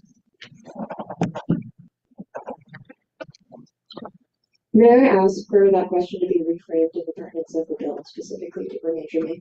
Yes, I'll go somewhere with it. My follow-up question will go somewhere. I can answer that. Thank you. At least to the way I see it, ASCSU is the body that advocates on behalf of students. We have connections with CSU admin, so we advocate on behalf of students to administration. We advocate on behalf of students to city council. We had many years of attempting to take away policies like U+2 and advocating on behalf of that would benefit students, advocating on behalf of students at the state and the federal levels like we've done and we've seen. So I think what it boils down to is advocacy and on making students' lives on campus the best that they can be. I would agree. Would you say that the scope of ASCSU is primarily to serve the whole best interests of the student body instead of ourselves within those who are serving within the organization? Yes, and the reason why this is really important is because when students don't have the transparency, there is this level of opaqueness, and they only see a name that they already recognize. They can't make the best decisions about who should represent them and who gets to, say, delegate all of their student fees. We had a long conversation about the budget, and how can students make an informed decision about that budget and putting the person in office who makes those decisions if they already come in at an advantage of just name recognition without knowing anything else about the organization? If we're going to represent all students, that we do a huge disservice by putting someone forward who by proxy already has built in a level of advantage that no one else can really match. And then how are we supposed to have the most diverse voices at the table? How are we supposed to make sure that it's not the same person deciding a $1.6 million budget, same people 2 years in a row? How does that feel like we're really representing all the students? So then my last question, you said that somebody who's unfamiliar with the processes of the organization would be dangerous to the organization. Now, incumbency automatically brings... That's not exactly what I said, but carry on with your question. I want to see where you're going with this. Incumbency automatically brings familiarity, experience that can be applied to multiple terms. So would it not be more beneficial to the overall student body to have somebody, to have a line of incumbency and a line of experience to better, more efficiently serve the student body, have a student I would entertain a motion 5 minutes, I don't know. I'll motion to exhaust the speaker's list. One motion at a time. Not enough. Your chair. Oh my. Sorry. Starting with Vice President Dietz's motion. What was your motion? Motion for that, I don't know, 5 minutes. Do I hear a second to that motion? Second. Okay. All those in favor? Oh, do I hear any dissent? Dissent. Dissent. Okay. All those in favor? All those opposed? Okay. Division. With that, we'll be doing this by placard. All those in favor, please raise your placard.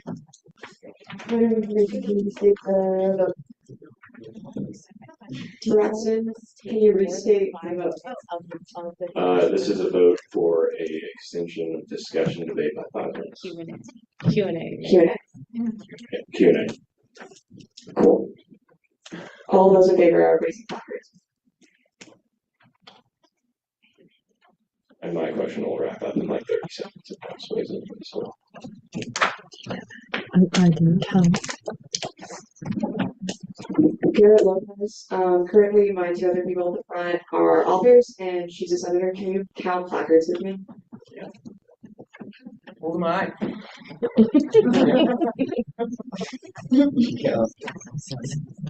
Yeah. Thank you. You can go ahead and put that down. All those opposed?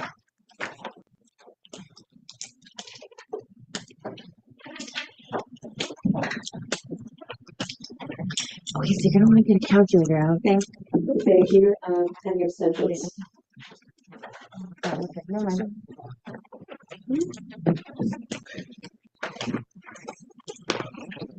Thank you. With 9 to 5 to 3, simple majority, right? This passes 5 more minutes of Q&A. Click on it. Or yes, just to make Q&A. it. I'll be quick. So, we were talking about incumbency creates advantages for this organization. It creates a flow of experience. Candidates and officials know how this university operates and know how to best serve the students. So would it not be more beneficial to the overall student body and by extension lend itself more to the mission of our organization to serve the overall well-being of the student body, to have a student government that functions efficiently and effectively year to year and is not blocked by term limits that could induce an inexperienced leader leading this organization, rather than just allowing the professional development opportunity of 1, 2, or 3 at most students? No. I mean, that's the simple answer for that. It's no. I think that, like I've stated a couple of times, we have ways to keep the knowledge and ideas within ASCSU while not still holding that same position. Kyle Hill as an example. I think many of us know, I love Kyle.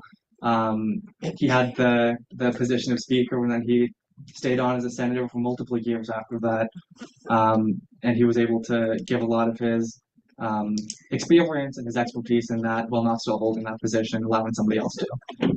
Take myself again as an example of that. I'm going to be doing the same kind of thing. I'm going to be in the organization, involved, able to give my advice and my knowledge and pass that on to the people who hold this position after me without holding that position myself. I'd like to answer too. I think you put some words in my mouth, and I want to clarify that when I said it gives them an advantage, I meant an advantage in winning the election, not an advantage to this organization. Also, here's the thing. There is not a single position in this organization that is not entry level. At a student level, like anyone can learn how to do any job in this organization. And I think that while your administration has done a good job, I feel that I would never want to take away an opportunity for someone else to learn and grow and leave this place with the skill set that you and President DeSalvo have. You should be honored to let someone else have the opportunity and hand the torch off. Thank you. Thank you. Senator Jordan. Thank you. Vice Chair Brenner.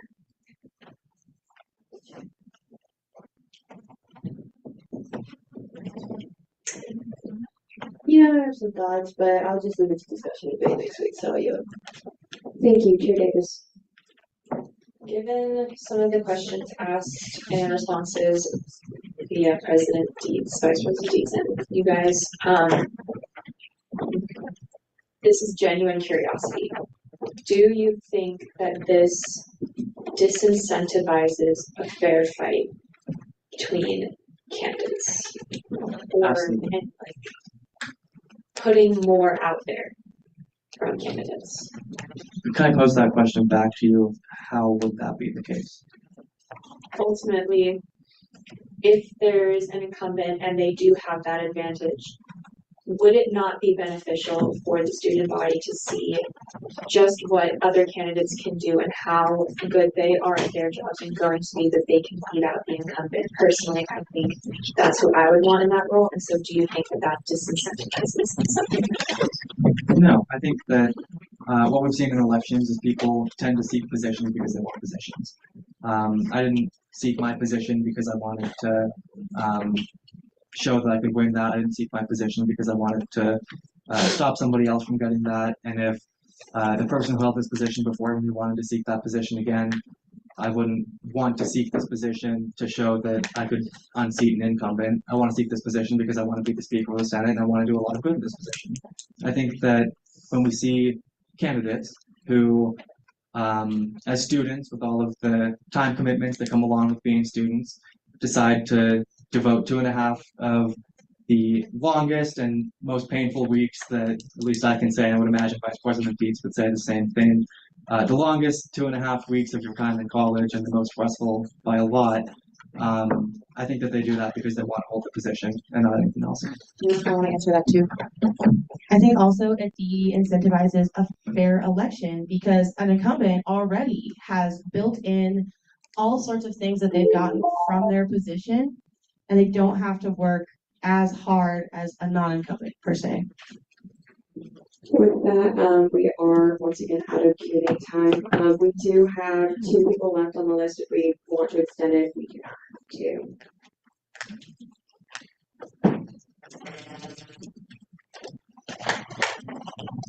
Seeing none, looking the right page.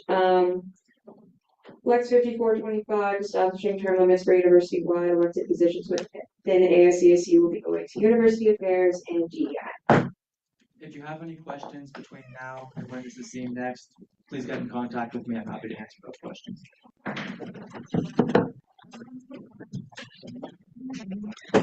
Yeah, so here, I'm going to so can we hear center ourselves, but also okay, so With that, we'll move into Bill 5417, reproductive care cuts. Bam.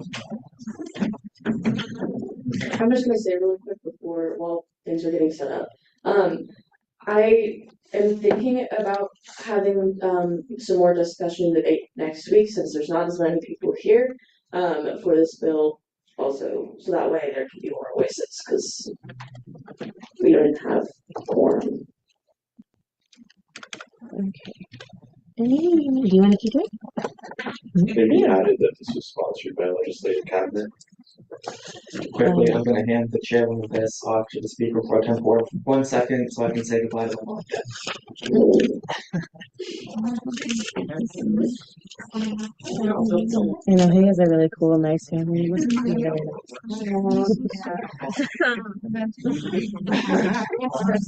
not like debate. Is it? Oh, I had a whole lot of these on here. And while this is also happening, I will say I did have enough endorsements and sponsors. It's not reflective on what's there, but there was, I promise you, and I will send, those will be on the next one. That's my fault. The wrong version was put in the email, but legislative cabinet and a number of individuals. Let me find that and we can pull that up. There's no, well, there wouldn't have been any changes since then. So yeah, I'll get those updated before we're done looking at this. And I also had some independently. Full disclosure, I have had one of the worst weeks of my life. So just putting that out there. Monday I had to put my dog down, so not good. So I definitely dropped the ball also on this. I'm not going to say much about it. Please read it. Just to maintain our structure, would the Senate body be comfortable proceeding with this legislation without the endorsements and sponsorships being reflected? Thumbs up, thumbs up. I see a whole lot of thumbs up. With that, can I have the parliamentarian read the abstract? Today we are presenting Bill 5417, Reproductive Care Kits. Considering the recent federal administration's actions in the restriction of reproductive care across America, ASCSU's Women in Social Justice Caucus aims to create kits with emergency contraceptives, pregnancy tests, and other sexual health items for out-of-state students. The purpose is to provide care for those who live in states with less access to reproductive care as Colorado. I mean, that's it. If you scroll down to the table, the one question I have been getting is the emergency contraceptives and why it says NA. It's because we have a donation of 500 Plan Bs coming in at the end of the week. So we don't have to front the cost of that at all. The only other thing I will say is for the pamphlet, I've also thrown around doing just an online version with a QR code. Just because turnaround, and also that was the cheapest I could find, and a lot of other ones were like way more expensive, and I'm not feeling confident on the website. So that's it.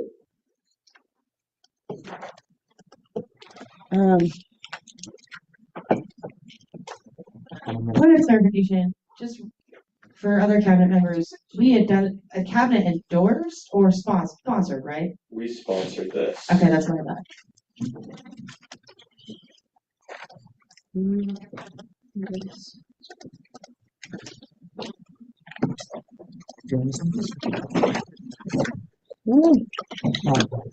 You're sorry. Thank you.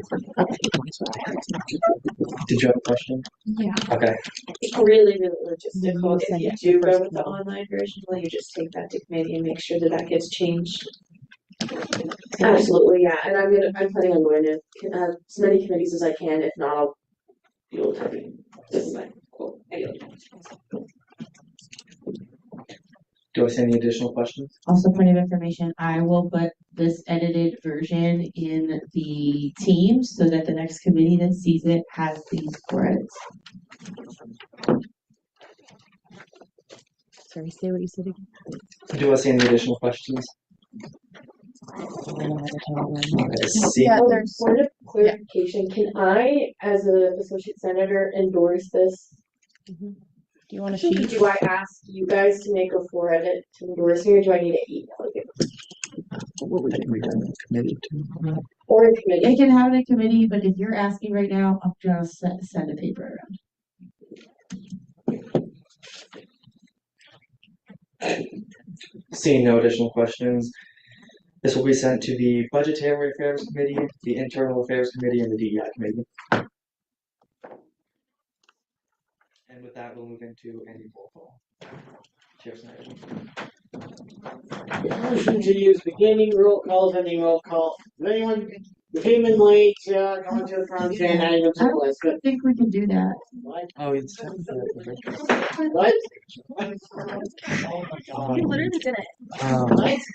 How do we do that if this is? We can't do any beginning roll call because we have quorum. We have to do roll call. Oh my god. What? Why? Because quorum was called. Can we all write our names on a piece of paper? Can someone motion for it to just be removed from the agenda? What? Yeah. Go ahead. Motion for it to be removed from the agenda. Do I see any dissent to that? Okay, this is off the agenda. This meeting is adjourned. Thank you all for staying so late and having an amazing night. I have the sheet for 5417 if anyone wants to. Lauren Davis, Lauren Davis, Lauren.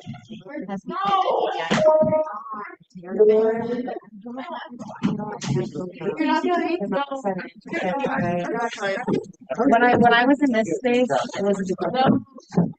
Okay, can I make myself constituency? I like your tie. Thank you. I didn't know that was like a camp sheet, but oh my gosh, Yeah. I was looking wondering, I was like, who are those people? Say something about work, but they moved that to the end, so I didn't get to say. I feel so bad. They had to sit through all this. They chose a wrong session. Wait, do they live around here? Live in Clinton. Wait, did you at least get to spend the day running? No, they can't. Yeah. Oh no, I'm so sorry. And then vice chair of council.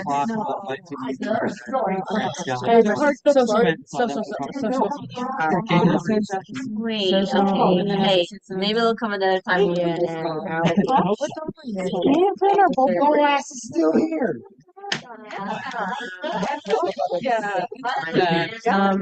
All y'all are still here. Yes. And I know that's why I'm making everybody else ready. It's only 11:10. The LC is closed. I kept that older. No, that's Hey, we still got like 5 a.m. Let me turn this off. You know how bad that is? I just realized I don't have your contact info Yo, because go I was home. speaking, and we need to reschedule the parliamentary. It is good to see you. Go home. Planning too soon. Not even